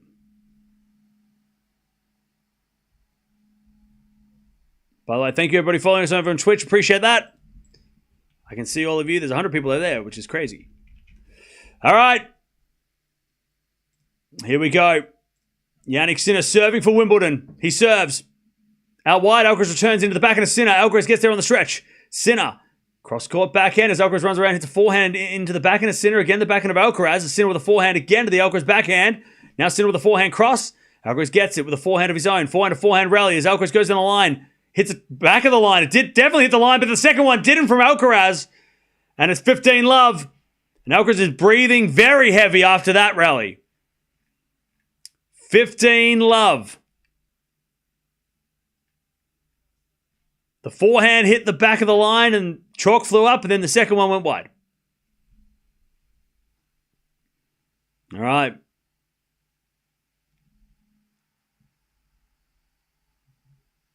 $15-love. Sinner serves again. Thank you, Mister, for becoming a member as well. Appreciate it. Serve again.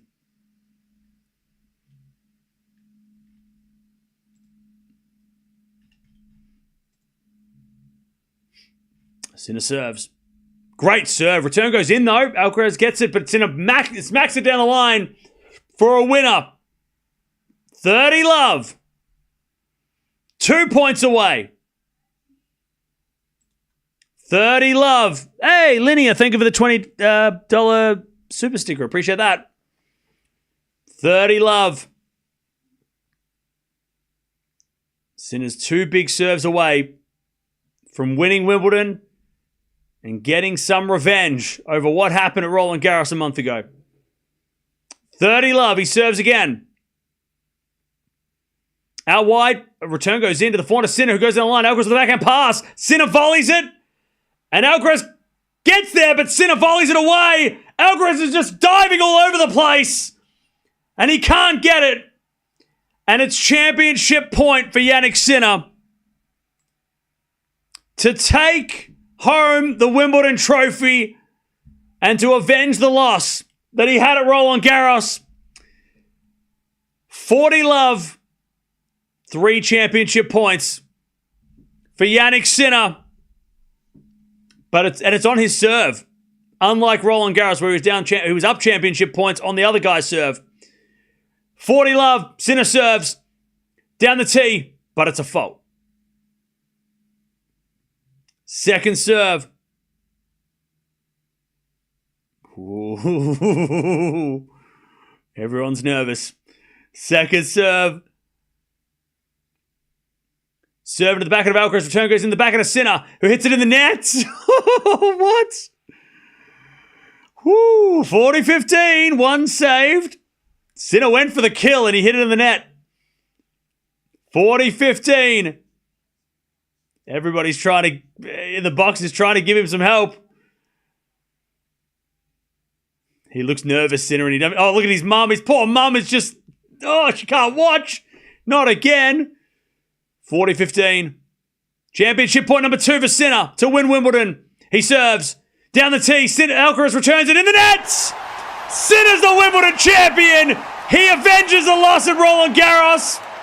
And he's now won his 4th Grand Slam and his 3rd in his last 4 Grand Slams. He stops Alcaraz from the three-peat. And he finally beats Alcaraz. It only took him, a year and a half? GG, Sinner's the champion at Wimbledon.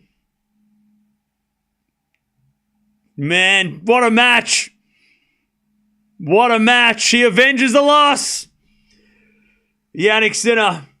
He looks emotional, and he never looks emotional.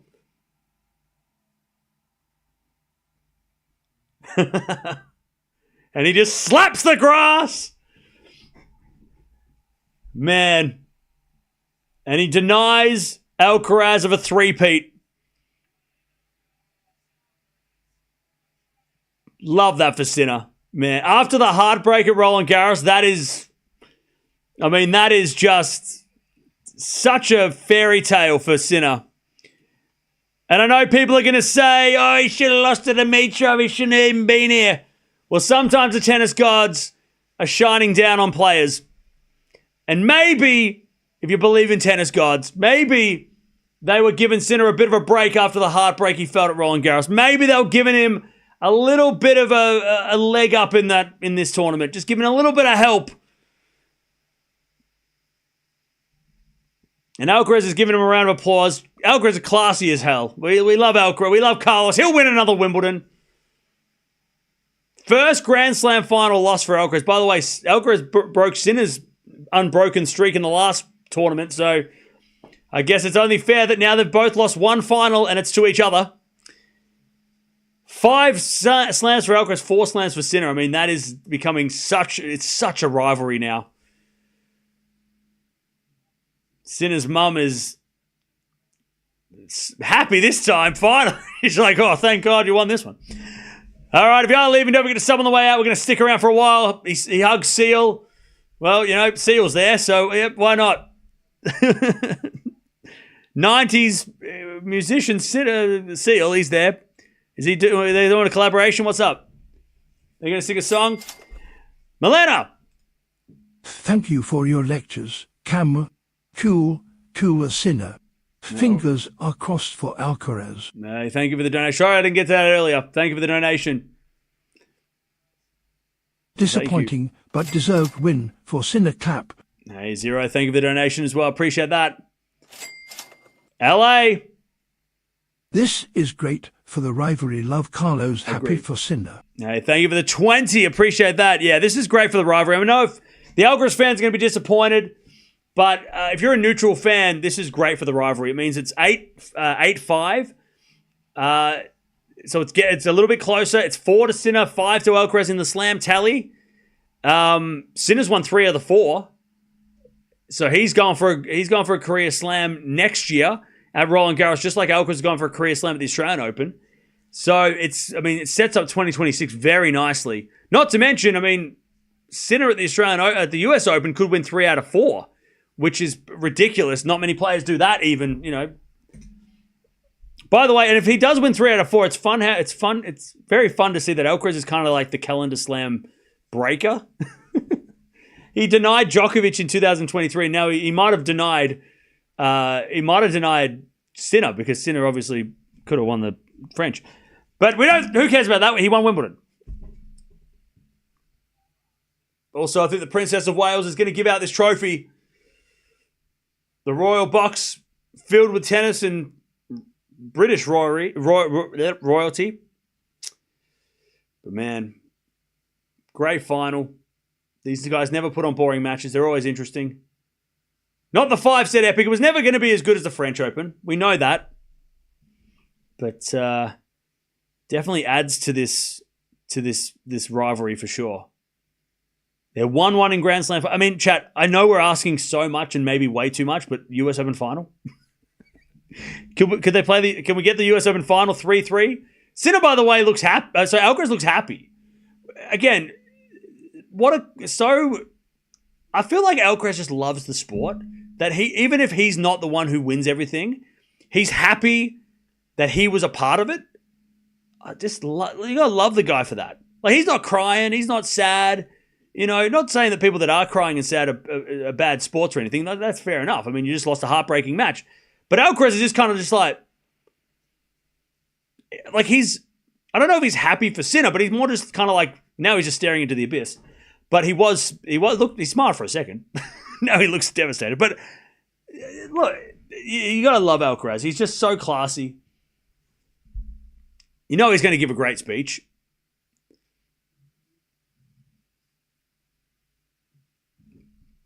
And yeah, Alcaraz he'll be back. He'll be back.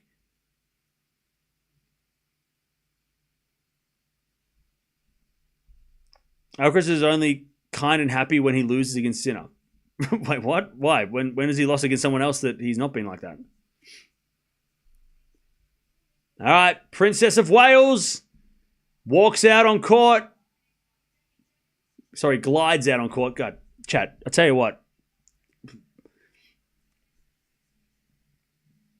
I'd say 0 haters, Princess Kate. I mean, really? Come on now.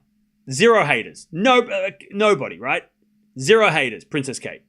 Elegant in that blue dress, gliding around the court. I mean, no haters. She has no haters. 0 haters. Princess of Wales, no haters. Beloved by everybody. Like, I'm not a royalist, but that's... come on. 0 haters. Nobody hates her. 0.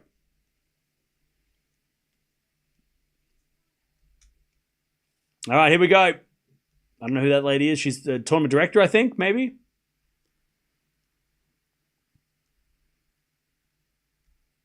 She's also a giant compared to this lady. This lady is tiny.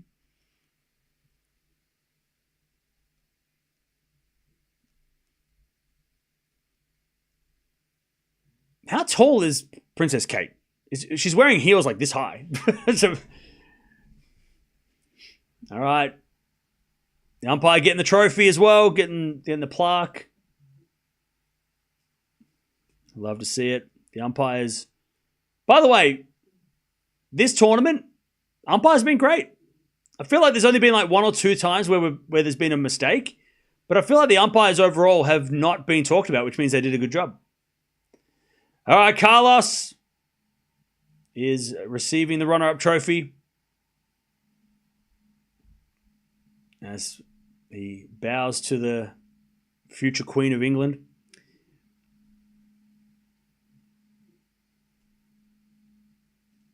And you can tell that she's saying some nice words. And he's smiling. 5'9", 6 foot in heels. No, because Alcaraz is 6 foot, so she's not as tall as him. So she must be like 5'5".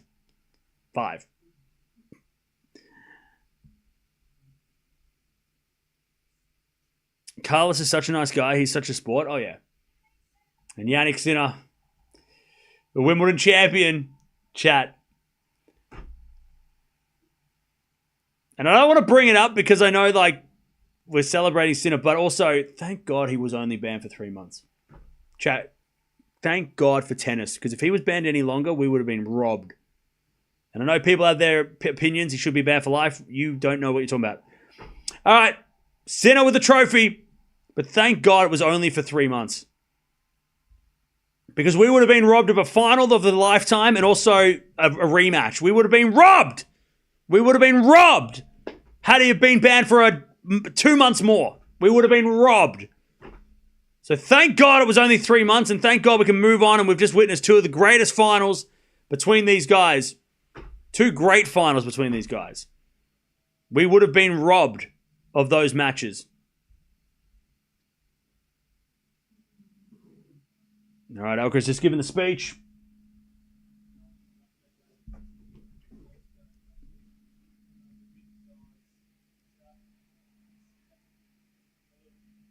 All right, and he's just giving a smile.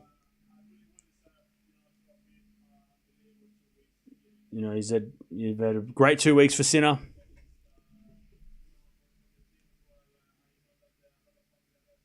Congratulations to your team as well. The US Open is going to be really interesting now, though. I don't think we get them playing the US Open final as well. We're not that lucky. We won't be that fortunate. US Open's too random to have that happen.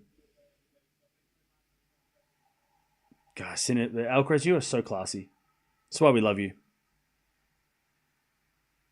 Repeat their speech, Cam. He said, congratulations to Sinner.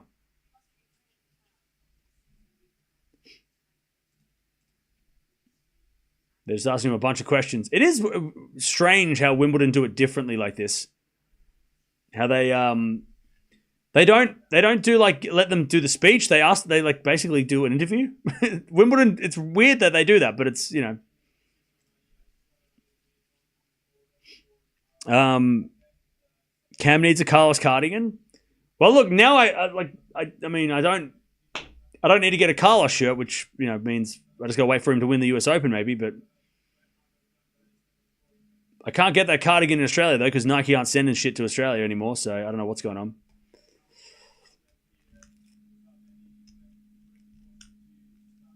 All right, he's just talking about his parents and his family and sacrificing a lot. Tell you what, when Alcaraz's brother comes up, watch out.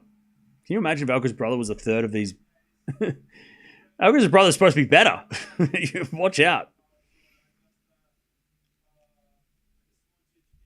Just want to keep going and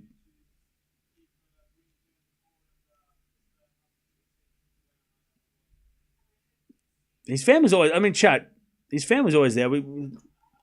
So wholesome. Carlos is so wholesome. Cam is Carlos' biggest fanboy, never knew. How do you not like Alcaraz? That's crazy. How do you not like Carlos Alcaraz or Jannik Sinner? I mean, if you don't like either of them, I mean, what have they done to you that makes you not like them? It's crazy. He's smiling and he just lost the final. I mean, he's totally fine. Well, until he gets to the locker room, maybe then he'll be a little frustrated with himself, but such a great representation of the sport, both of these guys. You know?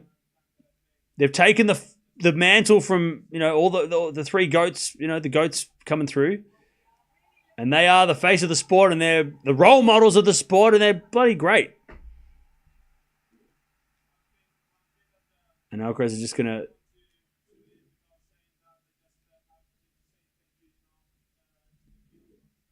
He just said thanks to the King of Spain as well.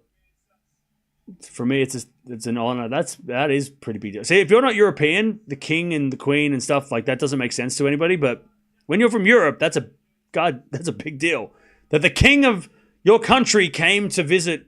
It's different when the president or the prime minister comes and watches. It's like, okay, yeah, the politicians come. But when it's like the royal family make the trip to come watch you play a sport, that's a huge deal. For especially for Alcaraz. For Spain, like that's a huge honor for the king of Spain to come and watch Wimbledon. Like, yeah, okay, if he went to Barcelona, he'd be like, oh, yeah, just Madrid, right? Okay.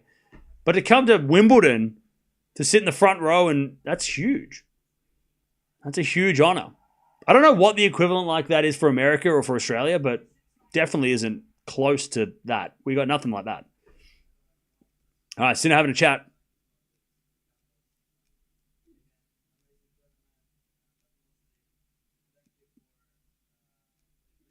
And Sinner's just saying, thanks for the player you are and thanks for having a good tournament.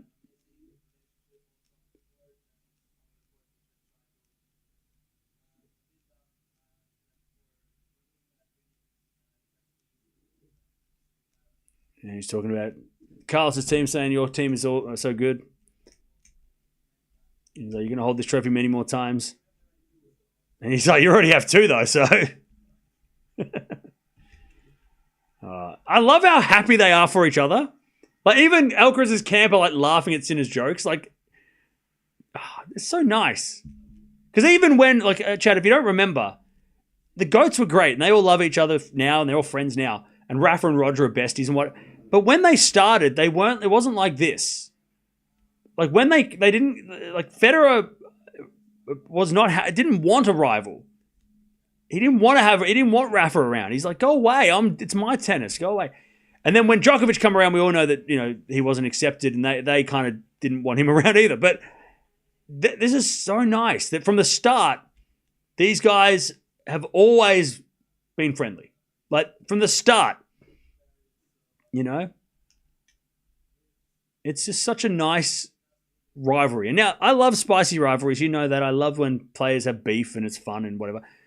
But like, it's nice to have like two guys that are genuinely happy for each other and their teams are happy for each other. That they're happy to, not happy to lose, but so nice to see this. Cam is sad. Why would I be sad? Do I look sad?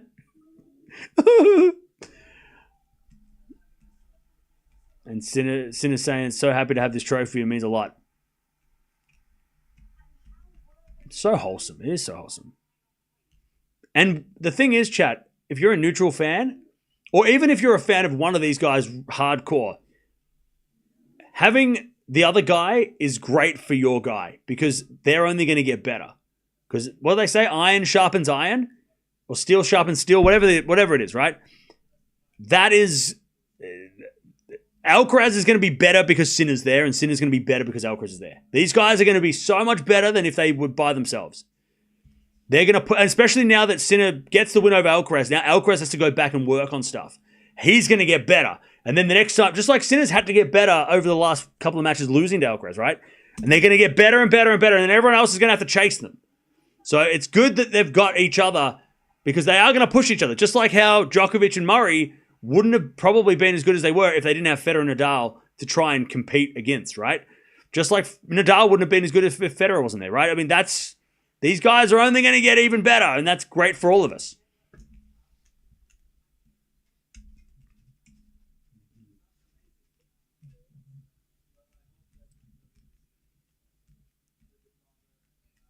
It's just like, I hope my career's a little bit longer. So he gets like the Royal Box treatment and all that stuff. If Sinner versus Alcaraz, I am neutral. I wasn't neutral in GOAT era. Okay.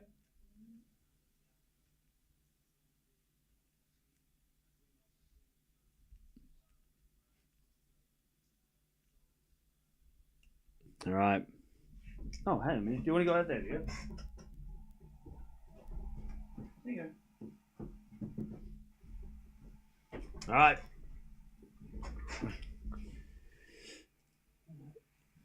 Sinner just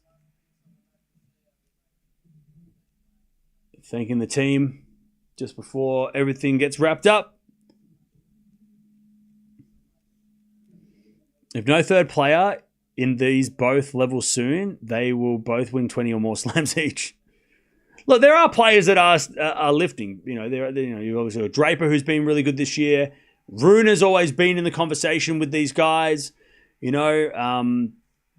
So there are going to be a lot of guys that are... I mean, look, I would say Fritz is somebody that has benefited by these guys being around, right? Whereas some of the guys from Fritz's generation have kind of gone the other way because these guys have come along and taken their thunder.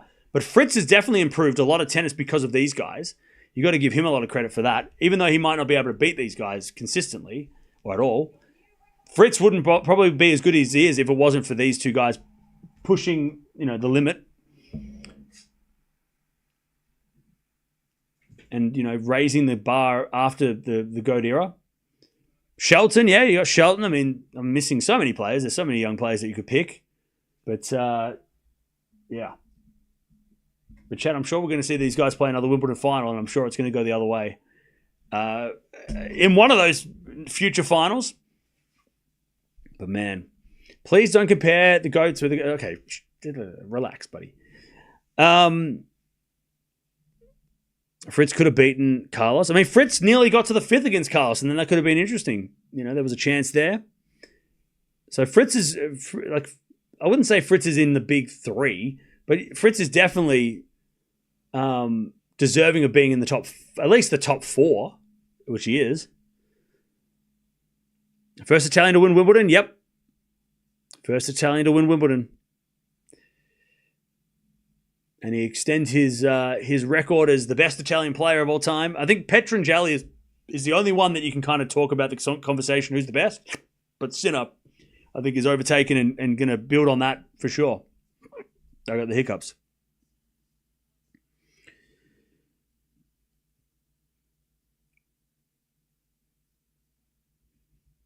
They're not happy for each other. They are just being political. Okay, whatever you say. You can, I mean, you can be happy if you can't be happy for somebody else's success. It's okay. It's not, it's not all about. It's not all. You don't have to be. You can be happy for somebody, even if it's at your expense. The mentality of Sinner is out of this world. Oh yeah. I mean, the fact that like a month ago he got his heart broken and he didn't even blink an eye. And then today he gets the Avengers are lost so quickly. I mean, now he doesn't. Now that French Open final doesn't even matter, really. Not for Sinner anyway. It doesn't matter.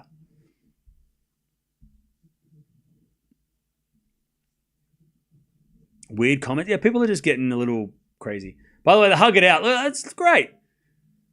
It's great. They hug it out. They're high five. Like, this is such a great rivalry. Such a nice rivalry. And it's why I really like Rune. Because Rune, I'm not saying that he's not nice, but he doesn't play the same, like, happy, like, he's more like, I don't know what the word is, but I love Rune because he's not like them when it comes to, like, of course he's probably happy and, for other people and stuff, but I mean, like, he's more like, I'm gonna ruin this. I'm gonna ruin this Alcaraz party. Like, he's just like the anti-hero. I hope Rune can fire up and get towards these guys again. Because because Draper in the conversation with these guys is sort of this, he's friendly with everybody, but Rune's that kind of like the antagonist, right? He's out there to ruin the party. He's not, he goes, oh, you like these guys? Well, too bad. Yeah, he's like a bit of a villain, exactly. In like more of an anti-hero. Because I don't think he's like a mean bad guy. And I love Rune for that, because we got to have that guy too, right? Can't just have everybody being friends and everybody happy for everybody else's success. We need someone to come in here and just ruin the party. Princess Kate just gliding off the court, just, she might as well just fly away. Oh, man. Well, that's it, chat. That's a tournament done. Wimbledon 2025. Done and dusted.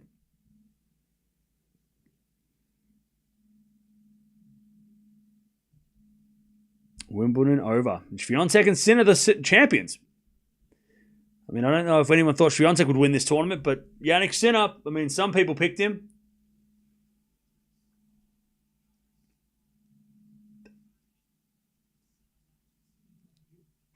Some of us picked him. We chat. Some of us knew it.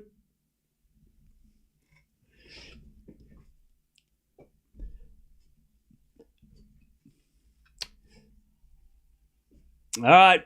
He's just walking around showing the trophy. No one's really left. I mean, there's still a lot of people still there.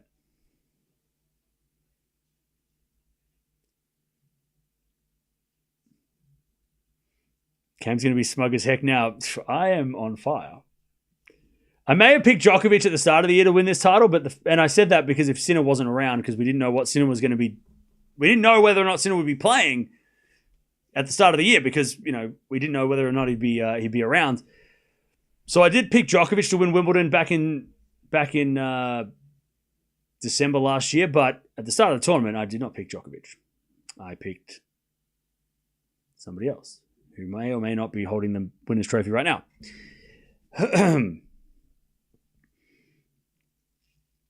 What's your current feeling on Musetti and Rune? I think they just get injured too much. Like, they're obviously up there, but they just get injured a lot. Whereas these guys don't get injured, or at least injury doesn't seem to affect these guys long term like it does with those guys. So those guys just need to get their bodies right. Same with Draper a little bit as well. Draper's been a lot better this year physically, but I think Rune and Musetti, it's just the physicality gets to them, right? They break down. Whereas these guys do get injured. They're not injury free, as the royal family leave. These guys aren't injury-free, but they don't seem to let... I mean, Sinner literally had an injury for half the tournament. He had the elbow problem, which didn't flare up today, which thank God it didn't, because it made for a great final. But Alcaraz had his injuries this year as well, but they haven't let it...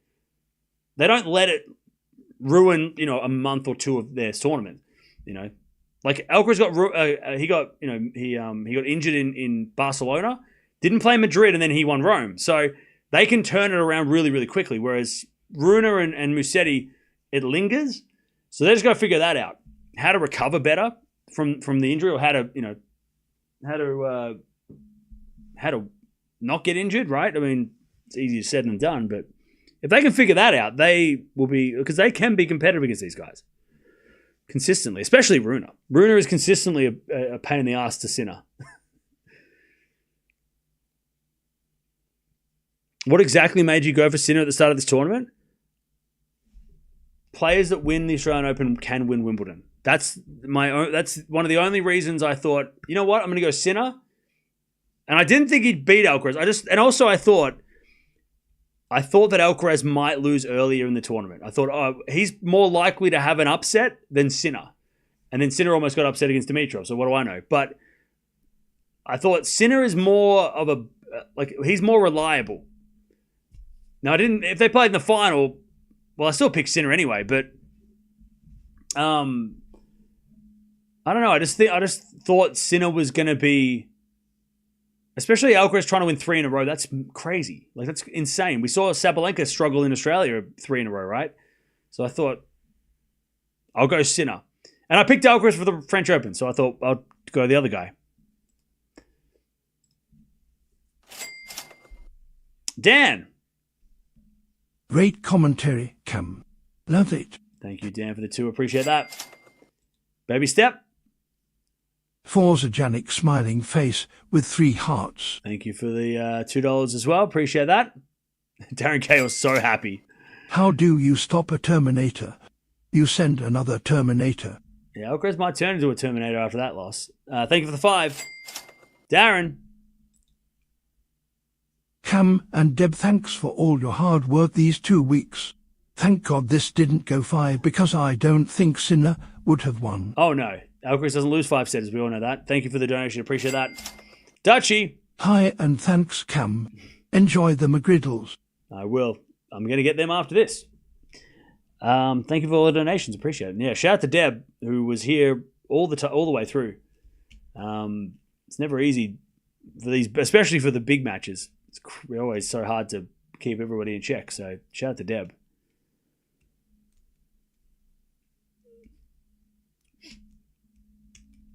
These 2 guys are not just beautiful players, but beautiful people too. Oh yeah, they're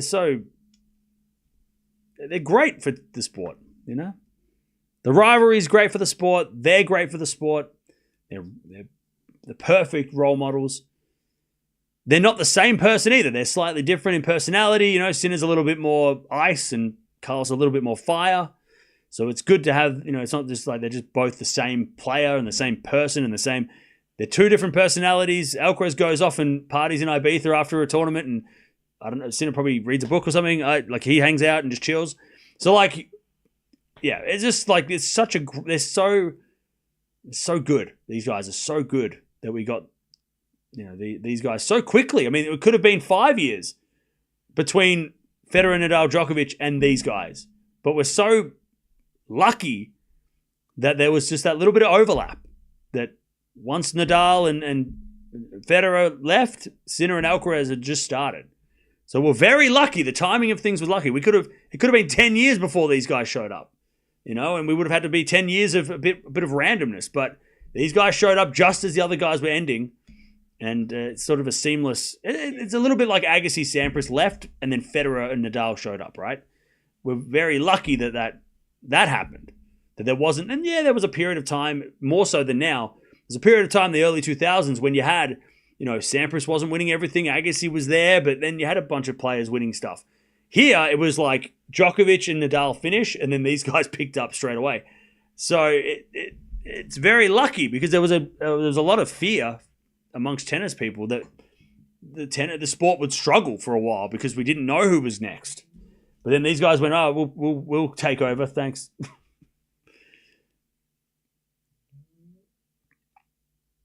Got to praise Sinner mentally. He lost the same position at Roland Garros, and now he won. Yeah, awesome. These guys wouldn't be there if they didn't have to go past Djokovic. Well, yeah, Djokovic definitely is a massive reason why these guys probably got so good so quick. I agree. And Nadal. Rafa was around early days for these guys too, right? Like those guys, the fact that Sinner and Alcaraz, if Sinner and Alcaraz had shown up in 2 more years' time, then maybe they wouldn't have had to have gotten so good so quick. But because when they rocked up, Djokovic and Nadal were the guys to beat, that's the level they had to show. And that's the level they got to, whereas, the Medvedev generation struggled to get to that level. So these guys obviously, they had to get good real quick, and yeah, you got to give them the credit. Nadal, Djokovic, if they weren't around, so say they retired in 2020, and then these guys showed up, maybe they would have not been as good as quick.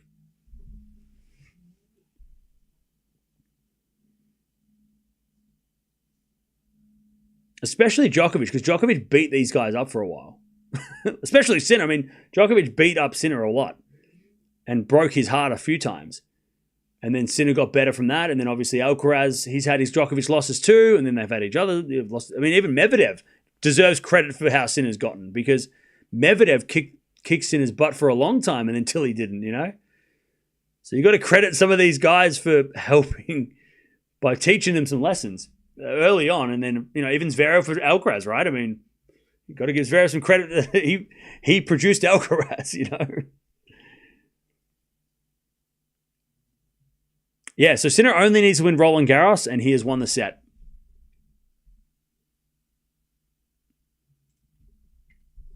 And Alcaraz has only got to win the Australian Open. I mean, they've only got to win each other's most successful event, or one of Alcaraz's most successful events. Do you think Nole can beat Sinner once more? I think he will. I think he's just got to be the right circumstance. I mean, maybe on a clay court. I don't know. I mean, Djokovic has been very unlucky the last 12 months with injury.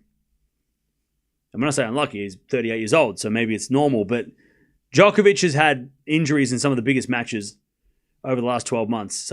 Especially against these guys, right?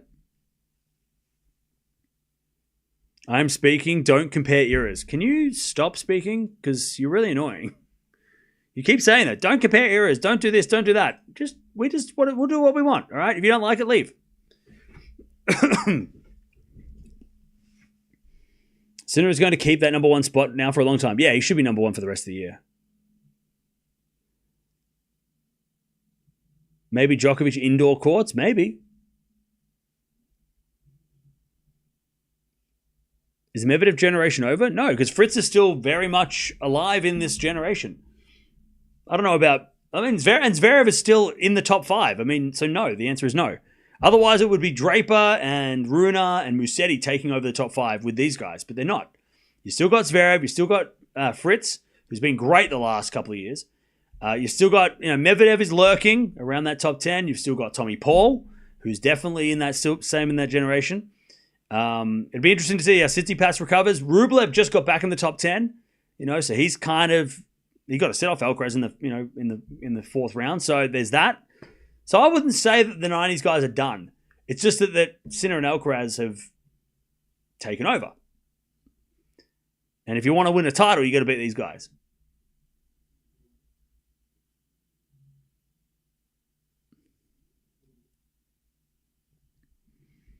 I don't know about that. Alcaraz only has 1K points for the rest of the year. Yeah, well, Alcaraz is going to have to win a lot of things. But Sinner on hard courts doesn't lose. So... yeah, okay. Alcaraz might have. He has a lot of points to gain, but Sinner doesn't lose on hard courts.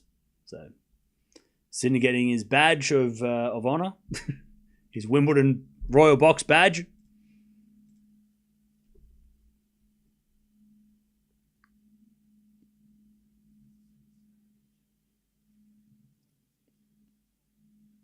All right. You're too excited on Sincaraz stuff? Okay, well, you can keep looking in the past and keep looking at the 2010s, and you can live in the past And we're all going to live in the future and get excited by the future and get excited by these guys. You can look at the past. You can keep watching the GOATs replays and stuff and go for it. It's fine. But don't shit on our parade. Repeated final matchup at the US Open. That'd be asking too much, I think. I don't think we're going to get a three-peat in the finals. I mean, that would be just not... I mean, that would be not... That can't be possible. There's no way we get that lucky. We were lucky enough that they played back-to-back. I mean, they hadn't played a Grand Slam final until the Roland Garros, and now they played twice, back-to-back. I mean, we know the US Open is random. You know, it does produce upsets, as we saw last year with Alcaraz. So I'd be so happy if we did, but I also am not going to hold my breath. And Sinner's meeting the whole royal family now. Kate, William, and the kids, who I don't remember. George and who I don't know who the daughter's name is. Don't they have 3 kids, or is there only 2 kids? Obviously not 3 kids, because there's only 2 kids there, unless there's one missing. He ran away. I thought they had a 3rd kid. Charlotte, is that Charlotte? Okay, they do have 3 kids. Then where the hell's the 3rd one? George, Louis. Louis, he ditched. Louis wasn't having it. He's like, I don't give a shit about tennis. I'm out of here, Dad. He's the rebel of the group. He's not there. Unless how old is he? He must be like 1. They've got 3? Okay, so I'm not that crazy. Louis too young? Okay.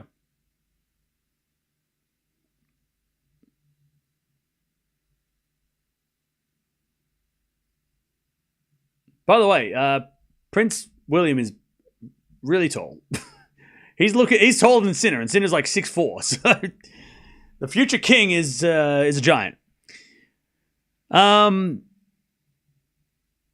Bummer Sinner couldn't win at Roland Garros. Potential calendar slam. I know, it would have been crazy, right? But then again, had he have won Roland Garros, maybe he would have lost this. Because if you give Sinner Roland Garros, does he have the motivations to try and avenge the loss? And then you got to think that Alcaraz would be pissed, and he would be like doing everything he could to try and get to avenge the loss. So it's not as easy going, if he won that, then he would have won this as well. The circumstances would have changed, and Sinner would have had also the pressures of trying to win the calendar slam is a whole thing as well, right? So, it's not just easy as going, if he won that 1 point, he would have 3 slams.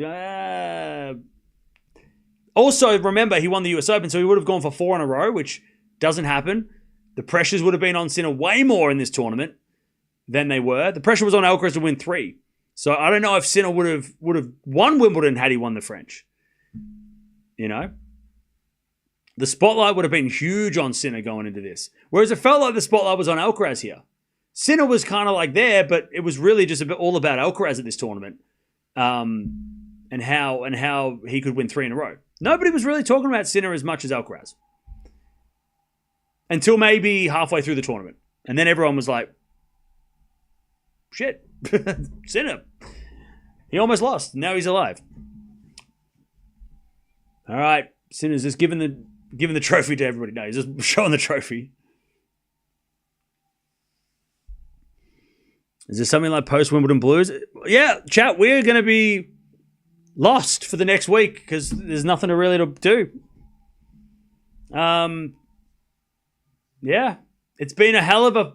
I tell you, chat, since the start of Monte Carlo until now, I think I've been live almost every day for 3 months. I think out of the 90 days, I've been live for at least 85. So it's been a crazy couple of months. I didn't plan on that. It just happened because things happened when I was supposed to not be around.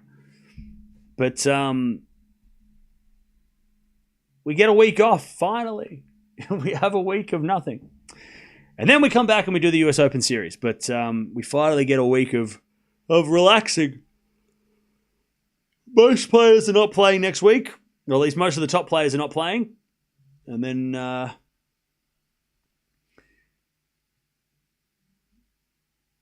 And then we have Washington, Canada, Cincinnati, and then the US Open.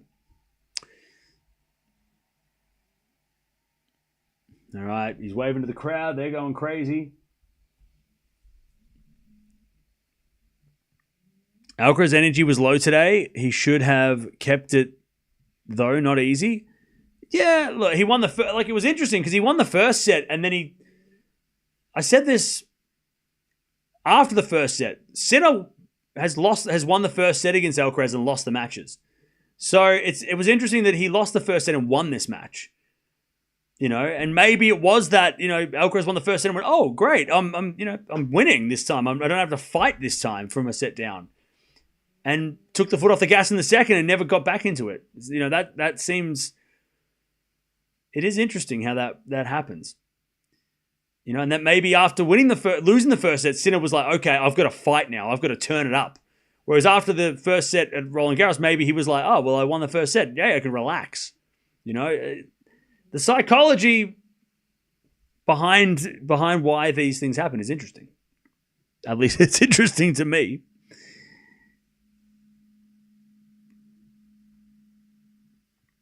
Sinner just played too well today. Look, Alcaraz definitely dropped his level after that first set.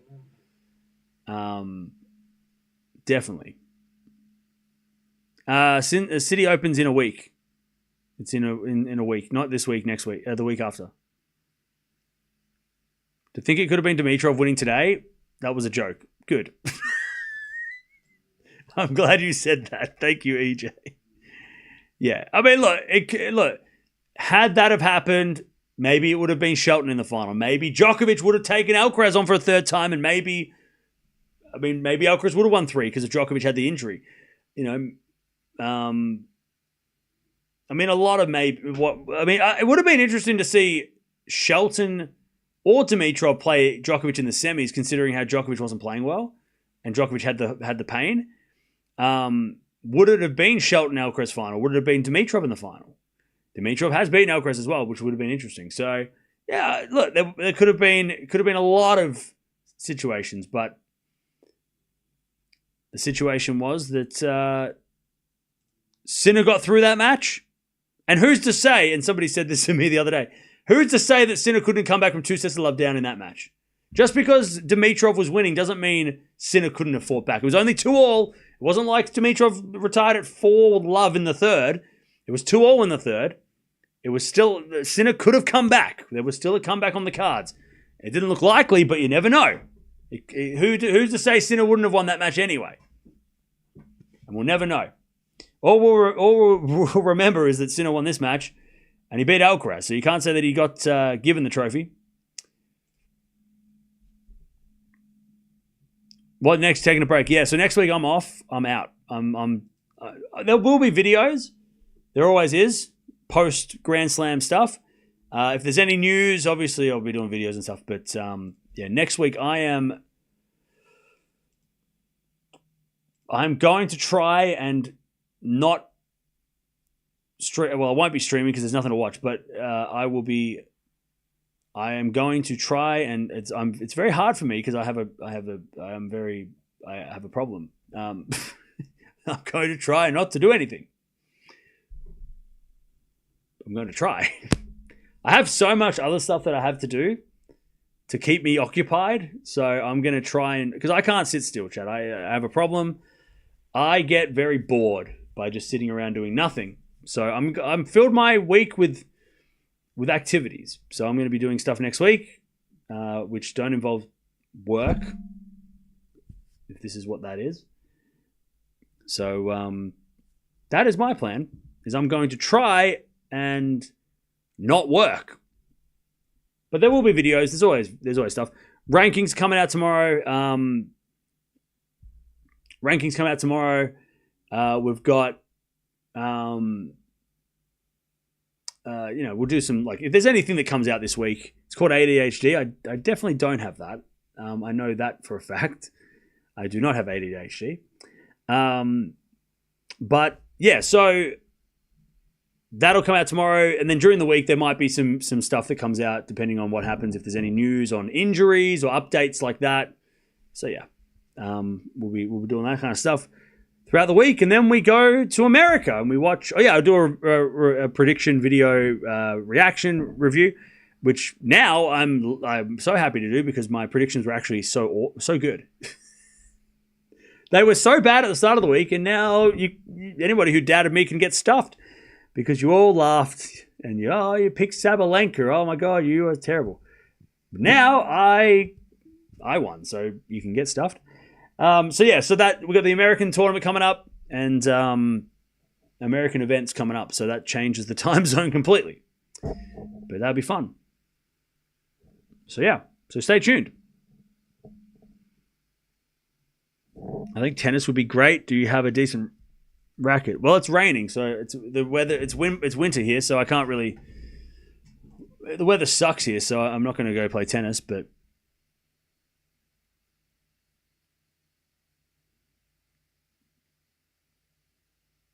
our teams were 50 and 54 for you. Oh, you're talking about the fantasy league. Well, I had the 4 guys who made the semi, so I'm glad I just need to put Rublev instead of Pegula, and would have been awesome. But I'll take top 50. That was awesome. You're in Aberdeen. Oh, ouch.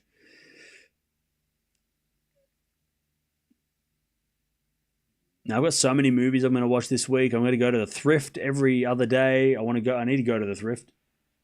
I've got to clean my house. My house is a mess. Yeah, I got so much I got to do this week. So by the time at the end of the week, I'll pass out. If you beat Ben Shelton, you will be confirmed Grand Slam champion. Is that true? Okay.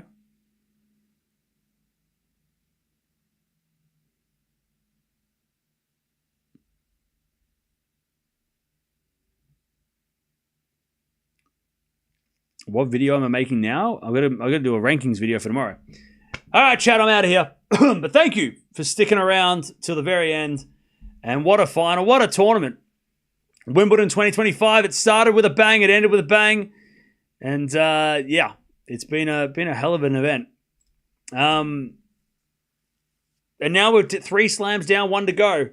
And we'll start warming up for that one in about 7 or 8 days' time. So take the week, you all deserve it. Take the week off. We all need a break from the sport for a little bit. Thank you, Polis, for the 13 months, by the way. But Jannik Sinner, he is the champion of Wimbledon, and now he has won 2 out of the 3 slams for the year. Alcaraz won the other one, and the US Open is going to be very interesting because Sinner is the defending champion, and winning 3 slams in a year is not easily done. So that'll be really fun to watch. And I'll be back in a week or whenever there's something to watch, we'll watch it. Shout out to Deb again. Thank you for all the hard work and helping out with the chat, keeping everybody in check, making sure everybody's playing nice. So shout out to Deb.